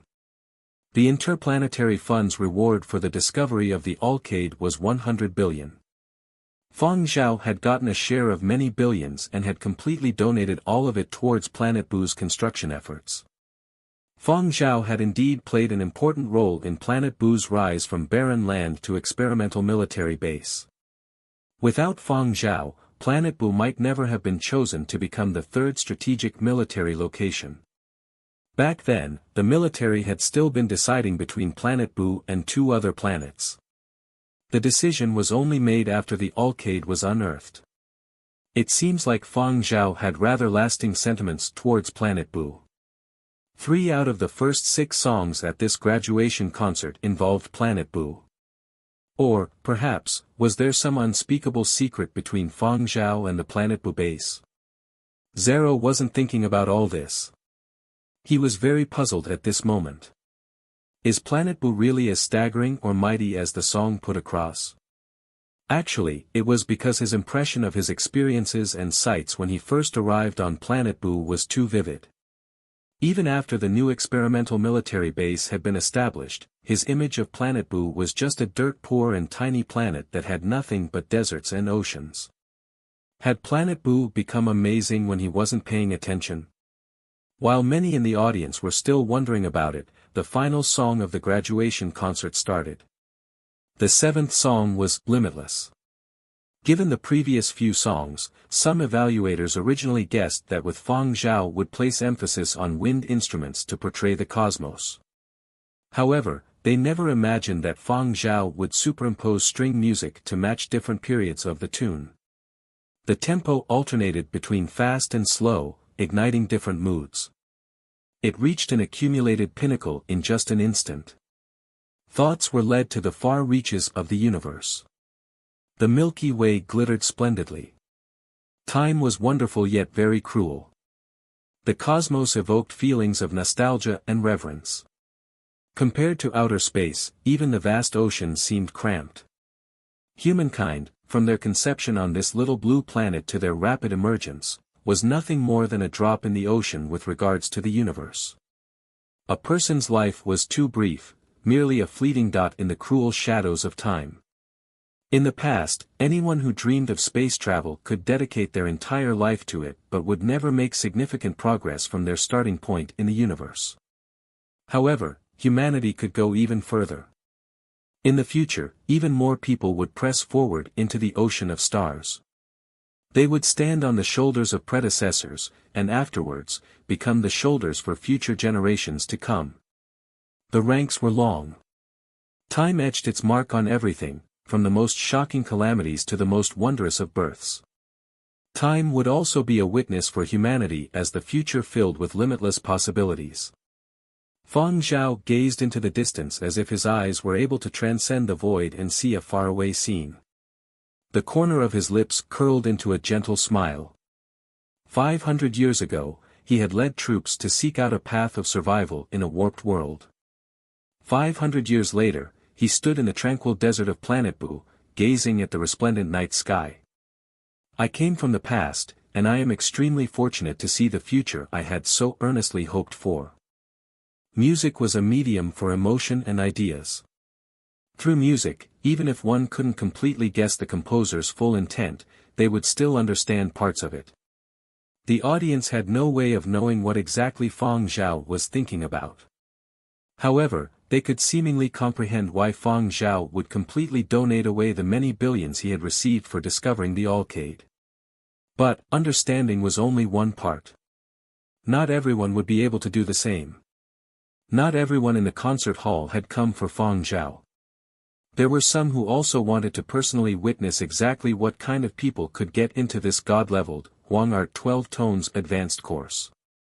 This unconcealable radiance that shone through wasn't something that marketing ploys could compare with. The graduation concert entered the evaluation grading phase, so there was a longer break. The evaluation committee needed to give a comprehensive evaluation for these 7 songs, which would also be the final overall grades for Fang Zhao's graduation concert. This too pertained to his overall graduation results. Lan Jing heard some discussions in the row behind him. A piece worthy of being created by a Galaxy Award winner. I thought I saw a little kid crying while listening to it. Actually, I also nearly teared up. I felt as if some ineffable feeling washed over me, as if the music was talking about me. When people are pretentious, everything sounds like it's about themselves, someone else retorted. It's not being pretentious. It's called a narrative. Lan Jing then heard an electronic music producer in the row ahead express, just look at his electronic music. We all produce electronic music, but look at him. He is able to make it both penetrative and elegant. He can also bring out such dynamics as well as such lavish momentum. It's so freely interchanging yet enigmatic. There's no choice but to respect him. Fortunately, Fang Zhao isn't the same as us. Otherwise, our own careers would be under threat. All the people around had very high opinions of Fang Zhao's graduation concert. Meanwhile, Lan Jing was quite confident that the evaluation committee would settle on an A+. Just as Lan Jing had expected, the evaluation committee gave an overall A+ grade. An evaluation committee member lamented as he watched the display grade, Fang Zhao's learning ability is too impressive. From these graduation concert pieces, we are able to see the elegance of classical music as well as the unconstrained flexibility of present-day contemporary music. It might not be at the pinnacle, but these works are really brimming with talent. The graduation pieces have different melodies, rich layerings and magnificent scenes. The creative concept is distant, yet doesn't lack the connection of a story or picture. Every single note seems to contain a sort of emotion that tugs at the senses ever so slightly. There were a few portions that didn't have a heavy rhythm yet could still make listeners all fired up. It was truly a majestic atmosphere, and the music seemed to brew with power. These are the works of someone from Yenzhou, but characteristics of other continents can also be found. This isn't easy. Suddenly, an evaluation committee member said, "Actually, these 7 songs can entirely be made into an examination question for this year's Year 1 freshmen's initiation examinations." This resulted in a unanimous approval by the few other evaluation committee members. There were 2 sentences Huang Art welcomed new students with. The first sentence was, "Welcome new students." The second sentence was, "Exam time." Huang Art was adept at pouring cold water on their new students. They would first display the works of outstanding students to the newly enrolled freshmen. This would let the freshmen experience the ability of their outstanding schoolmates as a reminder. Don't assume you are awesome just because you made it through the entrance exams. Forget about being big-headed. Take a look at your seniors. Do you have time to waste in university? In the past, they rarely used the works from the 12 Tones advanced course to set initiation examination questions since the age gap between advanced students and freshmen was considerable. However, things were different this year. Fang Zhao wasn't that much older than the freshmen. Having decided to turn Fang Zhao's graduation works into a set of examination questions, the evaluation committee members all flashed the devilish grins that only veterans in Huang Art could see through. Thus, in the same year, Fang Zhao single-handedly dealt a massive blow to a whole cohort of Huang Art freshmen. Huang Art's cold water bath was really discouraging. Of course, all of this came later on. After announcing the final evaluation, the graduation concert ended. In a sense, Fang Zhao had already graduated smoothly. The only thing that remained was a ceremony. However, that would have to wait until the others in the advanced course completed their graduation evaluations. A formal graduation ceremony would be held for them to receive their graduation certificates. When Fang Zhao thanked the evaluation committee, the old professors of the committee all had gratified smiles. A professor patted Fang Zhao on his shoulder. "Well done, well done. Continue to maintain your passion for music and learn more techniques and skills. Oh, right, we have an important performance activity sometime later. Perhaps we might also invite you then." Fang Zhao gave his thanks and remembered these words. Important performance activity? How important? It was so important that it couldn't be explicitly said. That meant it would definitely be held at a special location. Perhaps it would be a high-level performance. The audiences at the venue continued to leave in succession. Master Yan Yi, one of the specially invited epic music composers, had already left skillfully and evaded the blockade of some stars in the audience. However, there was still someone at Yan Ye's side.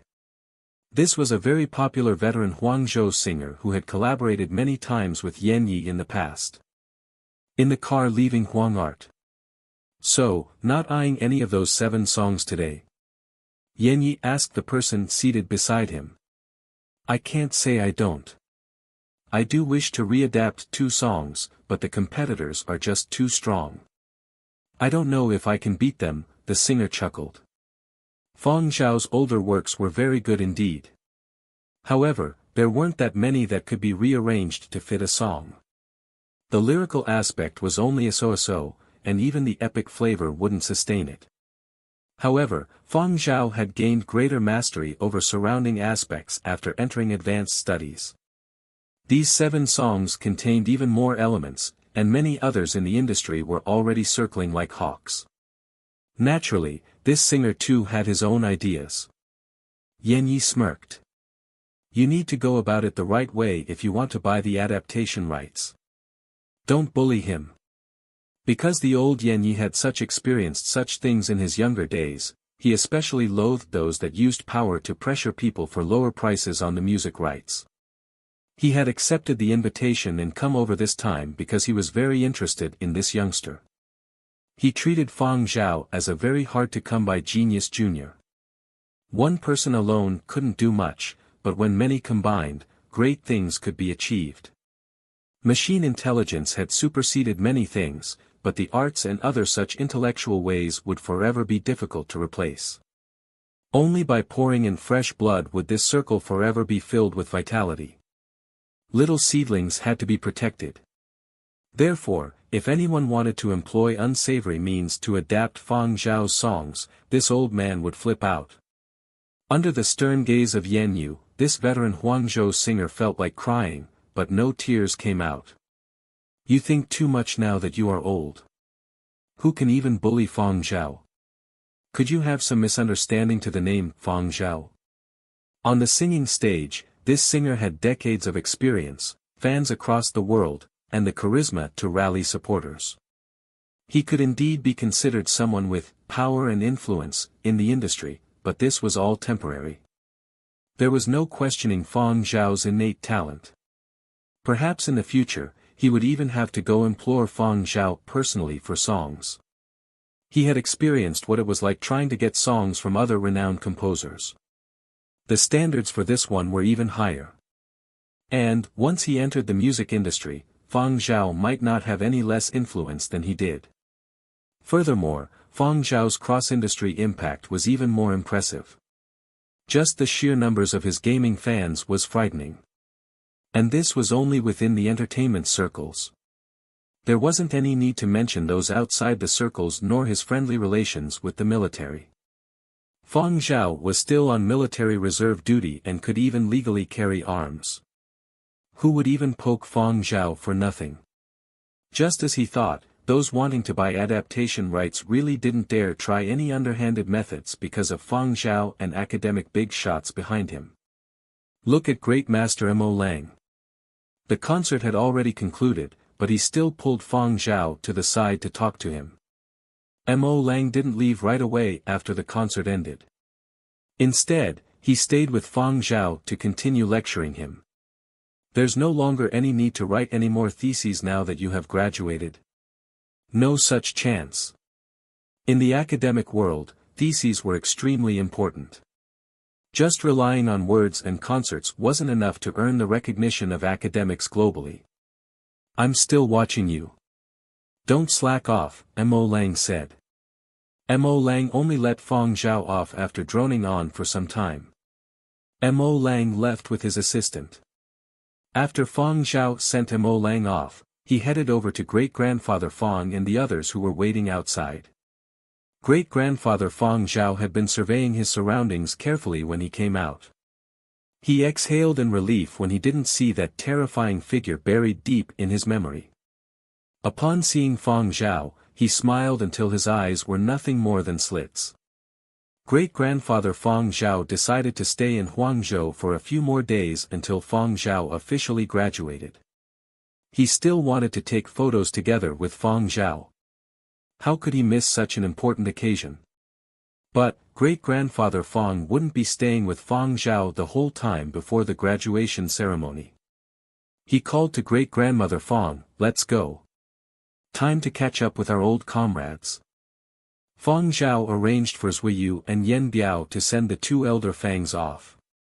There were a lot of media and journalists outside the concert hall.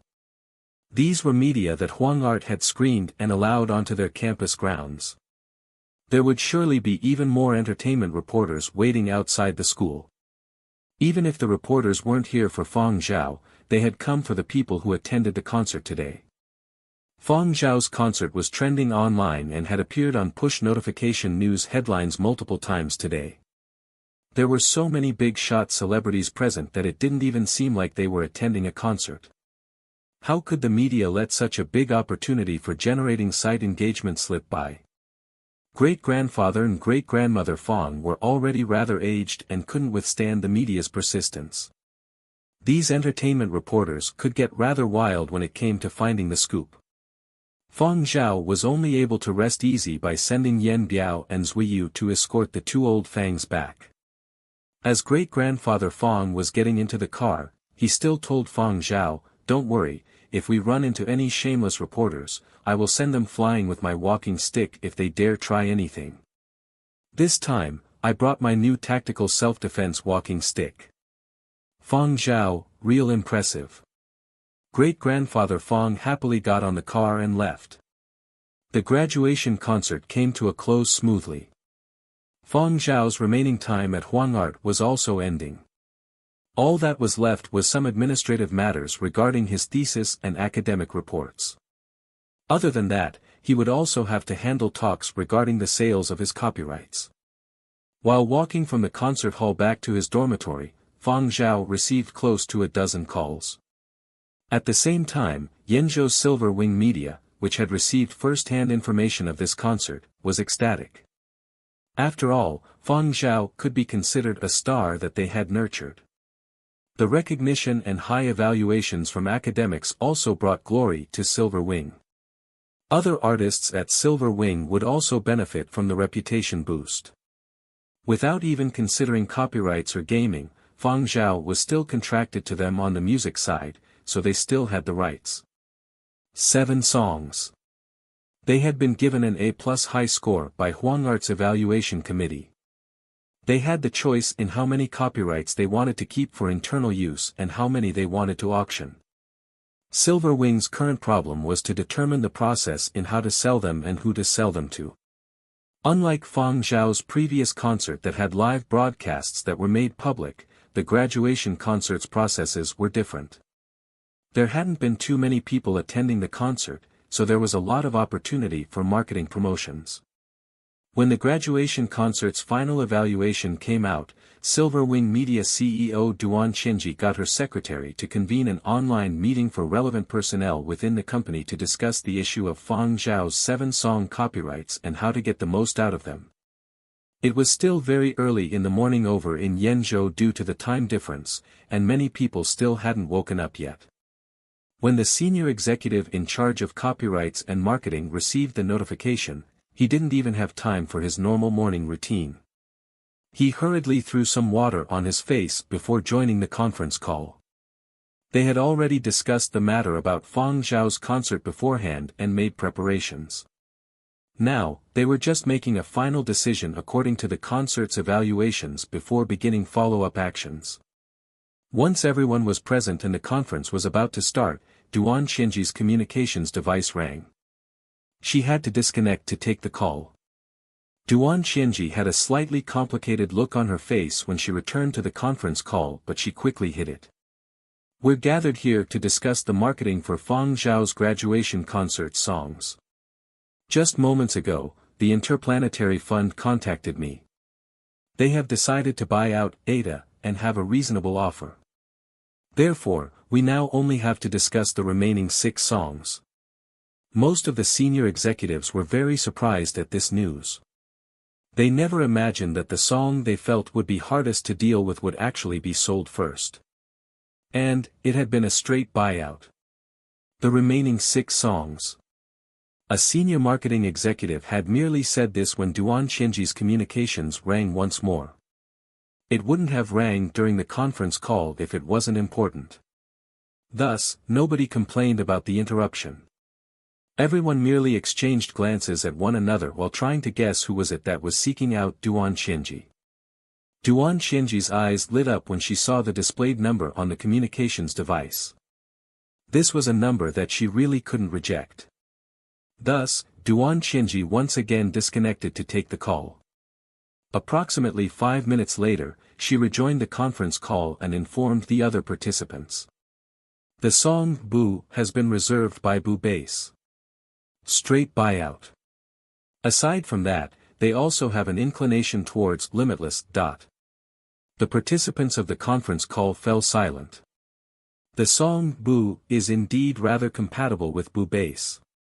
It is no surprise Boo Bass acted so quickly.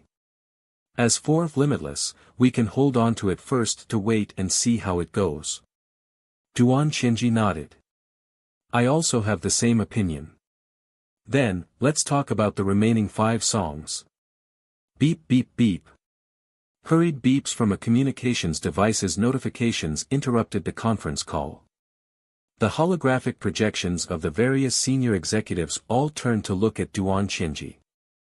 Duan Xinji glanced at the displayed number on the communications device and was silent for a few moments. I will have to leave the call again for a bit. This time, Duan Xian left for a slightly longer period of time and returned once more after about 10 minutes. Baiji Military District wishes to buy out Limitless. The offer is extremely high. A very high price. Everyone present starting playing out the pros and cons in their head. Since it's a very high offer, it isn't like we can't take it. Boo was reserved by Planet Boo, so the complete, limitless rights can be sold to Planet Baiji, someone said. The others nodded their heads in approval. Boo and Limitless weren't what they considered must-keeps.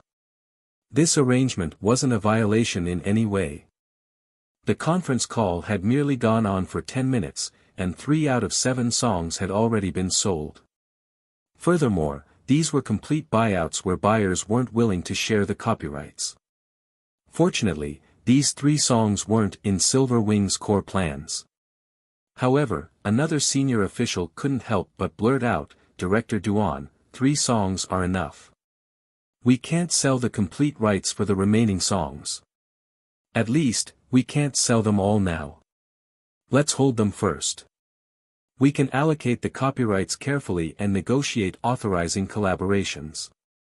We should also especially retain the ones suitable for rearranging an adaptation right. This year's circumstances aren't too good. The company's plans are to further promote some of our core singers. It just so happens that there are some suitable pieces amongst Fang Zhao's pieces this year. These excellent resources cannot be given out. Nothing would be left if a few more similar calls were answered. Guangzhou TV Station. As the TV station possessing the world's largest music library, Guangzhou TV Station spent massive amounts of resources to purchase rights every year. They had money. They could be assertive. The person in charge of purchasing music rights also had his eyes on Fang Zhao's graduation concert. Recently, Fang Zhao's concert was trending and frequently appeared on news notifications. Today, the news regarding the concert erupted, and it was too difficult not to notice. It just so happened a documentary director of the TV station had attended this concert and was fervently recommending the TV station to just get all of Fang Zhao's 7 songs. There was no need to be the exclusive buyer and just obtaining the rights would do.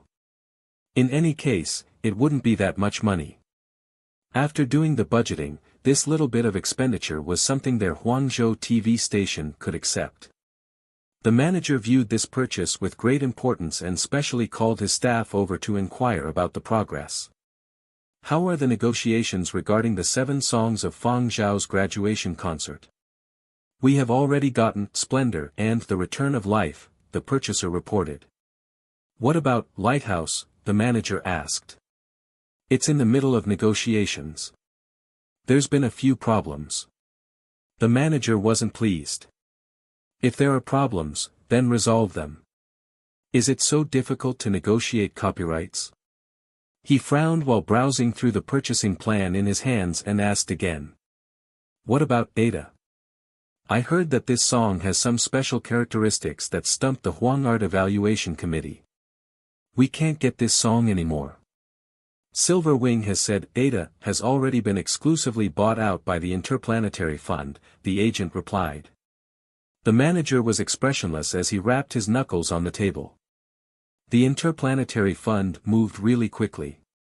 Alright, that couldn't be helped. Then, what about Boo? The manager continued asking. We can't get this either. Silver Wing said that it has already been reserved by Planet Boo in an exclusive buyout too. No authorization for sharing was given. Are you certain it is a straight buyout? What does Planet Boo need this for? A new round of talent recruitment by the various bases has started, and Boo Base wants it for publicity. However, from my personal point of view, I also think that besides Bu base valuing Bu highly, their actions are also in a sense returning a favor. Fang Zhao directly donated many billions to Bu base, and they are probably doing this as a show of support. Makes sense, Planet Bu received a change in fortune from Fang Zhao. The manager shut his eyes. Okay, they too couldn't be dealt with. What about Limitless?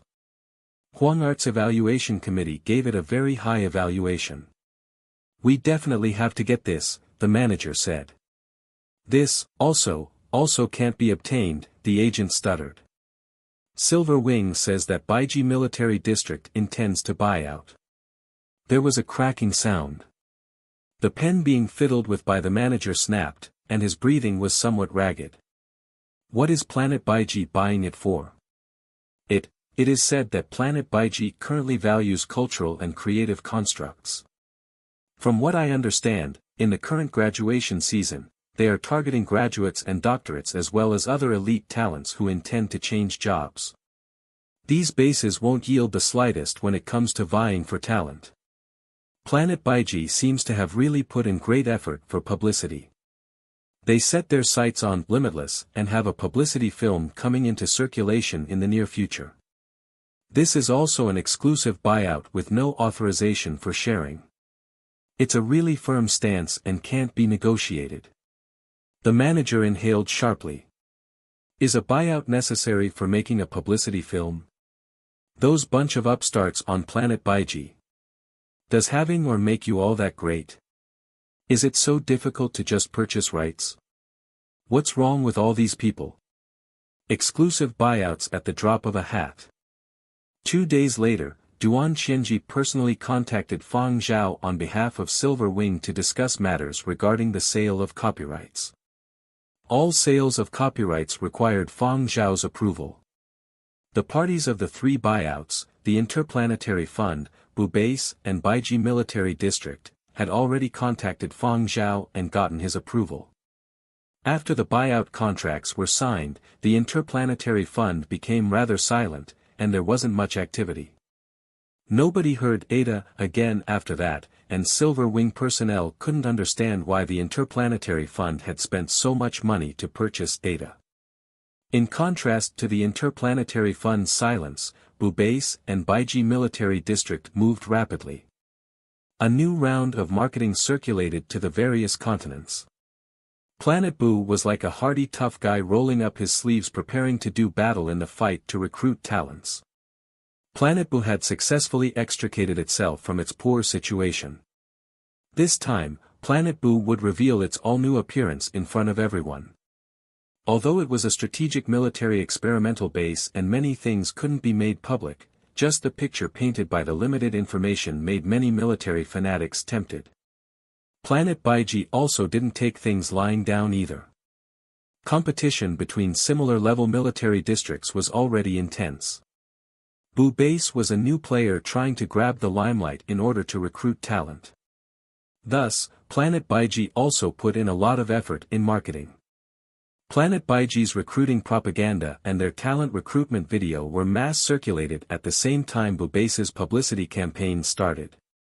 So what if there is or? There are also people. Planet Baiji, for talents with specialized technical skills, we will provide high salaries, housing, medical benefits, arrangements for partners, schooling for children, and more. Comprehensive support and subsidies will be given to help you settle in. Planet Baiji also looked to the future when scouting for talents. Planet Baiji doesn't only recruit talented new graduates. You're still wanted. Regardless of whether you are a university, primary or secondary school student, as long as you have a heart that longs to head forward into the ocean of stars and pass our test, we will assist in the procedures for transferring schools. People who look to the stars shouldn't be lonely. Only talents that stay where they are will be lonely. Welcome to Planet Baiji's construction team, and help create prosperity together with us. Aboard an intercity train, a secondary school student was using his personal terminal to chat with his classmates. Advertisements displayed on a screen inside the train carriages formed the background noise that overlapped with the voices of commuters. Suddenly, a robust rhythm sounded. Commuters aboard vaguely felt as if their souls had been shaken out of their bodies. That student chatting with his classmates felt as if he had lost control of himself for a moment and subconsciously sought out the source of that sound. The student couldn't care less about his conversation and rushed over to the screen. He didn't even notice what kind of video was being played and turned on his automatic song recognition app on his personal terminal. Then, he felt as if tears were going to come out of his eyes when he saw the large and coarse words, military use. At least the original tune could be found if it was, for non-commercial use. However, military use was a special kind of category, and songs classified in this category were basically impossible to find elsewhere. The painful part wasn't because additional money was required to be spent, but rather he couldn't listen to it even if he spent money. It would be impossible to find the original song on all the large music platforms. Even Huangzhou television station, which had the so-called largest music library in the world, wouldn't have it. What about other means? They could either save the publicity video or extract the sound from the video. However, the extracted music wouldn't have the same quality as the officially released tune. Those with higher standards wouldn't accept it. Despite being dissatisfied, this student quickly did an online search of that publicity video and shared it on his class group chat. Godly music I just heard on the train. Link. His classmates who were online all rushed to click the link excitedly, recruiting propaganda. A chain of appeared. Then, the group chat became abuzz with activity. The heck? Planet Boo's new publicity film is so cool. How domineering. As expected of the third strategic military location. Requesting BGM. Need nourishment for the mind. Don't even think about it. This sort of BGM is an exclusive copyright.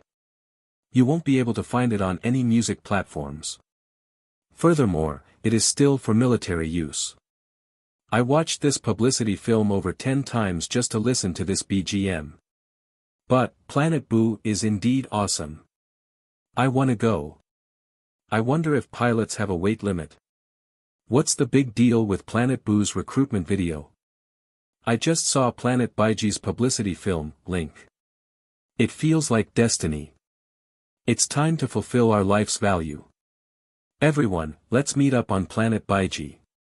From the video it looks like Planet Baiji has already constructed schools. The place is huge and has lots of greenery. I want to go too. I just wanna ask if Planet Baiji has internet currently. Do they have limited internet access every day? Will the power supply in dormitories cut off in the middle of the night? The form teacher silently viewing the chat couldn't help burst their bubble. Students, calm down for a bit. First, open up your recently released grade reports. Have you passed your tests? Are your results improving? Any outstanding fields? If the answer is no, then have you made preparations to go to a foreign planet to mine for ore and lead a life of hardship yet? Many such similar conversations were happening everywhere, and various forums were bustling with activity. In no time, topics regarding recruiting propaganda and talent acquisition were trending. And, after confirming that the accompaniment music of Planet Boo and Planet Baiji's publicity videos were two songs from Fang Zhao's graduation concert, the intensity of searches became even higher. While the two foreign planet garrisons were generating a great deal of buzz, Fang Zhao had arrived at a residential area by the sea. Nanfeng had selected this place after a comparison against many other residential areas. This area was on the fringes of Qian City. Many that lived here were celebrities, and one could easily run into A-list Yenzhou celebrities around here. There was no need to worry about paparazzi here. Every unit had a garage and landing pad so small flying transports could directly land.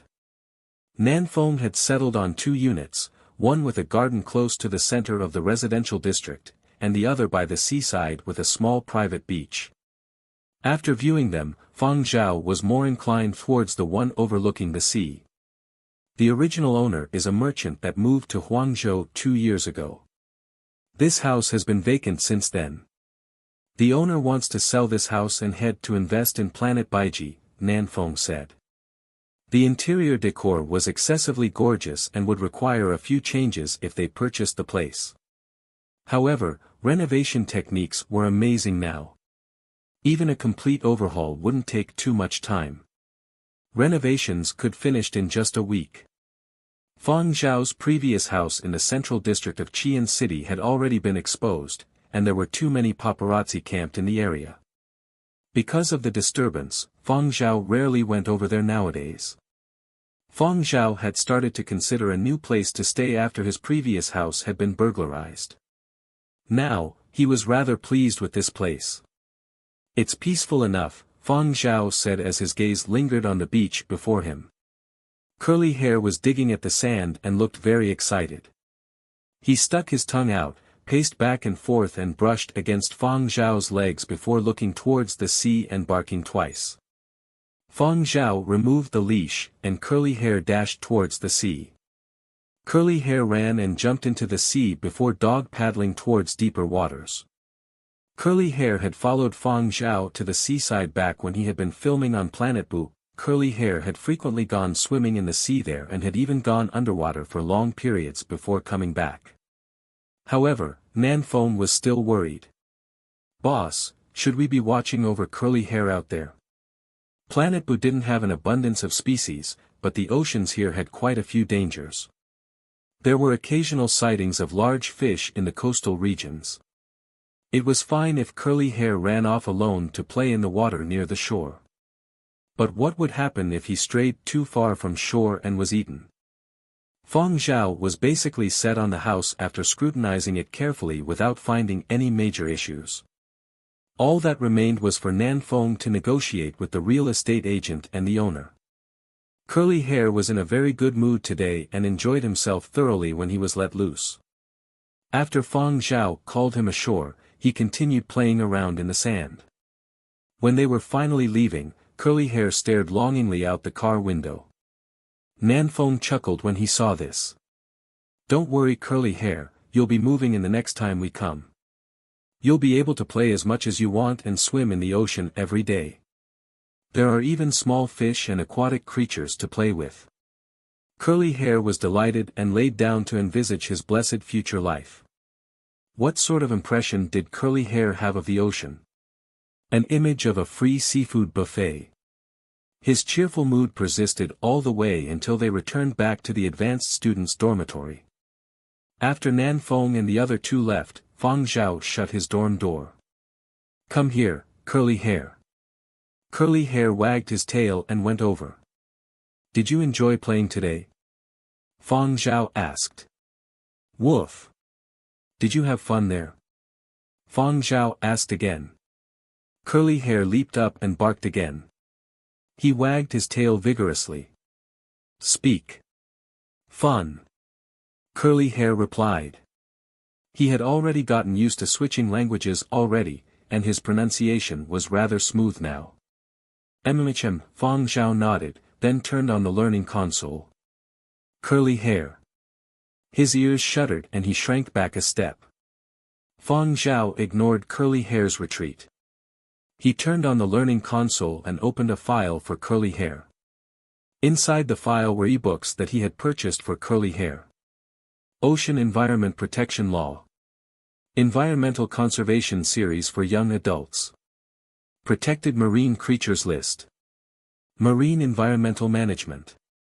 100 Facts about the Ocean that New Era People Need to Understand. The Ocean, My Home. There was a total of 20 books. All of them were related to the ocean. On top of that, there were 20 sets of test questions as well. Curly Hair. His trembling ears drooped down. "I know you read fast.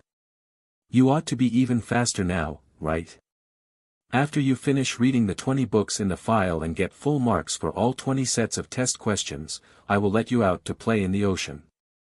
By my estimates, there are probably less than 15 days before we can move in," Fang Zhao said. This was all knowledge that could be memorized. Given Curly Hair's current memory and learning ability, obtaining full marks wasn't a difficult task. Fang Zhao wasn't worried about Curly Hair's safety when he went out into the ocean. On the contrary, he was worried that Curly Hair would eat up and eradicate endangered marine creatures. Even now, Fang Zhao didn't know exactly how big Curly Hair's stomach was. During the filming on Planet Boo, Curly Hair was secretly eating a lot of other creatures in the desert and the sea. It was only because of Fang Zhao's warning that Curly Hair didn't really go all out and eat. After all, his time in Planet Boo wasn't very long, and Fang Zhao had given him restrictions. He also had to be careful of being seen by other people on Planet Boo and hadn't been able to eat too much in secret. However, after moving into the new place, Curly Hair would have the opportunity to go to the sea every day. No matter what restrictions were in place, this single dog would be an invasive force that would wreck the marine ecosystem in that area. Fang Zhao had to get Curly Hair to understand certain things beforehand. It hadn't been easy for the marine life to recover to the current levels of today. It couldn't be destroyed by Curly Hair. Forget about playing in the ocean if you don't get full marks. There'll only be the learning console for you.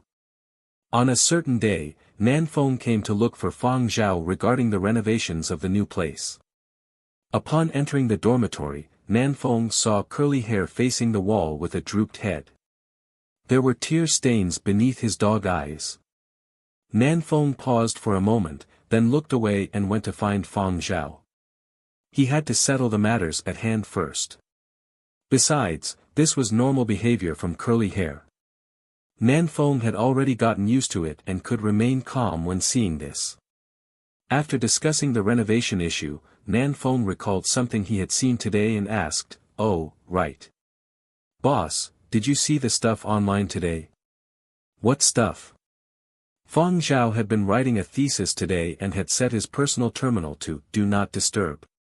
There was a lot of talk online regarding Fang Zhao. Many people were looking for him. Thus, Fang Zhao could only use the "Do Not Disturb" mode. "Do you know about Will's painting?" Nanfeng asked. "Yeah, is it regarding Will's graduation works?" Fang Zhao had gone to see Will's graduation exhibition already. Will too had gotten a high A+ evaluation. Amongst his graduation pieces was a painting of Curly Hair titled, "My Neighbor's Dog." The exhibition had already ended 2 days ago. Furthermore, because Fang Zhao had been working on a thesis in his dormitory since morning, he really wasn't aware of the online news. Nanfeng told Fang Zhao what he knew. It turned out that after Will's graduation exhibition had concluded, the school had displayed his art pieces on the school's website. This had garnered a lot of discussion. Will had successfully both of his goals set last year from his advanced student plan. His short-term objective had been to paint Fang Zhao. His final objective had been to paint Fang Zhao's dog. His short-term objective had long been completed. Back then, Will's painting of "My Neighbor" had generated quite some buzz online. There were even netizens joking that Will had painted Fang Zhao like an alien. Following "My Neighbor's Dog" became a trending search on that day. "My Neighbor's Dog" was the art piece that Will had spent the most time and effort on during his advanced studies period. At the same time, it was also the piece Will was most satisfied with. This painting had a similar style to the previous, "My Neighbor," but it was even more difficult to interpret. One could still make out a human form when viewing "My Neighbor," but "My Neighbor's Dog" didn't seem in any way like a dog. If not for the title of this piece, nobody would think that the dog in this painting was a little pet dog. The vivid colors were both mysterious and imposing, they pushed the boundaries of the ordinary. But, there seemed to be something off. The longer one looked at it, the more apprehensive one would feel. Is Fang Zhao's dog really that terrifying? A Huang art student thought back to when he had encountered that curly-haired dog in the school's garden. He then went to do a quick online search of Fang Zhao's dog. Indeed, he hadn't remembered wrongly. Over at Huang Art, those who had attended Fang Zhao's graduation concert and also viewed Will's painting up close had other thoughts. "I must say, the feeling I get from this painting is similar to what I felt from Fang Zhao's song Beta. It seems to surpass ordinary people's scope of comprehension. Even industry outsiders standing before the painting and observing it silently for a few seconds felt eerie sensations. Even though they didn't understand, they still shivered. On the internet, the discussions became even more intense.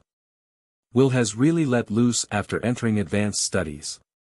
His thoughts and ideology are free-flying. It's no longer something we can understand. What sort of grudge does he have to actually paint Fang Zhao's dog in such a way? OP definitely hasn't seen Will's previous painting, My Neighbor. First go see how Will painted Fang Zhao before you try to understand it. Perhaps Will was bitten by a dog before and has a psychological scar. Otherwise, why would he have painted it in such a terrifying light? A little cutie has been turned into a monster. This is called art. Indeed, ordinary people like us aren't able to understand an artist's world. Objectively speaking, after staring at it for a whole 5 minutes, I am still unable to decipher what it is that he wants to express. However, I undoubtedly feel that is impressive despite the weird sensation. This probably classifies as a more abstract art which requires more meticulous viewing. This painting wouldn't sell well, right? It can be purchased to ward off evil spirits too. I think it's worthwhile as an investment. This artist Will is still young. In actuality, Will had already received some inquiries about purchasing the painting after it was displayed on the school's website. Finally, it was a collector from Muzhou who bought My Neighbor's Dog. His bid far exceeded Huang Art's estimated valuation.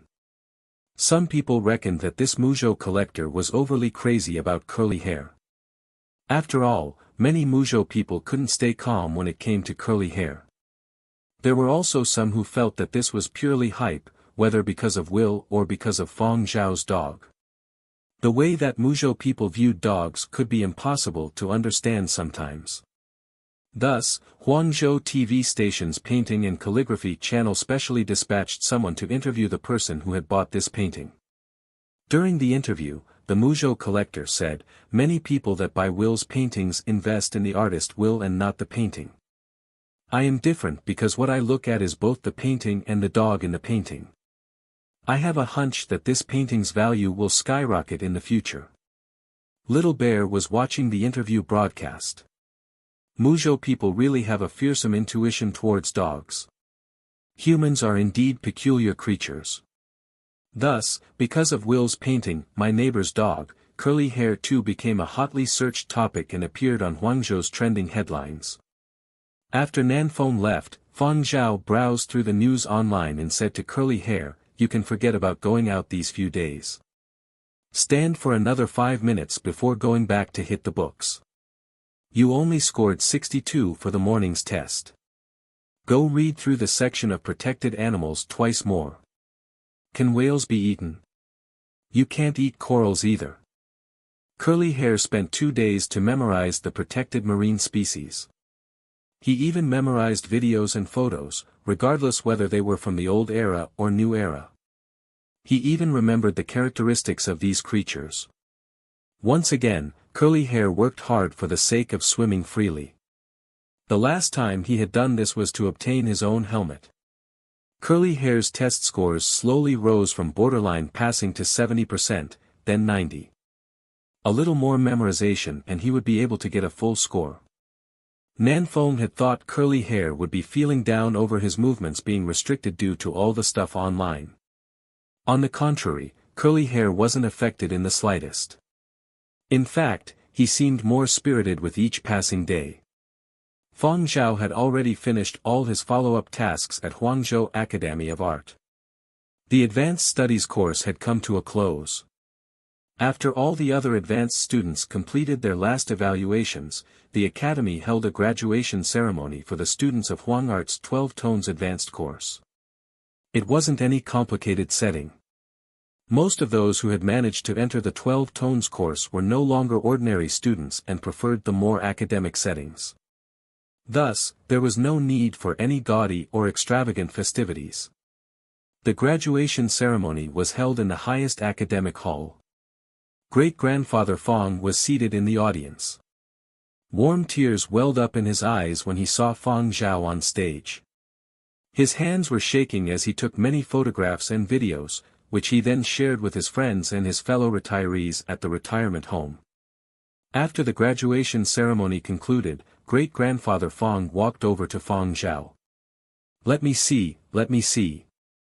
Grand-grandfather Fang grinned from ear to ear as he carefully took the certificate from Fang Zhao. He took many high-definition photographs from all sorts of angles before returning it back to Fang Zhao. "You must store it away properly. Make sure it doesn't get eaten by the dog." One of the old fogies in the retirement facility has a grandson who owns a dog. Once, when nobody was paying attention, the dog ripped his grandson's recently received graduation certificate to shreds. It couldn't even be glued back together. Great-grandfather Fang even turned to look at curly hair as he said it. Those large innocent dog eyes of his seemed as though he had just suffered great injustice. Great-grandfather Fang retracted his gaze and said to Fang Zhao, in any case, just keep it safe." How many people earned the 12 tones advanced course certificate each year? This was the best advanced course in the industry, and those who managed to get them would be great masters in the future. How precious was this certificate? Even those old fogies in Yanbei retirement facility didn't have any family members with the certificate. Great-grandfather Fang was very pleased with Fang Zhao's graduation ceremony and the pictures he had taken. The two elder Fangs had spent quite some time in Huangzhou already. It was about time they returned. Before leaving Huangzhou, great-grandfather Fang looked at his gentle, genuine and refined great-grandson. He didn't feel too at ease, so he left Yan Biao and Zuiyu some parting words. "You two must definitely ensure little Zhao's personal safety. I hear there are many crazy fans nowadays, and many competitors may employ unsavory means. My little Zhao's temperament is just too good. He doesn't guard himself against others, so he doesn't know how wicked people can be." Yan Biao and Zuiyu. Do you still remember what happened when Fang Zhao was undergoing military service? Do you know how he was drafted into reserve duty? Do you know how he oppresses people in games? The two bodyguards didn't know how oblivious this old man was to say such a thing. Or perhaps his memory was declining from old age. But, in any case, Fang Zhao did indeed seem much more gentle now. Could it be the influence of art? Regardless of what they thought inwardly, Yan Biao and Zuiyu could only force themselves to reply to great-grandfather Fang. "Yes, we will surely guard boss well." Great-grandfather Fang took another photograph with Fang Zhao and left in high spirits. The two old Fangs would come again when Fang Zhao moved into his new home and had free time. The term came to a close, and advanced students would be leaving. However, before that, the advanced students had one final academic ceremony by Huang Art to attend. It wasn't a formal academic report conference though. The student union would broadcast this conference so that those who weren't able to make it could watch. Fang Zhao also didn't hide anything. He shared all of his experiences and techniques learned over the past 1 year of advanced studies. The academic report lasted 2 hours. The interactions and signing activities went on for another 4 hours. Many people even suggested that Fang Zhao should join the school's faculty since Fang Zhao's ability was enough for him to be a Huang Art lecturer. Alas, how great would it be if Fang Zhao stayed on at Huang Art, a student lamented. However, not long after, they found out that even though Fang Zhao had left, he would somehow always appear inside examination questions. With a year of advanced studies complete, Fang Zhao left Huang Art and returned to Yenzhou for some basic packing and moving. The weather was fine when Fang Zhao moved from the central location in Qian City to the seaside. The rabbit was especially lively today because of the ocean scent. It kept moving in the small water tank, and its 2 ears kept wanting to probe the outside. Fang Zhao had gotten a large aquarium specially made and had moved the rabbit from the small water tank into the larger aquarium. The rabbit was like a fluffy and lively cotton candy as it climbed all over the new home it had moved into. However, this cotton candy had nearly poisoned 2 thieves to death. It was really a perfect disguise. It wasn't just those brightly colored ones that were really deadly. There were also those that seem overly adorable. The happiest to move was Curly Hair. He had finally completed the tests the day before and had been running around since morning in a bid to urge Fang Zhao to move out sooner. Curly Hair watched closely as the display cabinet was moved in and ensured not a single gaming helmet was left out. Curly Hair then thought about keeping his own learning console in the cabinet and locking it, but it was taken out by Fang Zhao. "You still have to use the learning console," Fang Zhao said. Curly Hair groaned and walked off with his tail drooped. However, he got excited again later as he couldn't wait to explore his new territory. Zhuyu held on to Curly Hair's leash. Dogs had very strong awareness of their territory. It was in their innate nature to occupy their domain. His territory at the new place was even larger, and Curly Hair was rather pleased after looking through it. He also barked a few greetings towards the other dogs in this residential area. From today onwards, he, Curly Hair, was going to be staying here. It was dark by the time Fang Zhao had sorted out all the stuff. He let Yen Biao and the others go off and gave them 2 days of leave. Once the three had left, Curly Hair who had been lying by the door came running in. "I want to go swim in the sea," Curly Hair said. "Just swimming?" Fang Zhao asked. "And hunt for food." Curly Hair glanced carefully at Fang Zhao's expression. "Hungry." There had been restrictions during the advanced studies period in Huang Art, and Curly Hair had found himself hungry most of the time. He had been forced to sneakily find other things to eat whenever Fang Zhao brought him out. He had indeed gone hungry in the last year. Fang Zhao had long discovered that Curly Hair's food intake had been increasing constantly. His diet had also been expanding.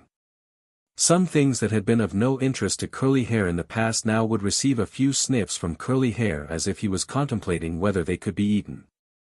Once, Curly Hair even spent quite a while sniffing in the car.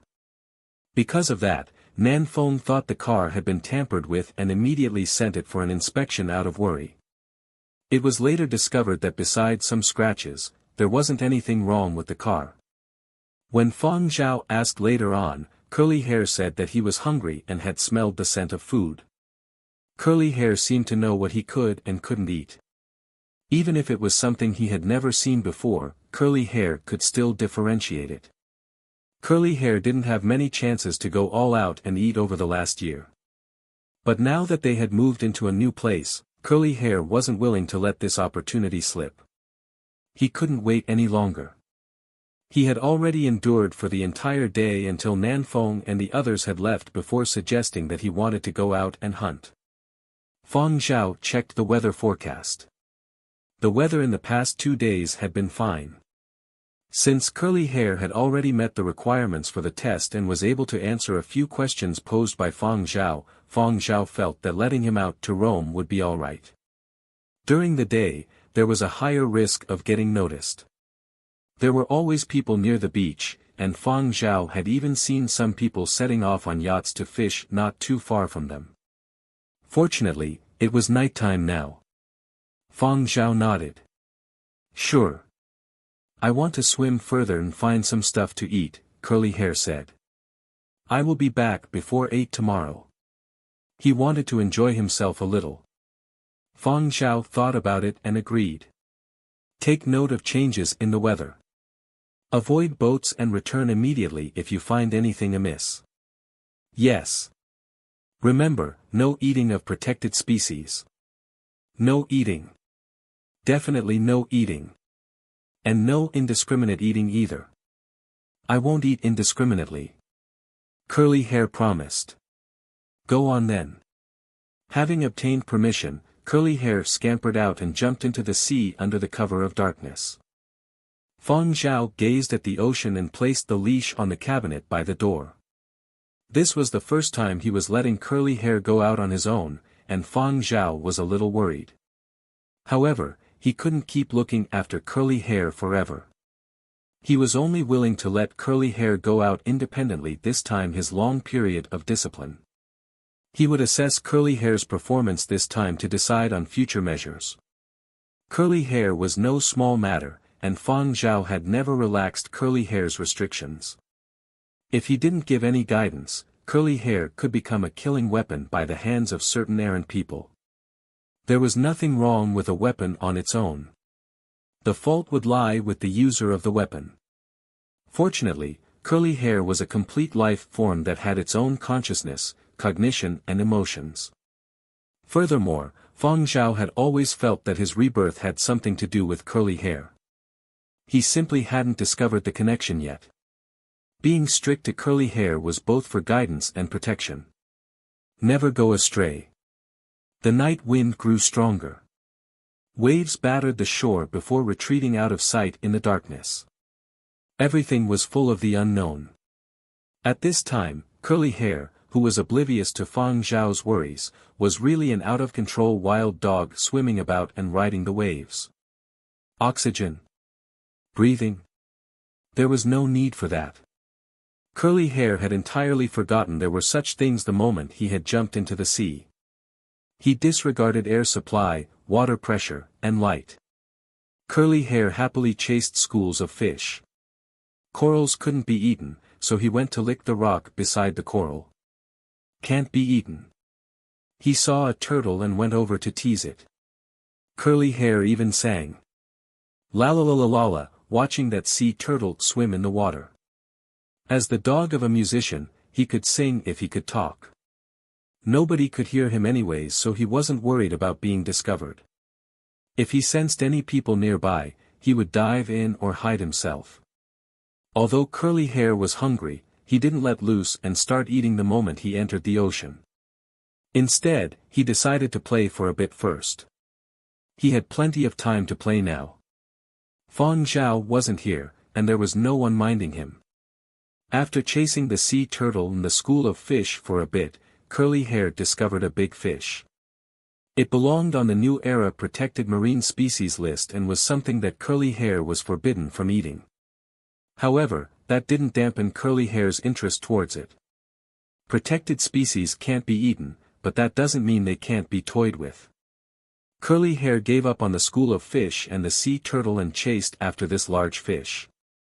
He followed closely behind the fish and used his paw to touch it from time to time. I'm just touching, not eating. That fish swam faster. Curly Hair also wanted to pick up speed. He paddled with his dog legs and caught up. He simply didn't wonder how his doggy paddle was outracing a sailfish that easily. After playing for quite some time, Curly Hair felt even hungrier. He stopped and decided to first look for stuff to eat. Curly Hair wouldn't eat anything in the ocean that was on the protected species list, not even a single fin. Even if Fang Zhao couldn't see, Curly Hair also didn't dare. After all, this was his first time coming out, and he didn't have the guts to do so. The moment he thought about eating, the first thoughts that came to his mind were the books and tests inside the learning console that Fang Zhao had given him. He remembered the long periods facing the wall during self-reflection. As for stuff that weren't on the protected species list, Curly Hair would not restrain himself. Bon appetit. While Curly Hair was excited, he was also a little perplexed at the same time. Where to start? As this was his first hunt on his excursion, Curly Hair felt that his first prey should be something special. Perhaps this was what that Nanfeng meant by ceremonial. Thus, Curly Hair went about searching meticulously for his first prey. With great difficulty, Curly Hair finally discovered one. Its appearance looked similar to photographs of a protected species he had seen in the list. But, it only looked alike. Curly Hair could tell that this fish wasn't the same. He observed it more closely and was able to list a few differences as evidence. Thus, he could answer confidently if Fang Zhao were to ask him when he returned. Having eliminated the possibility that it was on the protected species list, Curly Hair was now confident in his course of action.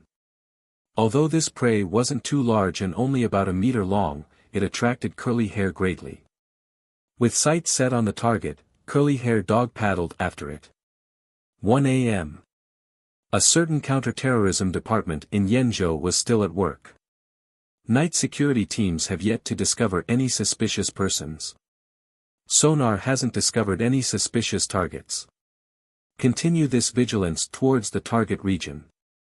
Pay attention to patrol and coastal detection readings. Screen out any sound or energy anomalies. Don't even let a single bird or fish go undetected. They had received information that the notorious terrorist organization, Tomorrow's Empire, or T, would launch an attack on Yenzhou at 2 a.m. The counter-terrorism department only had an approximate region but no specific location or coordinates.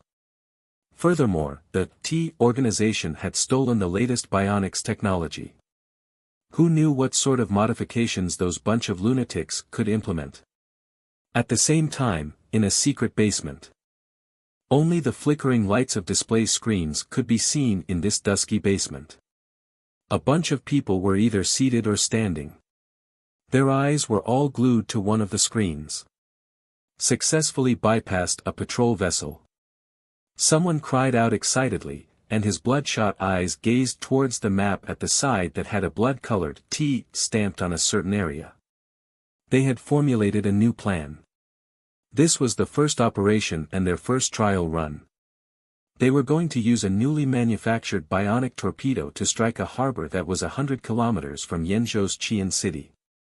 Although only one bionic torpedo had been released, the high-energy ordnance it carried was sufficient to destroy dozens of cargo ships at the harbor and cause serious damage. Bypassing those patrol vessels was well within their expectations. Going up against the coastal defenses afterwards would be the crucial point. Smoothly approaching, almost there. The person holding onto the control device stared at the dot on the display screen without blinking. As the torpedo was entering Yenzhou's coastal defense range, he became even more cautious and was also eager to see whether their newly modified product could deceive Yenzhou's defense system. As long as this attack was successful, follow-up operations would immediately commence. All the people in the basement were staring at the screen attentively. Everyone watched with bated breath. As the torpedo was just about to enter the range of Yenzhou's coastal defenses, the moving dot on the screen suddenly disappeared. Everyone in the basement. They even doubted their own eyes for a moment. The one wielding the control device had a frozen look on his face. Where the heck is my torpedo? He looked again. It had indeed disappeared. It had vanished cleanly and without warning. This sudden change flustered all those in the basement. They had come up with a few possible scenarios, but what they were witnessing right now wasn't one of those.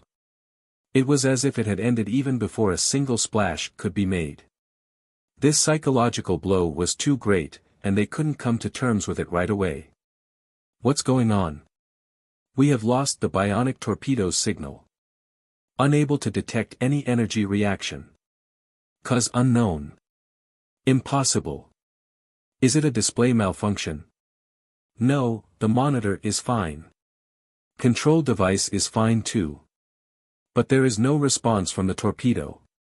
They had paid a hefty price and had invested considerable manpower, resources and time to concoct this plan. Yet, this was the outcome.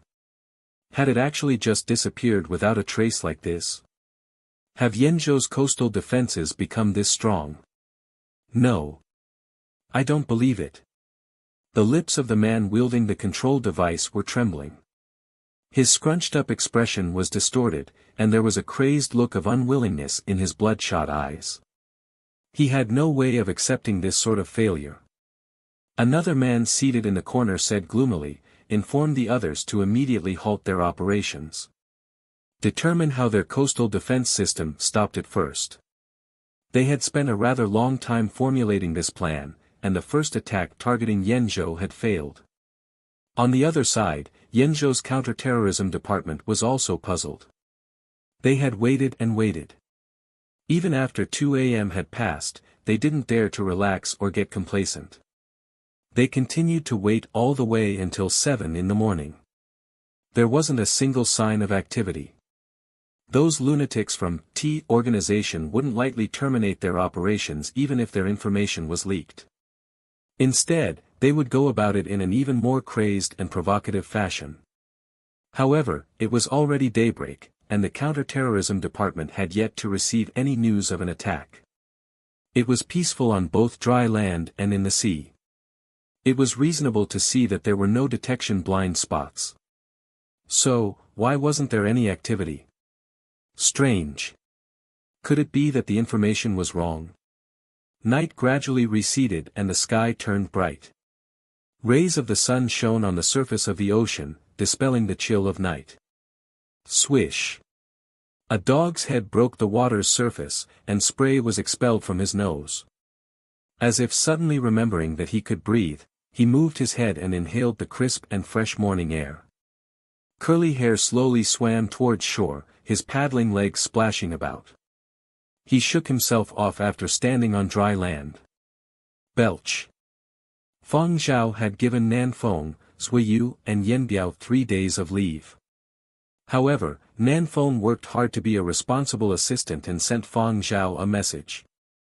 After obtaining approval, he came over early in the morning. Many people had come looking for Fang Zhao for collaborations ever since he had left Huangart. In their opinion, Fang Zhao could start commercial activities since his advanced studies had concluded. However, Fang Zhao didn't have any intention of participating in all these commercial activities. Most of these people were unwilling to give up even though they were rejected. They sought out Nan Feng since they couldn't find Fang Zhao.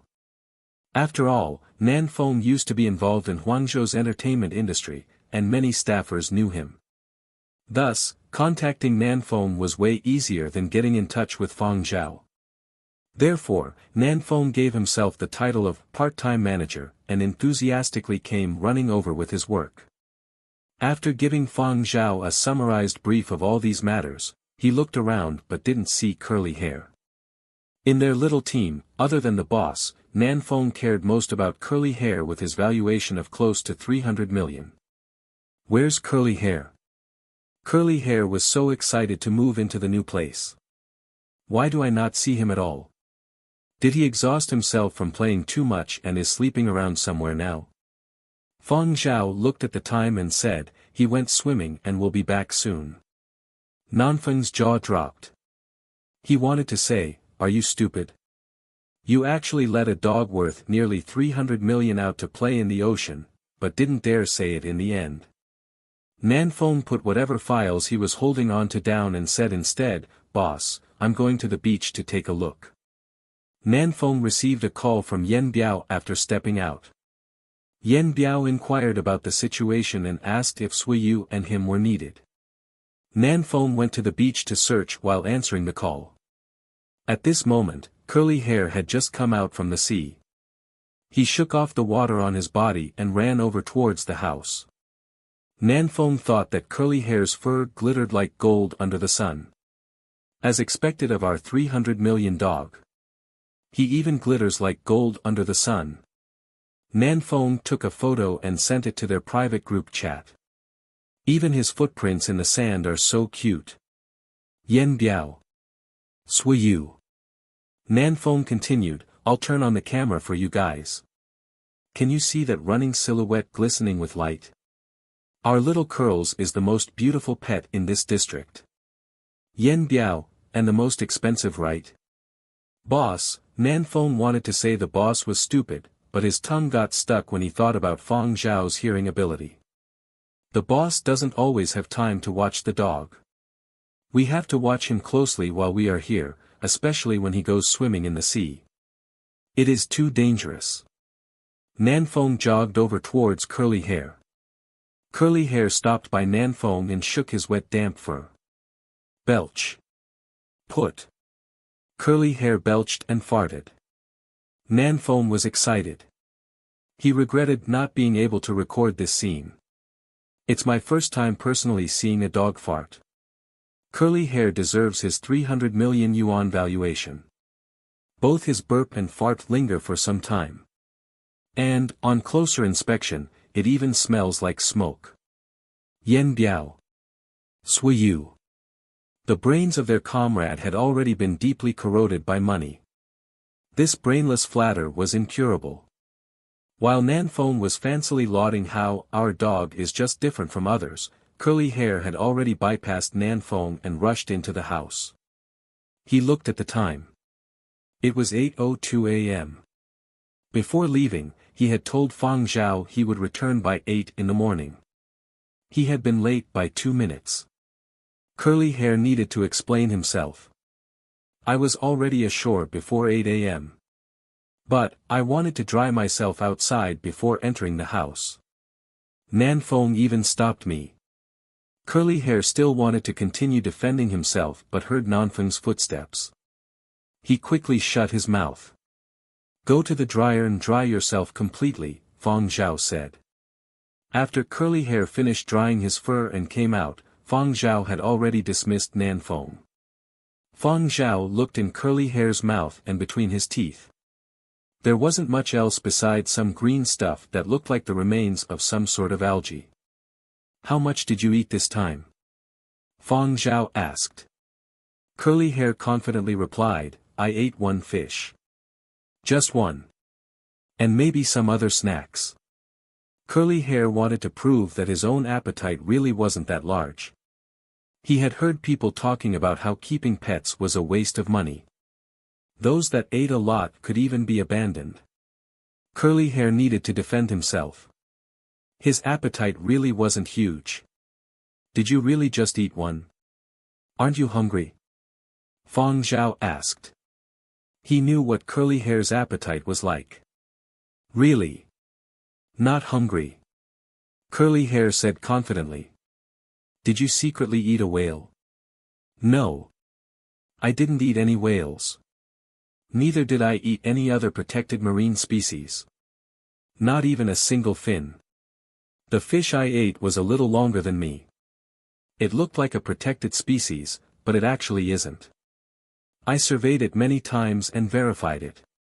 Curly Hair hurriedly said. This has to be explained. He didn't want to face the wall. Then, what snacks did you have? Fang Zhao continued asking. Just 2 clams and some seaweed when I was returning. There were some that I didn't know the names of, so I just licked them. They didn't taste good. Fang Zhao studied Curly Hair carefully. Besides being a little excited, there didn't seem to be anything out of the ordinary with Curly Hair. Fang Zhao didn't know whether Curly Hair was truly not hungry, so he decided to go pour a bowl of dog food. Just as he got up, he heard Curly Hair belch. Fang Zhao stopped in his tracks. His expression turned serious after discerning the smells in the air. He placed the bowl of dog food aside, then walked over and squatted down to carefully inspect Curly Hair. Fang Zhao thought of something and asked, how did the fish you ate today look like? Did you see it before in any of the books? It looked similar to one of the protected marine species. Fang Zhao opened up the ebook and got Curly Hair to point it out. This type, just that it only looked somewhat similar. It definitely isn't. I could tell. Curly Hair was somewhat pleased. Fortunately, he had taken a closer look while hunting and remembered all its differences when compared to the fish shown in the protected marine species ebook. Curly Hair gave a detailed account of his observations and could even point out where every scale was, including a T on the body of that fish, which wasn't easy to spot. Curly Hair had remembered every single detail rather vividly. Fang Zhao used a pen to draw a sketch according to Curly Hair's description. Considering the direction this fish was swimming, Fang Zhao drew out a few routes after comparing it to a map for understanding. After some pondering, he marked out 3 routes. Amongst these 3, one of these routes would lead to the harbor about 100 kilometers away from Qian City. Fang Zhao took this into account and asked Curly Hair, how did it taste when you ate it? How hard was it? Curly Hair looked perplexed. I don't know. Things larger than me are swallowed whole. Fang Zhao, what perfect logic. From this bit, Curly Hair had completely abided by the instinct of wild animals by using the least amount of energy to gain the most amount of energy. Why bite and chew when it could be swallowed straight? There wasn't any point wasting all that excess energy if it could be swallowed. There weren't any people in the area to witness it anyways. Curly Hair didn't know what mistake he had made. He became nervous when he saw Fang Zhao deep in thought. Although I don't know how it tasted, I think that its composition is probably more complex than dog food. Definitely more complex than dog food. Should I bite it to bits and taste it next time? The books I read didn't mention what protected fish species taste like. Without a comparison, I also won't know how special it is compared to similar fish. But, I still feel a little bloated after eating it up. Fang Zhao pulled his gaze away from his notebook. He patted Curly Hair on his head. No need, no need. You've done very well. Curly Hair wagged his tail vigorously after being praised and felt at ease. How do you feel now? Fang Zhao asked. Feel? Eating that fish feels like eating compressed biscuits. I'm so full. Curly Hair even emphasized, my appetite really isn't that big. Fang Zhao still wasn't at ease and gave Curly Hair a simple checkup. The equipment he used to inspect Curly Hair had also been moved to the new place. The checkup results showed that Curly Hair didn't have any injury and was completely healthy. Only his blood test results were abnormal with an excessive metal content. Fortunately, this was only slightly higher than normal. The metal levels in Curly Hair's blood had always been higher than that of other dogs. It was only slightly higher after he had swallowed something Fang Zhao suspected was a bionic torpedo. This amazed Fang Zhao. On closer inspection, the luster of Curly Hair's fur also seemed to have some changes. Nanfeng had done some grooming for Curly Hair, but never had Curly Hair's fur seen this sort of luster. Curly Hair's fur wasn't the sort that could easily be changed with some chemical dosage. All of these changes had happened overnight. Just in case, Fang Zhao tied a micromonitoring tracker to Curly Hair's leg. He would be able to find out right away if Curly Hair encountered any abnormalities. You'd better not go into the sea for the next 2 days, Fang Zhao said. Yes. Curly Hair had enjoyed himself thoroughly this time. Furthermore, he felt a little too bloated and sleepy. He would spend the next 2 days watching TV at home and sleeping. If you come across this type of fish that makes you full again and want to eat it, don't bite it. Just swallow it whole. After eating it, immediately return and inform me.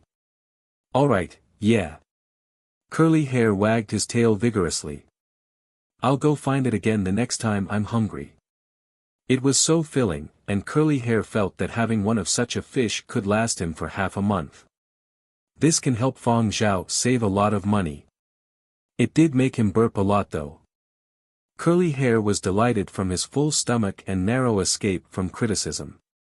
He yawned and crawled into his kennel to sleep. Fang Zhao had originally planned on exploring the surrounding area today.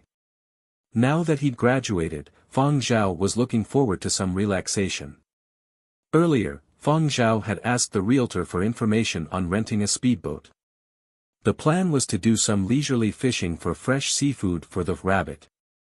However, Curly Hair's new findings caused Fang Zhao to give up his original plans.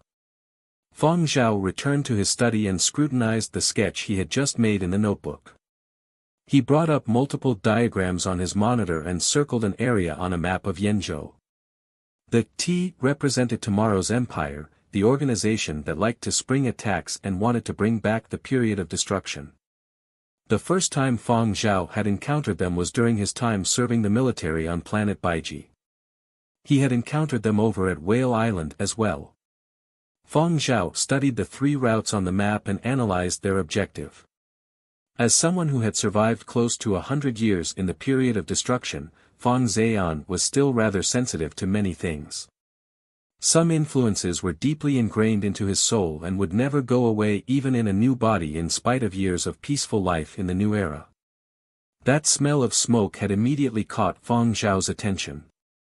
During the period of destruction, this smell meant fighting and bloodshed. Beep, beep. While he was thinking, Fang Zhao's personal terminal received a notification. Fang Zhao's attention shifted away from the map. He checked the notification. It was the micro-monitoring apparatus he had tied to Curly Hair's leg. Fang Zhao would be notified if there were any abnormal occurrences. Real-time detailed graphs were displayed on the projected screen. The metal content in Curly Hair's blood that was slightly high an hour ago was currently rising rapidly. No. Rather, it was a sudden fluctuation. The content of a few types of metals spiked abruptly before dropping rapidly. There were even some metals that couldn't exist in a normal dog. These metallic elements were probably a result of what Curly Hair had eaten today. Humans also absorbed some necessary elements from food, but the situation here was clearly different. In a span of less than 10 seconds, certain metallic elements in Curly Hair's body fell from abnormal levels to zero, then climbed up to astounding heights. Of all animals Fang Zhao knew about, there wasn't any animal that could produce these sorts of changes. If these levels appeared in a human body, the human wouldn't be able to survive. The same applied to regular dogs. But, evidently, Curly Hair's vitals didn't weaken the slightest. Fang Zhao could still hear his rhythmic snoring. However, the results simply weren't normal. Is the monitoring apparatus faulty? Fang Zhao strode over to Curly Hair's kennel. He observed the snoring Curly Hair, then reached out a finger before Curly Hair's nose to check his breathing. Curly Hair always snored when he was sleeping soundly despite not being short-snout or fat. Fang Zhao had once brought him to a vet for a checkup, yet nothing conclusive was found. Right now, Curly Hair's breaths were very forceful. It wasn't hurried, but the temperature of the exhaled air was abnormally high. It was way higher than the monitoring apparatus's measurement of Curly Hair's body temperature. Was it normal for a warm-blooded creature's exhaled breaths to be twice as hot as its body's temperature? Fang Zhao patted Curly Hair's head. Curly Hair. Curly Hair continued snoring. Fang Zhao patted again. The gaming consoles have been stolen. Aoo woo. Curly Hair struggled to growl. He licked his lips and flipped onto his side while still asleep. His four legs even paddled as if he was running. A few moments later, the snoring resumed. Fang Zhao's expression became even more serious. Even the words, "gaming consoles have been stolen," can't wake him up. It seemed the situation was already way more serious than he had imagined. However, Fang Zhao had never heard of nor encountered such a situation before. He didn't know what to do. Should he forcefully awaken Curly Hair or wait and see? He wasn't sure whether forcefully waking Curly Hair would be harmful, and he didn't dare act rashly. Just as Fang Zhao was pondering about what to do, the sensor's beeps became more urgent. The numbers displayed on his personal terminal were alarming. Heart rate, pulse, and blood pressure were all fluctuating wildly. Those were only the metrics the monitoring apparatus measured too. Who knew what else was happening unknown to the device? The projected display with all the graphs was flashing. The image became warped and distorted as though it was being pulled by some sort of power. All light sources in the house became unstable and were flickering as if there was some sort of interference. Any electrical appliances that were currently in use were producing warning beeps. A seemingly shrill buzzing sound caused an extremely unpleasant feeling. Fortunately, Fang Zhao could still bear it. Anybody else might have already become delirious if caught in the same situation. There seemed to be a slight chill in the air around. Fang Zhao's intuition cultivated from the chaos of the period of destruction could clearly sense an unknown danger from Curly Hair's body. He retreated hurriedly. The digits displayed by the monitor broke, and the sharp warning beep ceased. The connection between the monitoring apparatus and personal terminal was cut. All the lights within the room blew out simultaneously. There was hissing as sparks of electricity flowed out of the sockets. Something luminescent reflection flashed on the metal. A huge, something like a paw. It slammed down so quickly it seemed like an illusion. Bam! Dust and fragments on the ground were thrown into the air. The abrupt stream of air blew the curtains open. The entire three-story house swayed. The reflective luminescence vanished. Just like that, it came and went in the blink of an eye. Just like an illusion. Fang Zhao fell silent as he looked at the huge paw imprint and the many cracks on the floorboard. There had actually been a chair in the area the huge paw imprint covered. Nanfeng had bought it for quite a high price and gifted it to Fang Zhao as a housewarming gift for the new place. Nanfeng had actually wanted a chair made from real wood, which was generally considered a luxury in the new era. However, the retailer had recommended more sturdier furniture for places with dogs that were resistant to being gnawed on. Thus, Nanfeng had chosen an alloy chair. It had been sturdy enough. But now, this high-grade alloy chair praised by the retailer to be sturdy enough was now flattened and embedded into the floor. Curly Hair, who had been sleeping by the side, jolted awake as if he had just woken up from a nightmare. His innocent dog eyes scanned the surrounding mess. The floor below could even be seen through the cracks on the floor, and there was still that sinister paw print. Curly Hair jumped out from his kennel in shock and growled. Enemy attack. Whoa. He spotted Fang Zhao and quickly ran over to stand by Fang Zhao's side. He continued to growl at that huge paw imprint that had appeared without his knowledge. His ears were pressed backwards and his teeth were bared. This dog had evidently entered an aggressive stance, like a brave warrior guarding his territory against invaders. This was an extremely fierce demeanor. Whoa. Fang Zhao had really wanted to keep a low profile and rest. However, things just didn't stop happening. The ruckus had been too great. The district security system had detected an anomaly and a housing representative had quickly called to inquire. Is there anything I can assist you with, sir? No need, it's just my dog making trouble, Fang Zhao replied. The realtor gave a dry chuckle. Alright, if you say so, then that's what it is. On the surface, I will believe you. The realtor didn't persist with the questions. Everything was fine as long as it didn't affect other households or endanger any lives. However, many others were still paying close attention to Fang Zhao's recent move-in. Despite the distance to the other houses, those people would definitely know if there was any activity from the Yenzhou celebrity. Thus, people were already asking around what had happened. A middle-aged businessman with a dog in tow said he was just passing by, but his roving eyeballs were clearly trying to find some answers. Fang Zhao didn't let the businessman enter, saying that his house was a mess. Instead, Fang Zhao exchanged pleasantries with him by the table and chairs in the front yard. Your dog made a mess. Sigh, I can understand where you are coming from. There are some troubles that only dog owners like us would understand, the businessman sympathized as though he was a veteran. After a while, the businessman felt that he had gotten enough information and wouldn't gain anything else with more probing. Thus, he pulled his dog along and left. He immediately told his other friends about everything the moment he left. There was quite a bit of ruckus over there today. It sounded like many things being smashed. Didn't see the dog. Maybe he was beating his dog just now. No, you know how some people behave totally different in private and public though.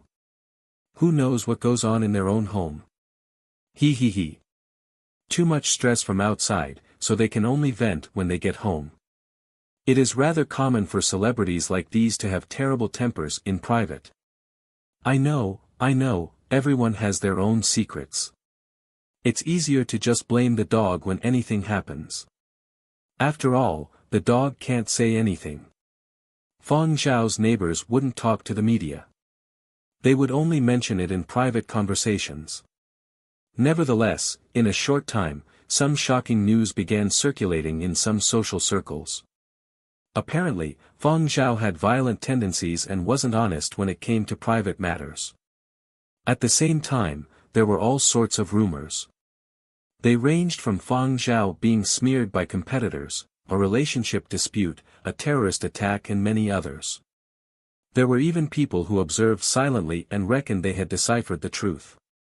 Something had happened just after Fang Zhao had moved houses. Who had Fang Zhao offended? Fang Zhao knew what these people were discussing in private, but he didn't really care. He got Nanfeng to renovate the house once more and handle this as quietly as possible.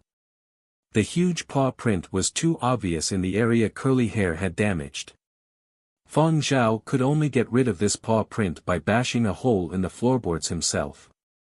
On the second day after moving in, this house had to go through another major renovation. Yen Biao and Zuiyu both looked ashamed. Such destructive power definitely meant there had been a sneak attack by someone. They had failed as bodyguards. Even though Fang Zhao had given them time off, all the security installations in the house had been installed by them. None of these had been of any use. They felt it was still their responsibility and that they had let down their boss and their high salaries. The two were discussing how to upgrade the house's security system. Nanfeng's face was pale as he touched the flattened chair with trembling hands. What sort of force had actually flattened an alloy chair that was said to be capable of withstanding the weight of an elephant? The ground floor was still fine, but the second floor was damaged significantly. Half of the newly bought electronic devices inside the house were damaged, and 2/3 of the lights needed to be replaced. The flooring had to be redone as well. Scenarios of assassination, revenge, and lovers' quarrel spun through Nanfeng's mind. He was very worried for Fang Zhao's personal safety. He didn't ask any questions. Since Fang Zhao didn't talk about it, Nanfeng could only keep his doubts to himself. "Boss, do you want to employ a few more people?" Nanfeng asked. "No need." Fang Zhao let Nanfeng handle the renovation and called Curly Hair, who had been standing in the corner all this time, over to his study. The incident had happened on the second floor. Fortunately, the house was sturdy. Otherwise, it might have collapsed following that swipe. It was also lucky that they had moved. If this had happened in their previous house, the neighbor would have suffered a tremendous shock. Fang Zhao shut the door behind Curly Hair. The study was rather well soundproofed. At this moment, Curly Hair was still doubting himself. He had fallen into a state of shock after Fang Zhao had told him the truth. The degree of shock was even greater than when he had discovered he sung while gaming. "You really don't remember?" Fang Zhao asked. "I really don't." Curly Hair absolutely believed that he wasn't the sort of dog that wrecked houses. Fang Zhao nodded and took out a sound recording. Although all the surveillance devices in the house were destroyed, there was still a short sound recording taken before the system was damaged. There was a shrill sound of static. "Listen." Curly Hair's ears pricked up. He slowly began doubting his own memory. "Sounds familiar," Curly Hair said feebly.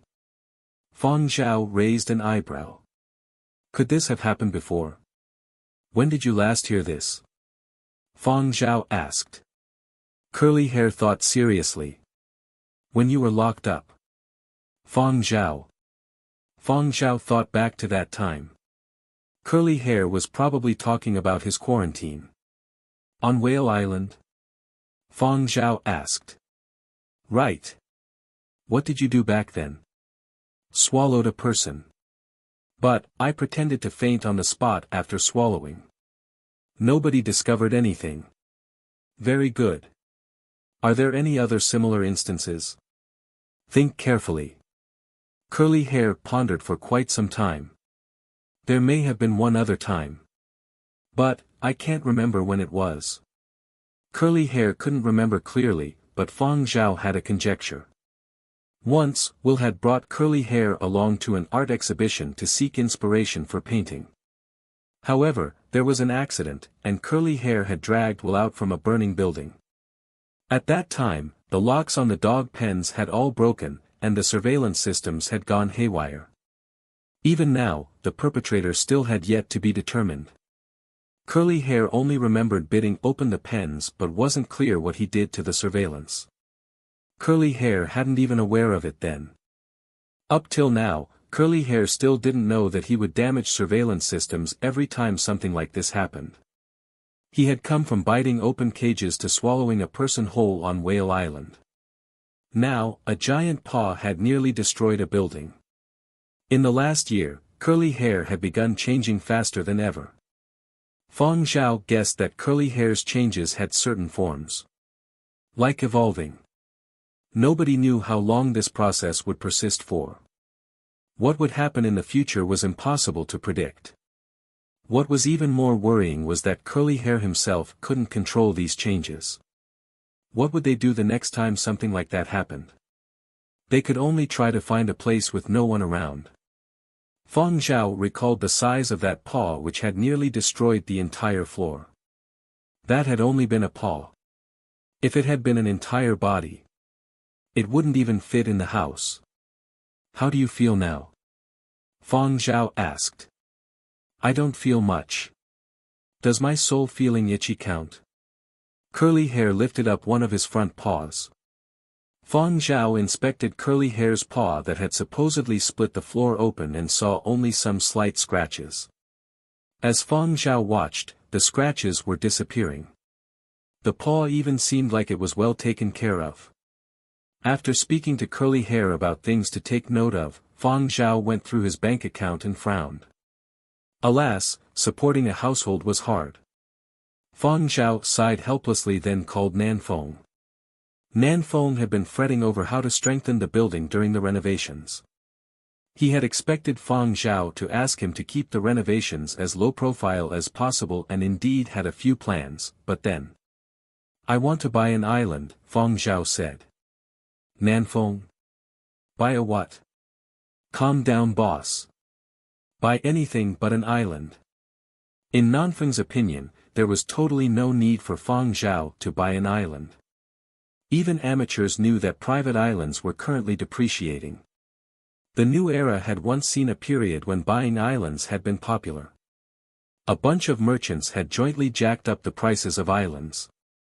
Sometime later, due to environmental protection and other reasons, a portion of islands were prohibited from business transactions. Thus, as the supply of private islands decreased, prices had soared. However, with the continuous development of foreign planets, those with spare cash had set their sights on investing in foreign planets. Who would still be investing on islands here? Larger ones were jacked up to astronomical prices, but the smaller, less popular ones could even have lingering viruses from the period of destruction. Who would even buy them? With many choices, the value of luxury goods fell. Everyone moved towards better choices. Currently, there were indeed many private islands on the market that struggled to sell. On the other hand, buying a private island was easy. With enough cash, the transaction could be done right away, and those owners would be more than happy to part ways with their islands. Nanfeng steadied himself from the shock and cleared his throat. He squeezed out a slight smile before explaining to Fang Zhao the state of islands market. Everyone says to buy on the upswing, not on the downturn. Island prices are falling continuously, and it will be difficult to sell if needed. Many buyers ended up not using the islands anyways. Who knows what poisonous bugs and plants are on those islands? It's very dangerous. Island prices were high to begin with. Even the initial investment to make an island inhabitable is high. Nanfeng jabbered on with his analysis, telling Fang Zhao that this investment wasn't worthwhile. After hearing Nanfeng's analysis, Fang Zhao said, curly hair needs a much larger space to be active. Numbly, Nanfeng looked at Fang Zhao and couldn't make out any trace of humor. Seeing that Fang Zhao had already made his decision, Nanfeng could only abide. Alright, I will first come up with a budget. Nanfeng thought to himself, what exactly did boss experience? Is it so serious that boss wants to shun the world? Nanfeng decided that he would purchase an additional insurance policy for himself when he returned home today. At this moment he was really itching to ask Fang Zhao, do you regret donating so much money?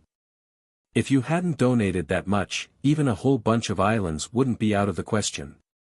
While having all these ridiculing thoughts, Nanfeng searched for private islands for sale through the internet. He then filtered islands for sale with landing pads. He estimated that after buying a small island, Fang Zhao's savings would be nearly wiped out.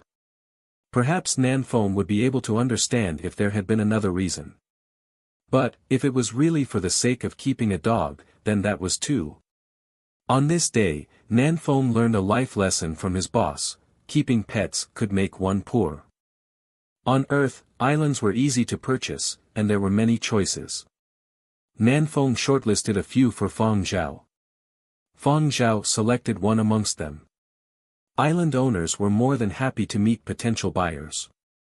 They too had grown anxious as increasing numbers of investors flocked to foreign planets instead of islands over the past 2 years. They were more than willing to get rid of their islands and were much more amenable to negotiations. The owners were eager to respond, and negotiations began only a day after the initial inquiry. Nanfeng could only feel helpless seeing Fang Zhao complete the procedures so quickly. Fang Zhao doesn't know how to invest. He needs an investment advisor. Even though he didn't know what exactly had happened in the house on that day, it couldn't require an immediate purchase of an island, right? Boss should just go and dabble in his music. He's going to lose too much in investments. Nanfeng wasn't the only who thought this way. The island owner also thought that Fang Zhao was foolish. He was still buying islands in a bear market. What was this if not foolish? Indeed, it is easy to act rashly when one is too young. Fang Zhao's newly bought island wasn't considered very big, but it was enough for Curly Hair to move around on. It was located some distance away from the various continents. There was nothing special about its shape, and it basically had no reputation.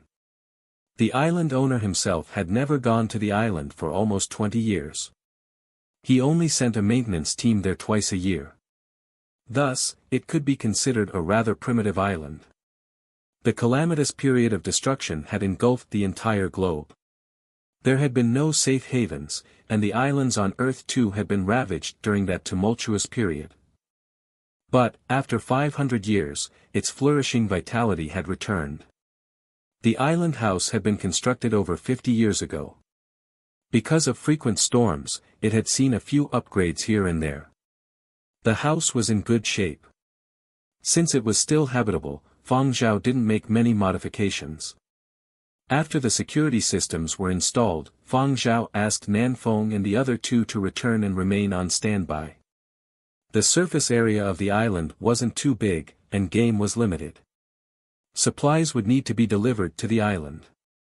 Fang Zhao hoarded some supplies for now and decided he would have Yen Biao or Zuiyu deliver some more later. After receiving the remainder of the copyright fees, Fang Zhao used them to buy another 2 transoceanic flying transports.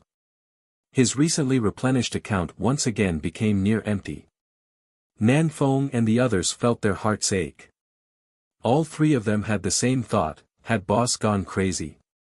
One of the transports was docked at the island in reserve, while the other was for supply delivery. Boss, are you going to live here by yourself? Zuiyu was worried and asked again. Fang Zhao seemed very calm. You won't need any assistance. Yen Biao asked. Correct. Then. Boss, contact us immediately if you need anything. We'll be on call at all times. Nanfeng glanced back reluctantly as they boarded the flying transport. After watching them leave, Fang Zhao returned to the house and called Curly Hair, who had been inside his kennel all this time. Curly Hair's mental state had gone from "I can't be this sort of dog" to "Do I have to go out and work?" He had originally thought that swallowing the fish could last him a month. However, Curly Hair was unexpectedly feeling a little hungry already. Fang Zhao brought out a large 50 kilograms bag of dog food. You eat. I will watch you eat from the side, Fang Zhao said. Can I swallow all of this? Sure. Curly Hair licked his nose and trotted over to the bag of dog feed. Then, Fang Zhao saw what appeared like a huge mouth. There was a silvery gleam of light. The 50 kilograms package of dog food was gone. Are you full? Fang Zhao asked. Curly Hair hesitated. Still, a little hungry. He simply hadn't eaten his fill. Fang Zhao then brought another 50 kilograms bag of dog food. Can you swallow it slower this time? Slow your swallowing motion. Curly Hair nodded his head firmly. Swallow slowly. This time, Fang Zhao could see it more clearly. Curly Hair's head changed, but his body and other parts remained the same. His curly hair seemed to shrink back into his body at that instant. 1. The change between his normal body and enlarged head seemed to be a gradual metallic delineation. Fang Zhao noticed a large mouth with sharp teeth opening and swallowing the 50 kilograms bag of dog food. Easily. Perhaps 100 kilograms wouldn't even be a problem. Fang Zhao pondered as he watched. Perhaps this dog could no longer easily be classified as a carbon-based life form. Perhaps he even had another form. Curly Hair spent most of his time as a dog, but during the transformation, was he an alloy dog? Or an unknown metallic life form? It wasn't a surprise the newly installed cameras in the house malfunctioned. There was too much interference during the transformation. Fang Zhao then checked the surveillance devices in other parts of the house. Those that were nearby had suffered severe malfunctions. Those more than 20 meters away only captured distorted images. Only electronic devices were affected. Fortunately, Fang Zhao had already made appropriate preparations. Curly Hair himself wasn't aware of his transformation. Since electronic appliances couldn't be used, Fang Zhao searched the storeroom and brought out a dressing mirror that belonged to the previous owner of the island. Curly Hair faced the mirror and gulped down another bag of dog food. He suddenly choked, flabbergasted. He nearly wet himself from his reflection. Indeed, without the mirror, he didn't know how he looked. The degree of shock was even greater than when he had found out that he had wrecked the house in his dreams. However, his fright was quickly replaced by hunger. Curly Hair felt weary after transforming a few times. The 3 bags of dog food had already been completely consumed. Hungry. Hungry. Without any other choices, Curly Hair ran into the ocean again to forage. Since there weren't any other inhabitants nearby this time, Curly Hair didn't need to wait for nighttime. After getting Fang Zhao's permission, he rushed into the sea. Just like a switch, Curly Hair's transformations immediately became more frequent. For example, while digging a hole for fun, Curly Hair's paw enlarged, and he created a crater. Fang Zhao didn't dare let Curly Hair sleep in the house. What if Curly Hair destroyed the house when he dreamed of chasing thieves? As Curly Hair transformed more frequently, he also required more energy. Food. Fang Zhao really couldn't solve this issue and could only let Curly Hair run into the ocean for food. Fang Zhao made sure to give Curly Hair frequent reminders of what was permissible. Curly Hair wandered about the ocean every day. In a week, he swallowed 2 bionic torpedoes in the coastal regions nearby Yenzhou. However, a torpedo no longer filled him for a month. Now, it barely lasted him a week. Whenever his transformations were too frequent, he would have to go back into the ocean after a couple of days. Curly Hair was rather happy. He could eat his fill and save money. But, after swallowing up 3 bionic torpedoes, he no longer found any more of them. Curly Hair swam to the coastal regions near Yenzhou a few times but never saw any again. 1. Fang Zhao knew the T organization had probably given up on their bionic torpedo strategy. He wondered what their next move would be.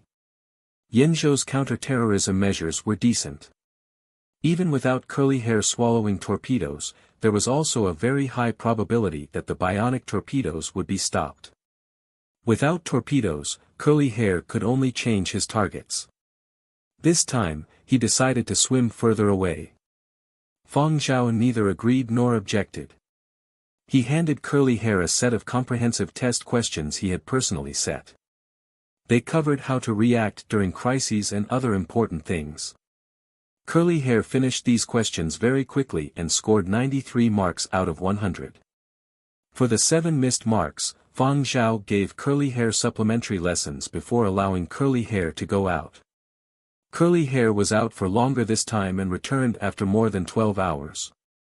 He was in high spirits, probably from having eaten his fill. "What did you eat?" Fang Zhao asked. "I ate a huge chest." Curly Hair briefly summarized his experience on this trip. He had kept swimming and swimming after leaving the island. If something had seemed edible or delicious, he had eaten it. Fang Zhao then asked more specific and detailed questions to find out where Curly Hair got his food this time. It sounded like Curly Hair had found some high-energy substance from a sunken submarine. Out of 8 huge chests, Curly Hair had eaten 2. Because Curly Hair still couldn't control his bodily transformations, he didn't have any means to bring the huge chest across the long distance to let Fang Zhao have a look. At that time, he had already felt full after swallowing the first chest. He initially wanted to drag a chest back for Fang Zhao. However, after holding it in his mouth, he accidentally swallowed it. Curly Hair didn't want to swallow a third. Fang Zhao had also repeatedly warned him not to bite things open, so he'd only been able to head back to the island. "So full," Curly Hair said. He rarely encountered times when he was completely stuffed.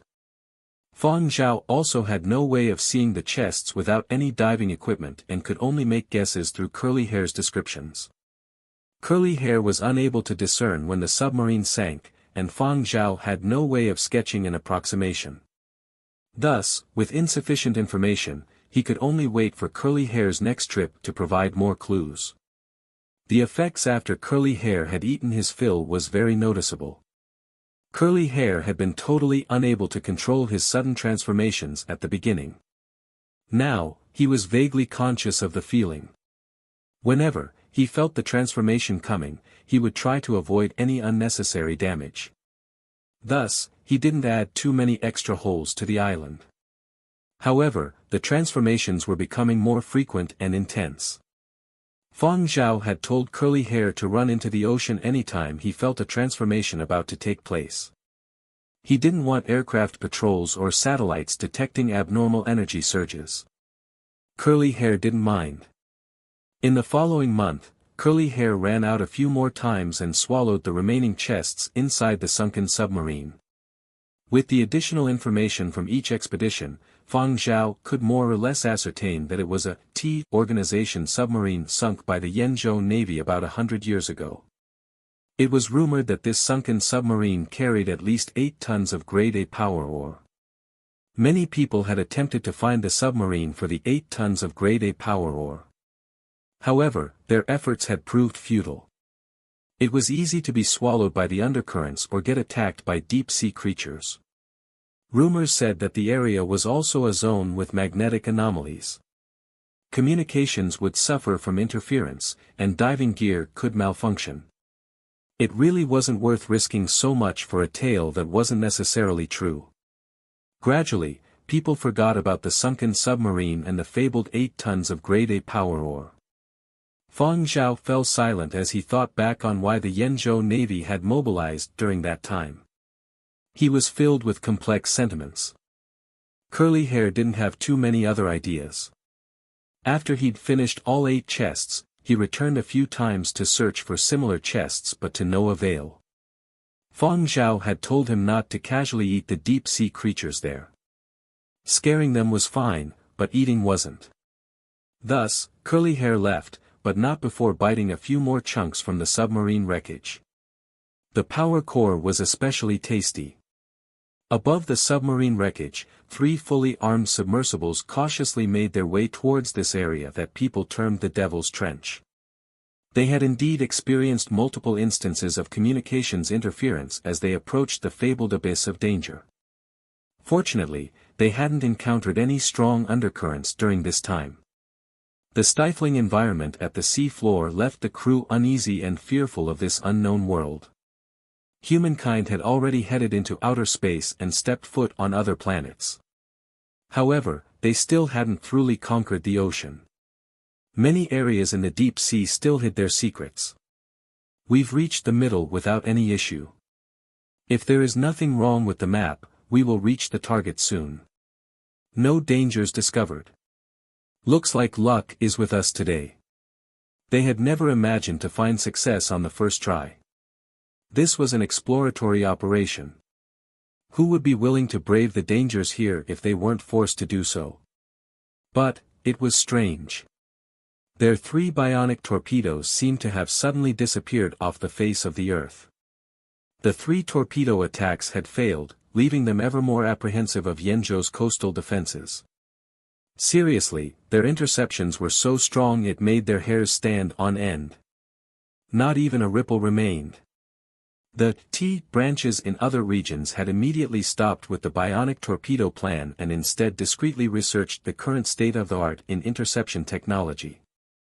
They had reason to suspect that the imitation biotechnology method stolen from the military had a bug. Maybe the military had planned for them to steal it. Unfortunately, they had sacrificed many lives and revealed many of their bases to seize this imitation biotechnology. Now, it even seemed like this was all a plan to target them. How crafty. Those here had no choice but to change their original plans. The organization's higher-ups were already dissatisfied with the Yanzhou division. If they weren't able to make any results, they would suffer disastrous consequences within the organization. They desperately needed to prove themselves through a successful attack. After losing 3 precious bionic torpedoes, their commanders had temporarily cut a large portion of their funding, recalled all bionic torpedoes and halted the plan. It seemed like they had been left out to dry. T organization's Yanzhou division chief was so worried lately that he had started balding. Originally, they had wanted to just blow up a densely populated place with less security such as Yanzhou's commercial districts. But, they were worried about ruining the organization's other plans. They knew that, T had a lot of plans, but they just weren't in the know. Since the various divisions operated independently, their division didn't have the bigger picture. Furthermore, the Yanzhou military district was watching them very carefully. They would likely be stopped before even getting close to any commercial areas. With limited options, the Yanzhou division could only search for other means to earn merit such as finding resources. The Yanzhou division chief ultimately placed his sights on the submarine that had sunk more than 100 years ago. One of his seniors had been in charge of transporting the power ore. Unfortunately, the crew had encountered the Yanzhou Navy and hadn't been able to escape. In the end, the submarine had been sunk. Not a single crew member had survived. 8 tons of grade A power ore had sunk into the ocean. 8 tons. 2. How much time and effort had been spent to collect 8 tons of grade A power ore? And it had all F*King sunk. This incident had also been a huge blow to the organization, leaving them very dispirited. The organization had been forced into a period of quiet recovery. After that, the organization no longer transported more than 2 tons of power ore at once. Grade A power ore was also transported separately. What was more, the event was a result of pure misfortune. The plan itself was sound, but the Yanzhou Navy had been holding an impromptu training exercise. Reportedly, this impromptu exercise was a special commemoration for the death anniversary of some Yanzhou bigwig from the period of destruction after many years. 1. They hadn't received any information beforehand and had been stunned by the news. King Yanzhou Navy. Who was that period of destruction hero? Something Fang. 2. Who the hell cared? He was long dead and gone. It was rumored that there had been many plans to blow up that person's grave at the cemetery for martyrs, but those bunch of cemetery guards were too hard to deal with. None of the plans ever succeeded. Because of their long-standing grudges, every newly appointed Yanzhou division chief would receive a mission to blow up graves in the Yanzhou cemetery for martyrs, especially the one for the Fang guy. In a certain hidden underground hideout, T organization's Yanzhou division chief was directing the salvage operation with a gloomy look on his face. Normally, he wouldn't stake so much on a sunken submarine lost over 100 years ago, but he really didn't have any other alternatives. The price of A-grade power ore had fallen quite a bit with the discovery of new power ore deposits, but these 8 tons would still be worth around 14 billion. Fortunately, communications technology had advanced quickly. Even though the salvage operation experienced some interference a few times, it was still overall quite smooth. They had managed to approach the objective without any strong undercurrents or deep-sea creature attacks. The chief thought to himself that even the heavens were helping him. 1. Stay vigilant for attacks from giant deep-sea creatures. Understood. But boss, are there really giant creatures of legend here? One of the men in the submersibles asked. I don't know. The area we are close to is very peaceful. Perhaps there aren't even any fish at this depth, let alone deep-sea monsters. It is all just a dead zone. Documentaries have only managed to capture some indistinct shadows. Who knows if these fabled monsters actually exist? Some even suspect those documentaries to be faked. Though they agreed outwardly, deep down, they still believed the existence of the deep-sea monsters. The men inside the 3 submersibles raised their level of vigilance. Found it. The sunken submarine. The submarine that had lain there for over 100 years no longer held the same structure. Find the ore first. An impatient voice sounded through the communications device. Got it, boss. The men within the 3 submersibles were also excited. 8 tons of A-grade power ore. This was worth over 14 billion. They could rest easy after this was done. As planned, 1 submersible was for ore extraction, and the other 2 were for protection. Just that. Boss, there aren't any readings of ore. The cases used to store the ore are made of special materials that make the ore difficult to detect. Go search for those cases. 8 tons of ore should be stored in at least 8 cases. After a while, the extraction team reported back. Boss, the submarine looks to have sustained heavy damage. Only the wreckage remains. The edges of the severed portions are uneven, like they've been bitten by a dog. Not a funny joke. The voice over the comms was icy cold. Clearly, their chief wasn't in a good mood. Chief, they really do like bite marks. There really are giant deep-sea monsters. The man in the submersible was fearful. If something could chomp the submarine into this state, wouldn't crushing their submersibles be very easy? Honestly speaking, they were more willing to blow up Yenzhou's cemetery than stay here to feed the fishes. Find the cases. A stern shout came through the comms. Yes. In the end, the attraction of 8 tons of A-grade power ore was stronger than the fear of giant deep-sea monsters. However, Chief, we can't find any cases.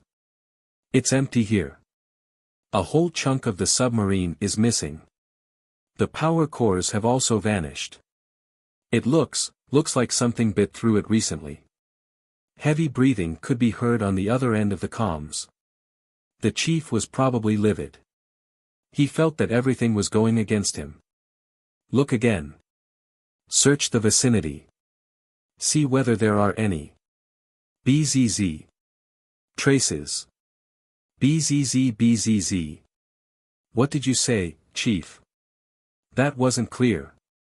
There was nothing but static. However, they didn't panic.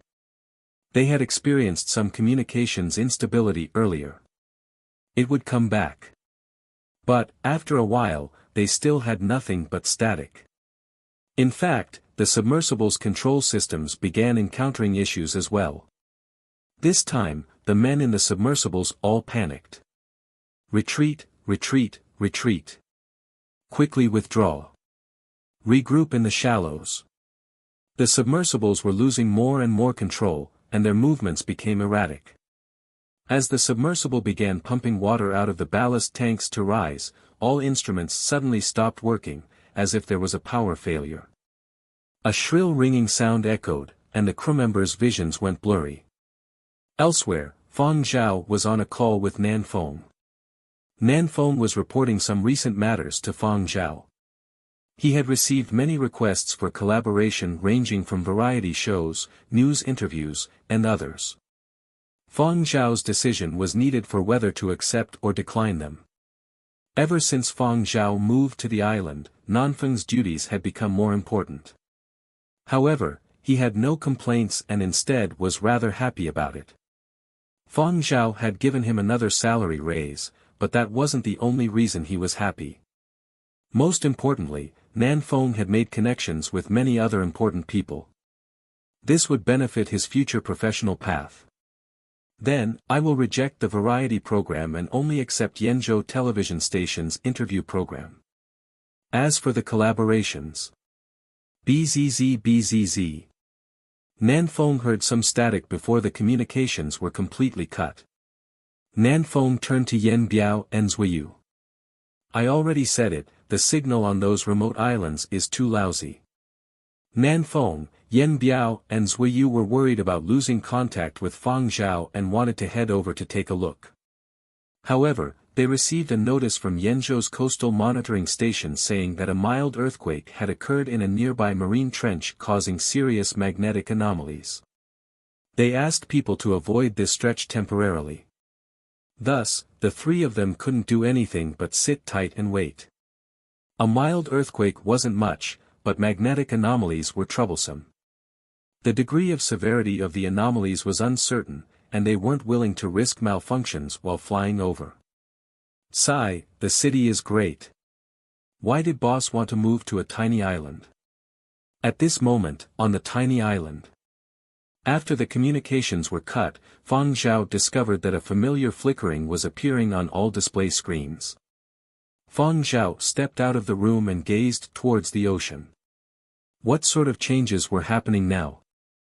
The interference continued for close to 2 hours before disappearing. After one of Nanfeng's calls finally came through, Fang Zhao confirmed that he was safe. However, he didn't want Nanfeng and the other two to come over. Instead of returning to the house, Fang Zhao sat on a beach rock, skimming over the reports about the oceanic magnetic anomaly. There were currently no casualties or deaths. The earthquake was rather weak, and the center of the magnetic blast was uninhabited. Many people saw the news and didn't give it another thought. As he browsed through the news, Fang Zhao heard the sound of rushing water. Fang Zhao wasn't concerned and stood up for a better look. Splash! A dog charged onto shore. Perhaps due to speed or excitement, the dog tumbled a few times before coming to a stop. Curly hair shook off the water and sand on his body before running over to Fang Zhao.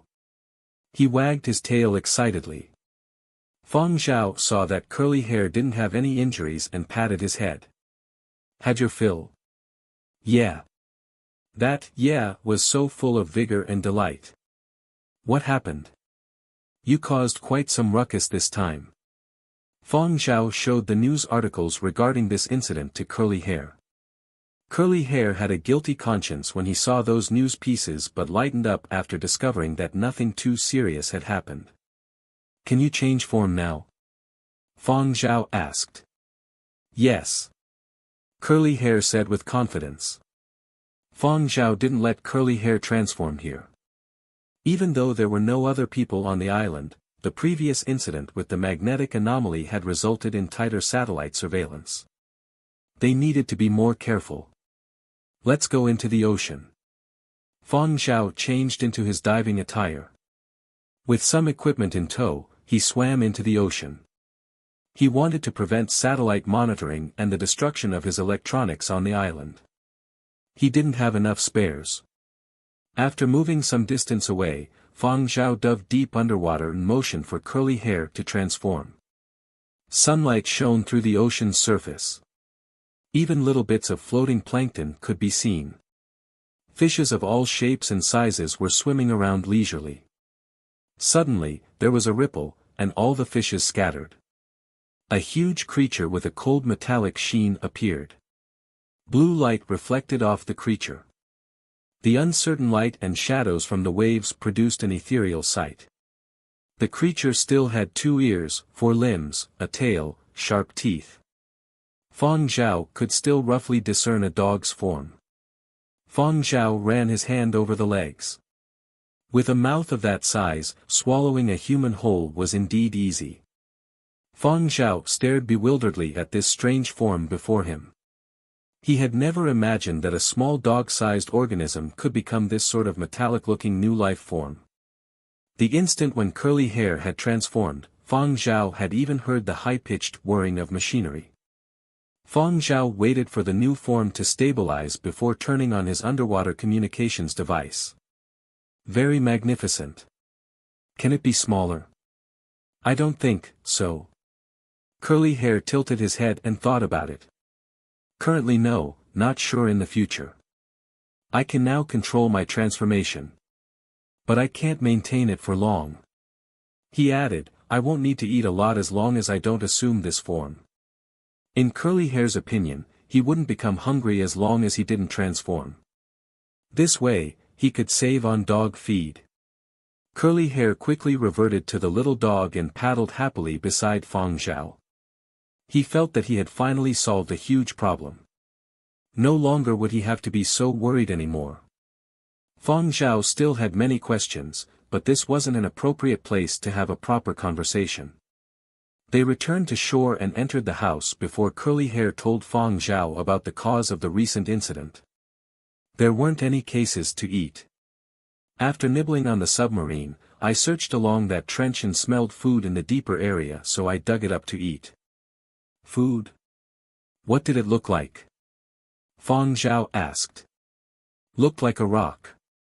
It was white and round, about the size of a football. Curly Hair didn't remember anything else. At that time, he had simply gobbled it up without paying too much attention because he'd been hungry. Fang Zhao guessed that it might have been a new type of power ore. Perhaps it even had a higher energy level than a grade power ore. Potentially, that rock had come from outer space. There had been many falling meteorites during the period of destruction. Some of them would have contained power ore. Fang Zhao was more inclined to believe it was from outer space. But, it was now difficult to verify the origins of the rock since Curly Hair had swallowed it. It didn't matter though, everything was fine as long as the rock was beneficial to Curly Hair. Did you discover other rocks like this? Fang Zhao asked. No. Just one. Curly Hair was a little sad because of this. If there were more of these rocks, he wouldn't need Fang Zhao to spend money on dog food. Also, he'd be able to play around in both forms every day. Unfortunately, the number of things that could fill him up in one mouthful was very limited. Fang Zhao wasn't concerned and instead asked about the cause of the magnetic anomaly and earthquake. Curly Hair carefully glanced at Fang Zhao and slightly lowered his head. I ate too much and couldn't control myself. After gnawing on the submarine's power core and swallowing a high-grade ore, Curly Hair had become aware of his form change. So, he'd found somewhere to hide while time passed. I tried to control my transformation and didn't expect I would completely transform or cause any disturbance. I checked my surroundings though, no one was around, just a few fishes. Curly Hair's eyes then lit up as he recalled something. Sometime after my transformation, I discovered that there were 3 diving machines not too far away. There were people inside, so I sent them to the nearest naval warships. I secretly dragged the diving machines over and wasn't discovered. At that moment, Fang Zhao received a notification. He clicked and opened it.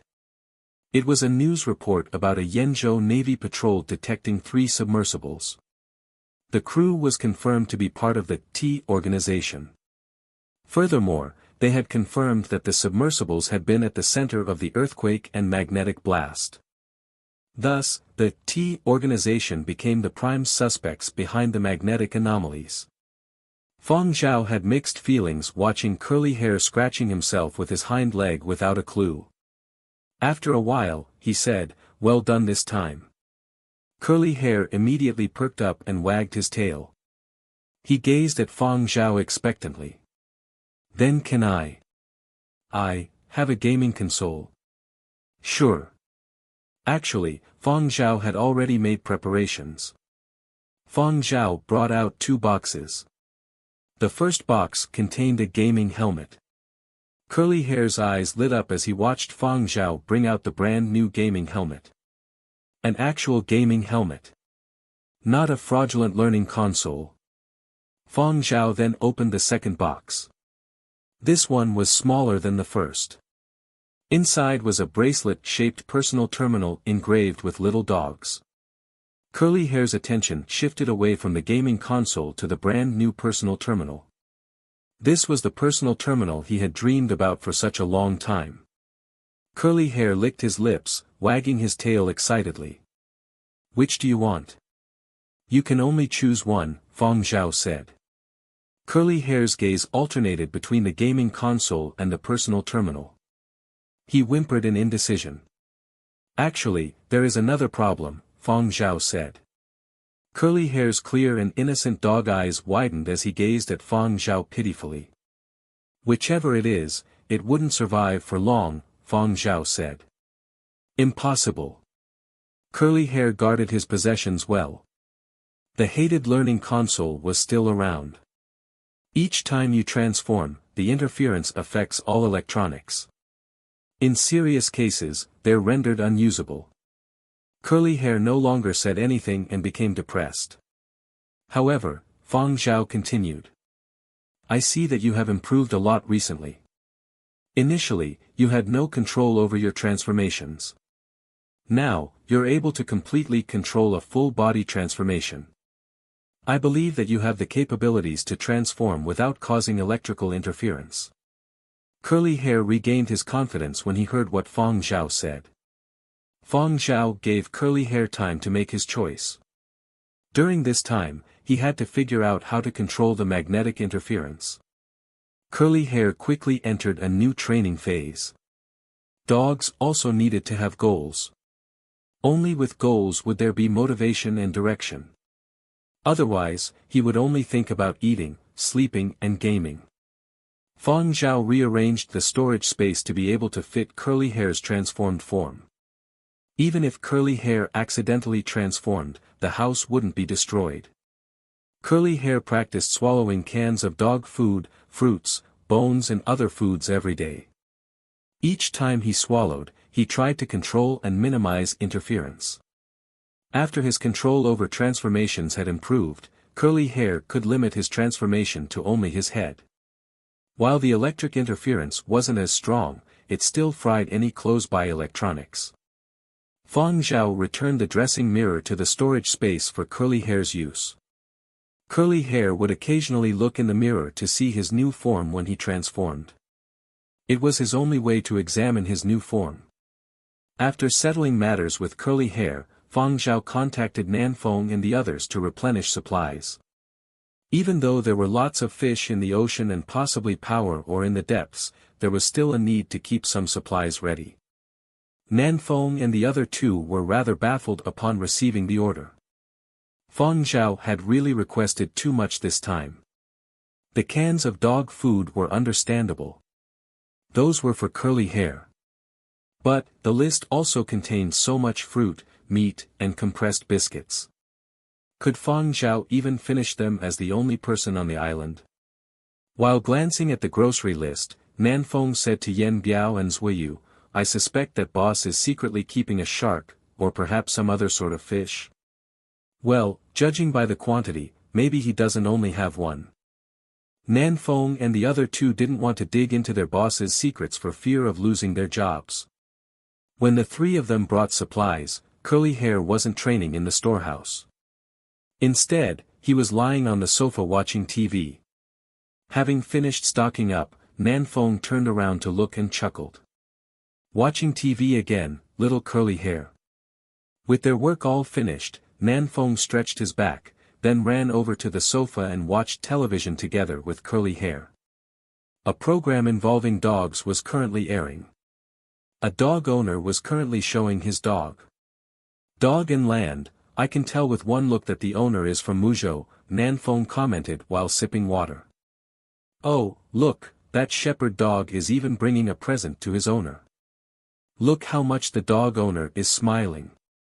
Let me tell you this, little Curly Hair, a dog who knows how to bring his owner a bone is a good dog."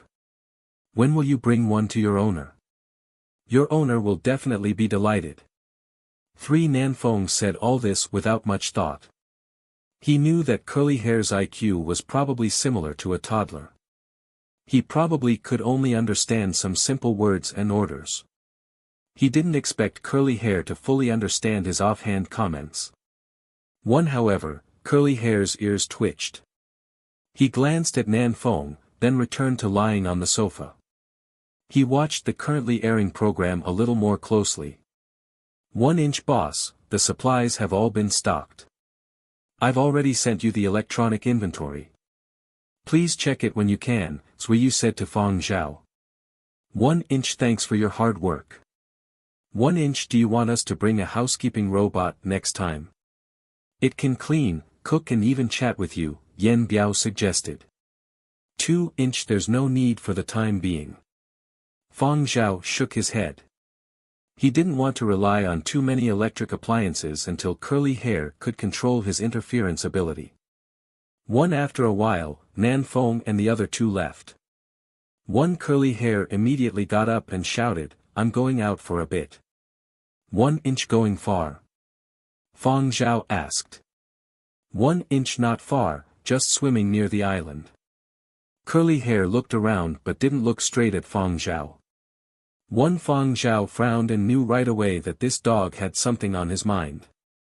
Nevertheless, he still said, go on. 2-inch woof. I will be back shortly. Curly Hair scampered off. Fang Zhao wanted to go over and see what this dog was up to, but a call interrupted him. It was Mo Lang. 2 After graduating from Huang Art's advanced course, Fang Zhao had kept in touch with Mo Lang. They frequently contacted each other. Fang Zhao returned to the house to answer the call. The wind outside was a little strong and would cause too much noise.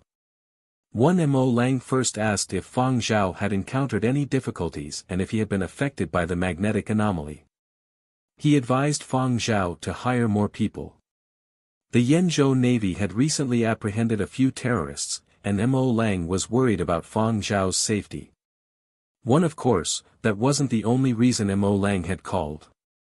Besides worrying about Fang Zhao's safety, he also called to inform Fang Zhao of an important piece of news. 1-inch there is a very important concert where only very renowned musicians are invited. The organizers think highly of you. Do you want to go? Fang Zhao recalled an evaluation committee member mentioning a very important concert. Unfortunately, it wasn't the kind that was public. 1-inch who are the organizers? Fang Zhao asked. 1-inch the military, but the concert venue is a little far. 1-inch I'll go. Mo Lang smiled. He was very satisfied with Fang Zhao's reply. 1-inch this type of concert will benefit you in the future. Someone will contact you within a week. You can directly ask him any questions you might have. You still have about a month's time to arrange matters here on Earth. 1-inch alright. A month should probably be enough. Fang Zhao understood that Mo Lang meant the concert was held on a foreign planet. As for where, Fang Zhao currently had no idea. However, he was certain that he wouldn't just be leaving for a couple of days if he participated in this concert. He was somewhat concerned with leaving Curly Hair alone, but bringing him along to the concert venue had risks too. If Curly Hair could control his electrical interference, then Fang Zhao would bring him along. Of course, he had to inform the organizers beforehand that he intended to bring a dog. Even if a dog couldn't be brought, Curly Hair wouldn't be easily exposed as long as he could control his ability. With a gaming helmet and personal terminal as motivation, Curly Hair's progress over these few days was very obvious. He had already managed to limit his interference to within the boundaries of the storehouse. Electrical appliances beyond the storehouse were rarely affected, if at all. Fang Zhao spoke with Mo Lang some more. After ending the call, Fang Zhao looked at the time. His call with Mo Lang had taken half an hour. Curly Hair hadn't returned yet. Curly Hair. Fang Zhao walked out the house and shouted a few times. He didn't hear any response. He concentrated and listened even more closely. He could faintly hear a trembling that sounded like someone digging a hole underwater nearby the island. Fang Zhao didn't bother calling anymore. He sat down by the shore and opened up an e-book to read. He was reading what Muzhou people proclaimed as a legendary work, Su Mu Talks Dogs. It was written by an old comrade he knew during the period of destruction. As the leader of the Muzhou battlefront, Su Mu's influence had been considerable. His views and stories had been gathered by Muzhou people and compiled into books. Su Mu Talks Dogs. This book was Su Mu's views about how to raise dogs. Of course, only parts of it were quotes by Su Mu. The rest was just analysis by other people later on. The early Muzhou people were a large reason that Muzhou people today loved dogs so much. Su Mu was the first known person to raise a dog on the battlefield during the period of destruction. Fang Zhao felt that he should learn from his old comrade who had a wealth of experience raising dogs. Curly Hair was still a dog. Even if he became a mechanical dog, his core wouldn't change. As he was reading, Fang Zhao heard the activity of Curly Hair coming ashore. Curly Hair sprung out from the ocean and didn't even bother to shake himself dry. He trotted over with a bone even bigger than his head. Fang Zhao's eyes widened when he saw that bone. One Curly Hair held the bone as gently as possible in his mouth to avoid breaking it. He looked like a sea lion balancing a ball as he came over with the bone that was 5 or 6 times larger than him. Curly Hair put the piece of broken bone down in front of Fang Zhao. Both teeth marks and cracks covered the bone. For a dog that could bite through the hull of a submarine, this was a considerable feat of restraint already. Curly Hair finally relaxed after putting the bone down and shook off all the sea water on him. This bone is so soft and almost crumbles on contact. It's not as hard as seafloor rocks even though it was stuck in one. I saw bones inside rocks the last time I went to play and dig around in the ocean, but they aren't very nice to eat. They don't satisfy my hunger either. However, these bones are really huge. Really huge. Curly Hair wagged his tail and looked towards Fang Zhao, clearly pleased with himself. The bone he brought back was much larger than the bones he'd seen those Muzhou dogs bring back on television. Really impressive. Fang Zhao rubbed Curly Hair's head and picked up the broken bone. This bone wasn't the full piece. It had been broken by Curly Hair, and some crystallized granules could be seen inside the chipped section. There definitely was a part of the bone that was still attached to the rock. Curly Hair couldn't possibly be that meticulous in excavating the bone. Some fine lines could be seen in the bone. They looked like blood vessels. Fossil. This bone was a fossil of some organism that had lived many hundreds, thousands or millions of years ago. The calamities and the 100-Year War during the period of destruction had destroyed too many things. Survival had been the only objective. Anything else could be tossed aside for its sake.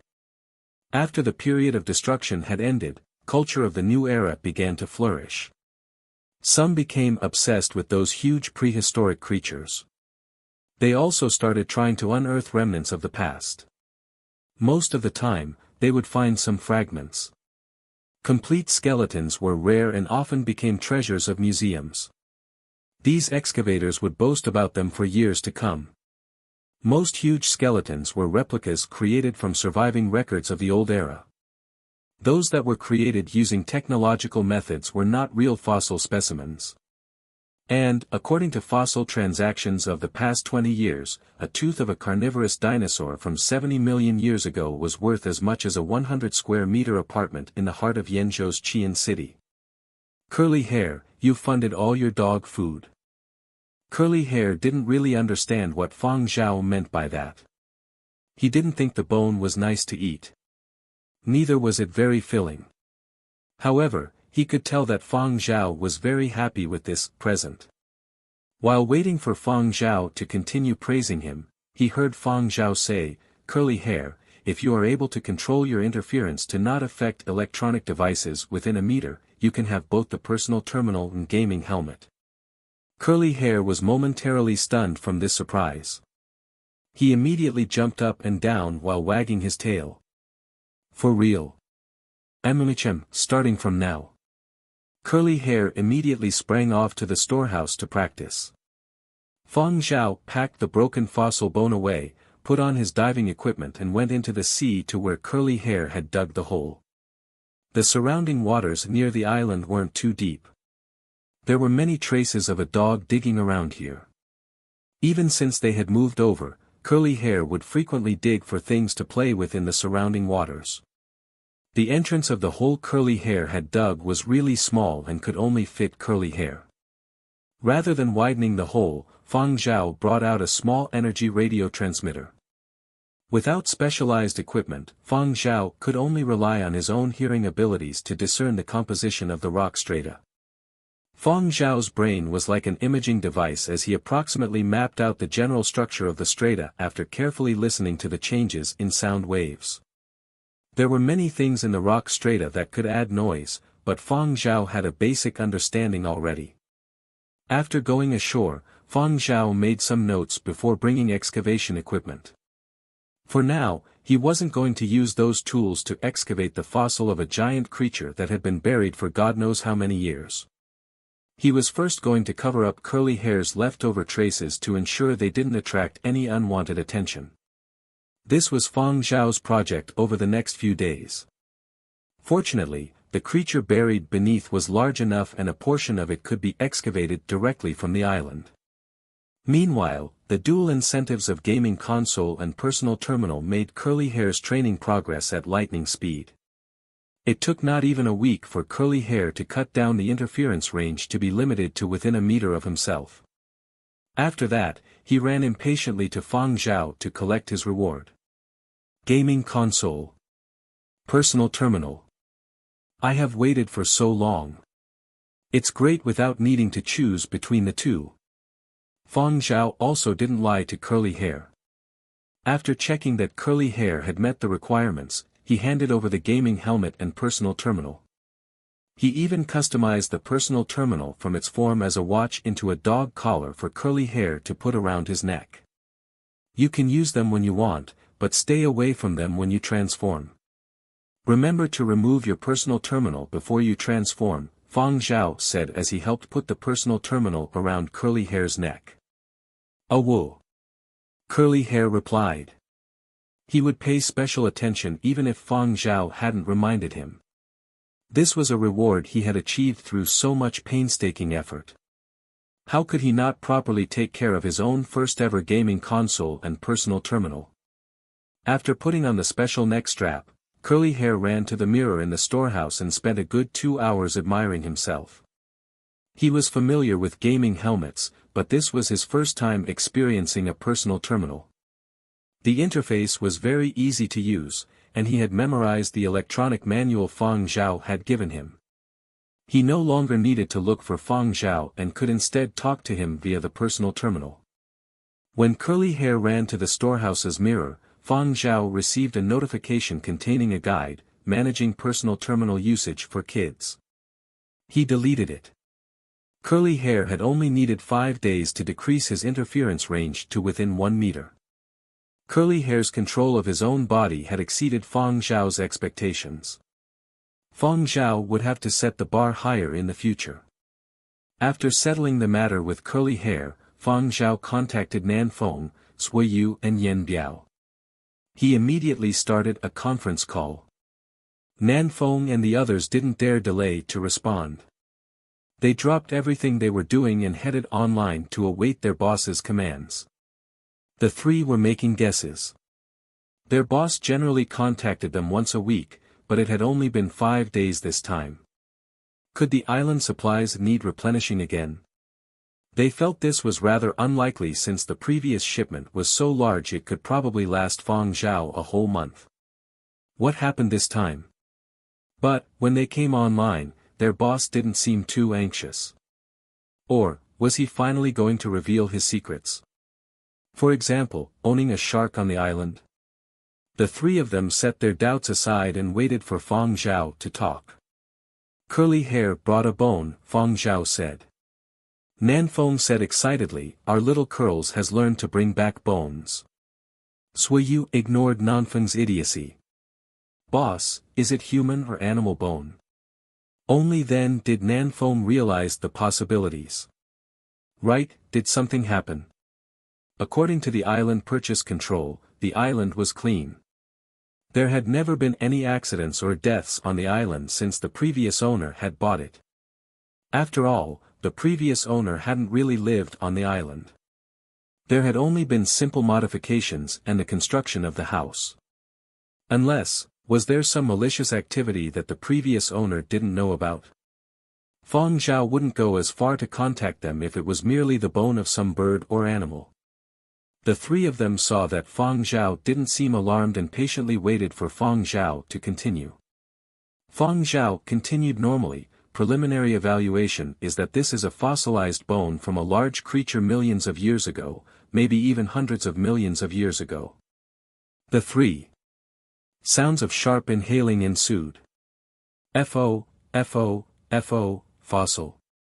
Suiyu stammered.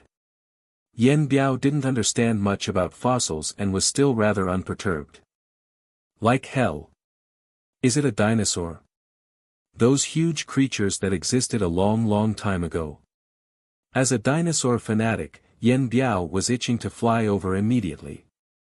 He had loved listening to dinosaur stories when he was young. He had even fantasized about being a dinosaur hunter too. Not necessarily a dinosaur. It might be some sort of marine reptile, Fang Zhao said. Those are still dinosaurs in my book. Yen Biao didn't care about the specifics of dinosaurs. Whether they were land or sea dwellers, those creatures from that period were all dinosaurs in his eyes.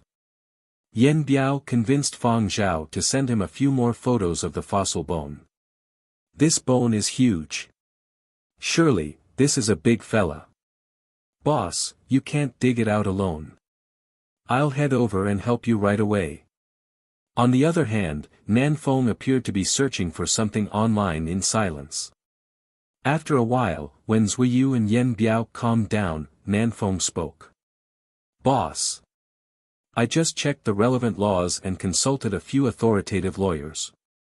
In the last 500 years, fossils are considered tradable goods. Anything dug up on a private island belongs to the island owner. Boss. You are rich. Nanfeng's voice even cracked towards the end. Clearly, he was very excited at this moment.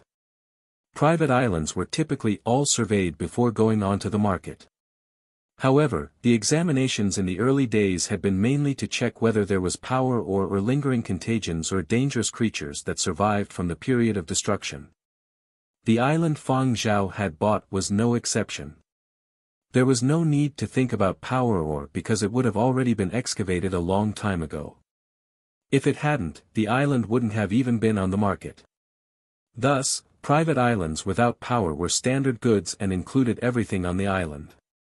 Fossils were a huge deal to the new era's research in archaeology and biology and collectors. Despite the decrease in fossil discovery year over year, interest in it never waned. Actually, there were countless fossils of organisms such as bugs and plants that survived millions of years. These could still be found even after the period of destruction. However, mankind still had a special fondness towards dinosaurs. However, there weren't many dinosaur fossils. Who could have imagined that a small and remote island would actually hide fossils of ancient creatures from hundreds of millions of years ago? Fossil. A real fossil. Unlike the other three who were clearly worked up, Fang Zhao calmly made arrangements for the excavation of this fossil. A professional team was still needed to excavate the fossil. Thus, Fang Zhao took a photo of the fossilized bone and a video clip of its location to upload to his various social media platforms. He appended a message saying that he was looking for a professional excavation team. Fang Zhao's personal terminal buzzed non-stop after he posted this. Top researchers always had ways to obtain his personal number, while various media outlets tried to interview him. On this day, many people were shocked by the news headlines. Fossil. Like a fossil of those prehistoric giants in our textbooks. For real.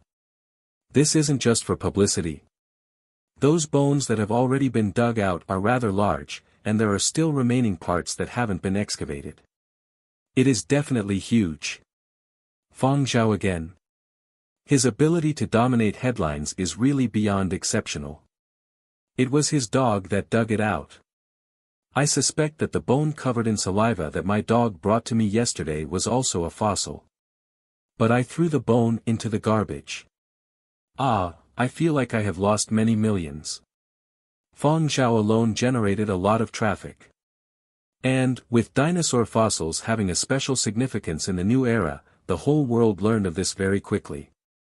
On some small island that Fang Zhao had recently purchased, his dog, yes, the one named Curly Hair with a value close to 300 million, had dug up the bones of a dinosaur that had lived hundreds of millions of years ago.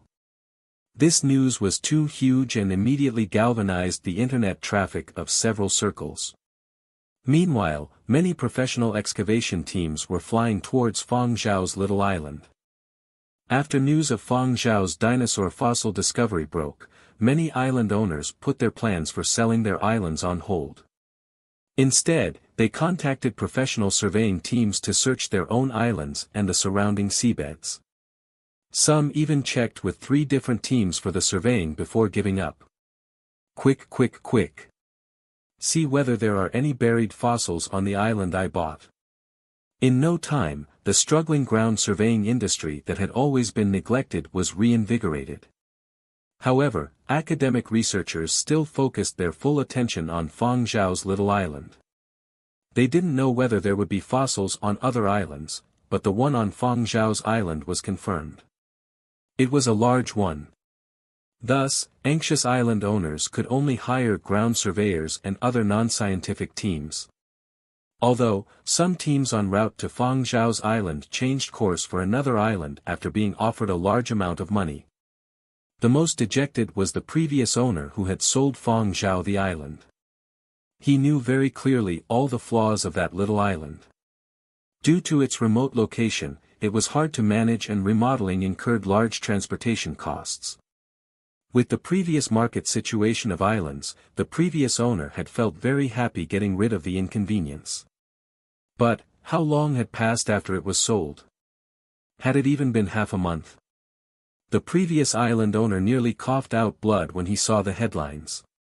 Regret turned quickly to depression. However, business transactions were just like this. It was hard to say who would be the winners or losers.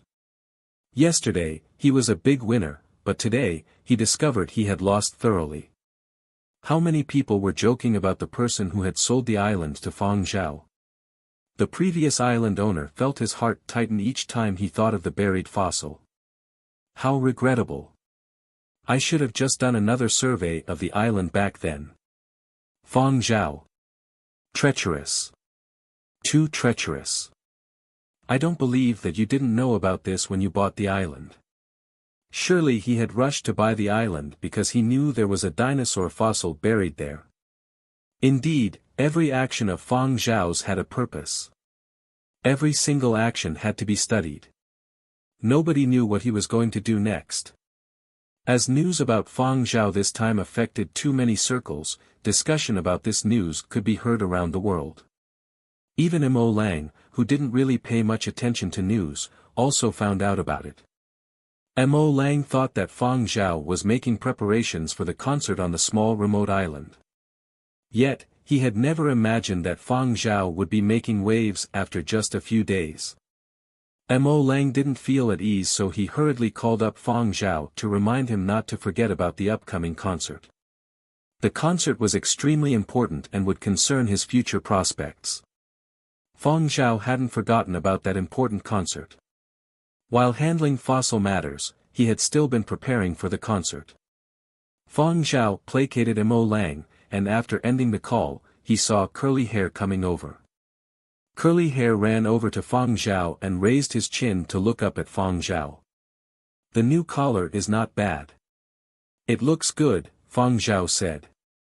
Curly Hair yelped happily and said, "I will change a spot to dig for bones next time." "You like digging bones?" Fang Zhao asked. "Yeep." Curly Hair replied without any hesitation. He had gotten his gaming console from digging bones. Just digging out the broken half of a bone had earned him a gaming console and personal terminal. How great was that? Fang Zhao seemed to have thought of something. He nodded his head and said, "Good." Originally, Fang Zhao had intended to sell the fossil off for dog food. But now that Curly Hair could control his transformations and find food in the ocean, Fang Zhao could cover Curly Hair's food costs as long as he didn't transform for too long. There wasn't as much urgency to sell the fossil any longer. If Curly Hair found any other fossils or special items, he planned to keep them. His old comrade Su Mu had said in his book, "Treat every present you receive earnestly." Fang Zhao found that these words made quite a lot of sense. Perhaps he could build a personal collection room for Curly Hair to store the stuff he brought back. The longer he thought about this, the more Fang Zhao felt this was a good idea. Excavating bones would be better than playing games at home all day. Fang Zhao had already told Curly Hair that there would be many strangers coming to the island. Curly Hair wasn't worried. He was already able to control his interference so he wouldn't suddenly transform and scare others. He wasn't concerned about accidentally revealing this. However, with so many outsiders coming to his territory, Curly Hair decided that he would do more patrols, both on land and underwater. "Is this personal terminal waterproof?" Curly Hair asked uneasily. "Waterproof to a depth of 200 meters, Fang Zhao said. "Only 200 meters. Curly Hair decided not to wear it when he went into the ocean. It was better to be safe than sorry. There was the sound of a flying transport landing. Curly Hair looked in the direction, then ran over. It was Nanfeng, Zuiyu and Yanbiao. Nanfeng and the other two rushed over right away upon receiving Fang Zhao's call. Before landing, they saw that the northern part of the island was already riddled with holes. But it was fine. For the sake of excavating fossils, they wouldn't feel any heartache even if the entire island was dug out. Nanfeng saw Curly Hair running towards them the moment they got off the flying transport. Curly Hair raised his head to let them see the new personal terminal around his neck. Nanfeng probably would have noticed it any other time, but now his mind was preoccupied with everything about dinosaur fossils. He didn't catch Curly Hair's subtle actions. Instead, Nanfeng was staring at Curly Hair as though he was a golden hen that laid golden eggs. "Our little Curls has done a great deed. You can stand proud with your chest out. Well done, Curly Hair," Nanfeng said excitedly. Curly Hair watched him through his innocent black dog eyes. Nanfeng then continued, "Your owner is going to be rich this time. That is a dinosaur fossil. And a humongous one at that. Millions of years ago, even 10 little dogs like you wouldn't fill its mouth." Curly Hair glanced at them once more, then turned to leave. Nanfeng didn't care about this. He first went to Fang Zhao to understand the situation. Then, he excavated 2 more fossil bones with Yan Biao and Zuiyu. He excitedly shared a lot of photographs with his friends and social media. Since others were already on the way there, the 3 of them didn't have too much leisure time. After excavating the fossils and taking pretentious photos, all of them quickly got down to business.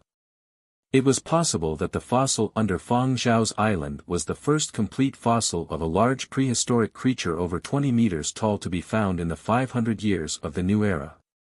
Its fascinating appeal drew in lots of teams and organizations. However, the island was still Fang Zhao's personal property. The island and a small area of water around it was considered personal property of the owner. Fang Zhao could take action against trespassers. Nanfeng was responsible for communicating with these parties. Fang Zhao also employed some men to maintain order on the island and its surroundings. The Yenzhou Navy expressed that they would send a squadron to help. There were too many people from all the various continents coming. The Yenzhou Navy couldn't ignore this. Even if the island's owner wasn't Fang Zhao, they would still help out. Ever since Fang Zhao had sent out information that he was seeking cooperative partners, professional research teams had voluntarily requested to participate in this excavation operation. They were even willing to offer their services for free as long as Fang Zhao would allow them to participate. Some groups even set aside budgeting and made plans to fight for a slot. Media outlets weren't willing to be left behind. Yenzhou television station even made an appointment to interview Fang Zhao. This originally lonely island quickly became extremely lively. Some temporary housing facilities were built. Ships of all shapes and sizes appeared in the surrounding seas and were still increasing in number. For those that couldn't set foot on the island, they were still willing to live on ships. Some even chartered boats to stay outside of the private waters. There were also many flying transports in the sky. Since many of them didn't have authorization to land, they circled around in the sky. There were even some on board these flying transports using binoculars to observe or broadcasting to a live stream. The competition between teams on the excavation operation was intense. From all these groups, Fang Zhao chose 12 teams from each of 12 continents. The majority were research teams. At first, the various teams weren't too pleased at sharing such a big project. However, they understood Fang Zhao's intent. Anyone who wasn't pleased could leave. The teams and private organizations that weren't picked still hovered around, hoping to squeeze in should any team leave. Thus, even if they were unwilling to share with others, those 12 teams still agreed. Nobody was willing to give up this opportunity, so they could only cooperate now. Fortunately for them, Fang Zhao didn't take charge and give any orders. He said that he would leave the professionals to do what they were best at. Fang Zhao also got to meet people from the Brian family, the top collector in the entire world. They had taken the initiative to seek Fang Zhao out. Fang Zhao had some impression of the Brian family. This family had rose to prominence on the Huangzhou battlefield during the period of destruction. Now, Huangzhou possessed the largest private museum, Brian Museum. The Brian Museum possessed the only Tyrannosaurus skull in the entire world as well as a complete and intact velociraptor fossil. Besides their rare and precious collections, the Brian family was also famous for their people. Regardless of whether they were men or women, members of the Brian family were very attractive. However, people in the know knew that this family didn't actually care much about their appearance. Some time back, a family member nearly turned into a savage just for the sake of finding an insect amber from 100 million years ago. The leader of the Brian family delegation was also the Brian Museum's curator. He knew that it would be difficult for private teams to participate alone, so he had contacted Huangzhou Museum to send an excavation team to cooperate with Fang Zhao. He had sought out Fang Zhao in hopes of Fang Zhao renting out the dinosaur fossil to Brian Museum a month each year after it was excavated. It would be even better if they could purchase it directly, regardless of cost. However, Fang Zhao had explicitly told them that he wasn't selling when they had first arrived. Therefore, they could only settle for the next best thing, which was to rent. Fang Zhao still didn't want to talk about it now. Let's discuss after excavation is complete. He had to see the performances of these teams before deciding. Different museums prioritized their collections differently based on their administrative capabilities. Fang Zhao didn't want this dinosaur fossil to be ruined by any careless museums. The Brian Museum curator didn't count on Fang Zhao agreeing now. He just hoped that Fang Zhao could consider them first when looking for cooperative partners after the fossil was excavated. They had really shown him the greatest sincerity. There were 5 people from the Brian family that had come with the curator. Regardless of gender, they participated in the excavation work themselves. Their faces couldn't even be seen clearly with all the dirt and perspiration on them. However, the burning passion in their eyes was undeniable. They didn't care about those cameras filming them. Nor did they bother about their appearances being shown to global audiences. After all, the operating style of their family was already well known. Who cared about face? The important thing was the fossils. With so many professional teams, work progressed quickly. While the teams were busy excavating, Fang Zhao was being held up by reporters. A reporter from Yenzhou Television was the first to arrive because of their geographical advantage. How did you discover the fossil initially? Was it really your dog who discovered it?